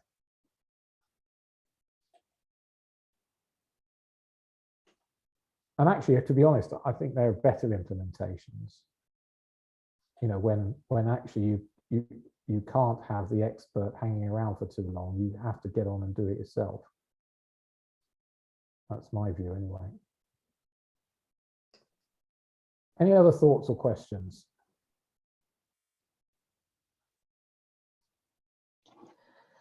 I was wondering about the amount of data, because you're saying, you know, it doesn't take too much data to find out what you're trying to do and where the issues are and what you'd like to do, what you'd like to focus on, and that. And one tactic that I've come across quite a bit is that request for more data, particularly from clinicians, because that's how they're trained, and some are more risk averse than others, I think. Yes. Yes. Have you ever dealt with that? Yeah, yes. I think the important point here is, if you think about the way we did the presentation today, we basically developed a hypothesis. Yeah, and the hypothesis was these systems appear complex, but actually there are relatively few underlying factors that determine their performance. So what we need to do is we need to gather the data against a hypothesis. Yeah, and the risk is, if you don't have a hypothesis, you're gathering data to try and find a hypothesis. And that's very dangerous, yes, because you can just spend forever and ever and ever. Yeah, so what we're suggesting is, no, let's have a hypothesis, then let's use the data to see whether it's true or not, yeah, or whether it's valid or not. And only enough data. And only enough data, yeah. And in a way, if there's a clever bit in this, it's how little data you need, not how much data you need to determine what's going on. I just think some clinicians will struggle with that, but you have to sort of lead the way with that, really, don't you? Well, yes, but give them this example. Yes. So, for example, when I was talking to the doctor in America I was telling you about, he was adamant about this. He said his biggest frustration with new clinicians is that when they're given a list of tests that they could do on a particular patient, he is most frustrated with them when they tick every box. Yes. Yeah. Because basically what it's saying is, I don't have a clue. I'm going to do every single test to find out. Yeah. And what he spent most of his life teaching doctors. He's saying, no, the main thing we've got to teach them is to have a hypothesis and then use the test to validate whether the hypothesis is true or not. Yeah, and I think if you start with that expert example in their own world, yeah, they don't like gathering data before they have a hypothesis. Yeah, sometimes they don't have a clue and they have to gather data. They have to do some tests to see if it gives them a thing. But it should be a second approach, not a primary approach. Yeah. So I always start with their world, if you like. They're already doing hypothesis evidence-based medicine, and all we're trying to do is bring the same approach. Actually, they're ahead of us. Yeah, we're trying to bring the same approach to management. I always say management is in the dark ages compared to medicine. Yeah, medicine has gone through correlation, it's gone through cause and effect. It's actually quite a sophisticated science in the moment, whereas management is actually living in the dark ages. Yeah, and yet we seem to think we can tell them what to do, you know. It's frustrating. So you do a series of tests on someone of my age or beyond, and you will find something. It's just a factor of age. So yes. When they just do all the tests. But my background is military aviation, and medicine is behind aviation in the same way as management is behind medicine. I recognize what you say. Yes. Medicine is actually behind aviation. Well, one of the examples of another industry where we've applied these approach is in aviation maintenance and repair operations. They call them MROs, yes. And if you think about it, it's actually very close to medicine. A plane goes to a maintenance and repair operation, and there'll be some things that they know that's wrong with it. Seat belts in row 37 C have broken, or whatever else it is, yeah. But actually, the first thing they have to do is to take things to bits to find out if there's anything wrong with them. Yeah. And they don't know what's wrong with them or wrong with the plane until they've taken it to bits, yes, or until they've taken parts of it to bits, yes. And that's a bit like medicine in the fact that often we have to do some early investigations before we're going to have any idea of our planned discharge date. And I say, absolutely, I agree. Maybe we just hold off for a day until we've got some results, yes? Or actually what we often suggest in an emergency environment, if you don't know, put tomorrow down and then update it when you know a bit better. Because at least if you put tomorrow down, it's going to keep it as a priority to find out what the hell is wrong with this person. Yeah, because it might be serious, yes? And then, as you know, update it accordingly, yes? But both the environments you talked about are classic examples of very high dependencies, very high statistical fluctuations, which makes things unpredictable. Yeah, and that's why you have to be so careful in them. That's why systems are so important, protocols are so important. You know, there's no old, bold glider pilot that doesn't go and waggle each wing and waggle each and before they get in the thing and try and fly it, yes? Absolutely. So it's about the processes that have been developed over the years, yeah, to deal with all these things. What about other environments? Does anyone have any thoughts, any questions about different environments that I haven't talked about today that they'd like me to go through?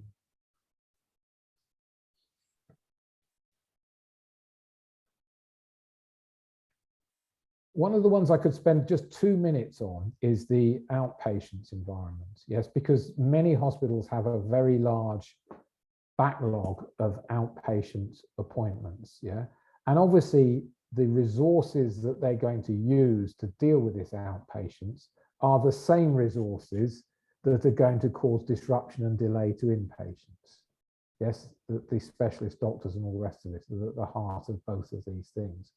So this is an example where we have a resource that often has to be used in a number of different places. It may be in outpatients, it may be in theatres, it may be up on the wards, it may be doing some teaching and training, it may be writing up some discharge notes or whatever else, if you like. And the consequence is for that resource, every minute that it spends dealing with an outpatient person is a minute well spent. Yeah, they mustn't waste a single minute in it, if you like.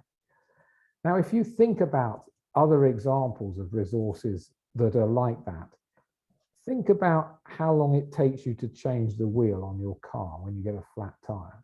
I had one recently as I was driving up the way A1. The answer was how long it took me to drive to the centre to get them to change it, because I couldn't undo the nuts on the wheel, yeah? But it was a matter of certainly many minutes, if not hours, before the thing was resolved. Yeah, and yet every weekend we see 4 wheels on a car changed in 1.7 seconds. Yeah, the reason is because they basically adopt this what we call focus and finish approach. Yeah, in other words, they don't let anything near the key resource unless everything else is utterly prepared beforehand. Yes. So you think in your outpatient clinics, how much time during the actual process, time is wasted when the key resource doesn't have all the information that they're required or not, or is wasting time in that process that somebody else could do. So offloading can create double the capacity if you really take it seriously. Yeah. Another assumption that we can challenge in the outpatient environment, which we've done many times and very successfully, is the current assumption is there is an average time for an appointment. Yeah. Think about it. It's a perfect example of trying to put a target on something that's naturally varying. Yeah. Rather than setting an average time, and guess what, we work to the average. Yes. So a late finish runs into the next patient, but an early finish doesn't finish early. It finishes on the 15 minutes or 10 minutes that we were given for the patient. Yes. So it's a classic example of taking the principles and thinking again, what's natural variation and what's what's caused by the way the system is behaving, sort of thing. One analysis that we've done, I'll just share it briefly. It's a bit complicated, this, and it's quite some years ago, but it shows the issue that I'm talking about. This is where for any one day, on any one day, we looked in outpatients, how many patients were seen in a clinically appropriate time, and how many were seen top of the line is late, yeah, how late they were relative to the clinically appropriate. And the bottom one, which you might find rather surprising, is how many were seen early relative to the clinical requirements. Yes, so what we said is, when is it clinically appropriate to see this patient? If it's a cancer patient, it should be immediate. Yes, if it's another patient, it doesn't matter if it's a week or two. But once we've set the test results, we should get the results back within a day if we could. And then we could see the patient the next day and tell them what to do. So this is based on clinically appropriate. Yes. And you can see there are lates and there are earlies. All we did was stop the earlies. Stop people being seen too early. And that's what happened to the graph. Look how the green has increased. Yeah. Basically stopping early earlies happening as best we could, moving them so they're nearer the due date. And the consequences was that you get fewer and fewer lates as a result of it. Yeah. Again, it's understanding the principles of where can we manage variation and where should we leave it to nature, and then find a way of changing the system to manage the variation that nature throws at us. Yeah. So just a silly example, but one that brings home this point about focus on building a system that responds to natural variation rather than trying to force natural variation to fit the system. Yeah, that's the mistake that we make from a sort of theoretical perspective. So the one final thing I just wanted to talk about then was, where are we? Next steps. What can you do to get started? Yes. What I would like is, as a result of today, it not to be nothing more than thoughtware, as I say, having us think about things, but actually going and doing something. Yes. And what I would suggest is, based upon the environment you're in, yeah, the first thing that you could think about doing is trying to use the techniques I've taught you to identify the potential size of the improvement opportunity. Yes. The simplest one, compare the variation in admissions versus discharges, either by number, day of the week, or time of day. Very simple. You'll have all the data already. All you're going to do is analyze the variation. If one varies 20% more than the other, very, very, very roughly, you can probably estimate that you can improve the system by 20% maximum. Yeah, it's that much of a direct effect. If you feel a bit more excited about it, have a go at doing the active and finished length of stay. You might need some help from one of the data people to help you get the active length of stay, but just ask for it. So you don't need a year's worth, just ask for 3 months worth. Yeah, and all you're interested in is what's the gap between the two. If there's a gap, then it's likely to be that there's a significant opportunity for delay. Yeah. In that instance, you would expect, by the way, the active length of stay to be half the finished length of stay, not above it. So again, it shows you the potential size of the improvement that you could get. And then if there is a size of improvement, then I think you can start thinking about maybe we should look about just in one place, just having a little experiment to see, does synchronization improve if we have a planned, clinically based, patient-centered planned discharge date? You should see throughput go up, active length of stay go down, and finished length of stay go down after the active length of stay has gone down.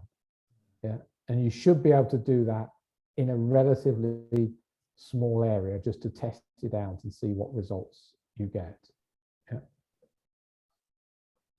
Alex, when you say a small area, would you countenance say a ward, or what I would do is I'd go back to my original graph right at the very beginning here, and I just ask myself, in terms of the questions, I'd ask myself the following questions. I'd say, is there an area where we're often waiting for patients to get in it, and we're often waiting for patients to get out of it? And I'm sure you'll think of one. Yeah, okay. And just do it there, because you're not trying to see whether it will work across the whole system at that stage. You're just trying to see, does improved synchronization work? Yes. And if it does work, you might end up with more patients waiting to get out, but less patients waiting to get in. Yeah. But you should be able to see an improvement in flow. Yeah. Yeah. So, because what I'm suggesting is, before you go to the whole approach, you know, what's the smallest test I can possibly do to see if it actually works for real? Forget what Alex has said. Let me test it and prove it for myself, whether it's actually going to have a start at having a go or not. Just as an example, I taught, when I told you about those, the presentation I did out in America to the lean tubes, one of the guys in the audience took me literally, and he just decided, he was actually operations manager of a mid-sized hospital in Texas, and he decided, do you know what, Alex, I'm just going to do it. I'm just going to do it. I'm going to do it all day long. I'm going to make sure it happens, and I'm going to manage it, and I'm going to absolutely make it happen. Anyway, about, I don't know, a month later, he tried to get hold of me on LinkedIn, and then he was sending me email, and I was just too busy. I haven't got time. I just ignored him. I thought, in the end, he'll go away, you know, because I didn't have enough time to deal with it all. Yeah. And then in the end, he sent me a picture of the results, active and finished length of stay graph. And I went, sugar, I've got no choice now but to go back to him and talk it through. And he did that, and then he's implemented it across the whole hospital, got fabulous results and all the rest of it. The story's a whole one, another case study. But he proved it for himself. That's all I'm suggesting. Now, any more questions from anyone? So it's sort of 4 o'clock, yeah? I don't believe in using up the time just because we have it allotted to ourselves, yes? So it looks like I'm going to finish slightly ahead of my planned discharge date, which we won't punish. We will celebrate and give that time to the system to do whatever else it wants to do with it, even if it's going to have a break for half an hour or whatever else it is. But in terms of next steps, if any of you want a copy of the book, then as I said, just email Charlotte the address. You have to email it to her because I don't, because it has to go through all the data systems and all the rest of it. And then I'll email you I'll send you a copy of the book. If you want any help or advice after this, then you can give me an email and I'll do my best to respond to you. One of my colleagues is a guy called Roy Stratton, which some of you may have met. He's actually a professor at the Nottingham Trent University, and he also teaches on this program for your NHSR. So he's another resource that you can talk to, and he's also got lots of, he teaches this on university programs, PhD programs, and all the rest of it as well. So he's another good resource. So you can contact either of us as well if you have any questions that you want. But with that, we've got half an hour of our lives back, which you can do with what you want. If you decide to go back and, help manage the chaos, that's up to you. But if you decide to just sit and think for half an hour, even better. Yeah, but it's entirely up to you how you do it. But I wish you all the very best in your endeavors. And as I said, if you have any questions, feel free to give us a ring or an email. Thank you, Alex. Thank you, Alex. Alex. Just to say, I've gotten my own copy of the book. Thanks a lot. Okay. All right then, everyone. Thank you. Bye. Thank you. Bye. Thanks, Bye. Alex. Much appreciated. Good. Thank you. Bye-bye. Take care. And you all. Bye-bye. I'm glad they let you in, Anna.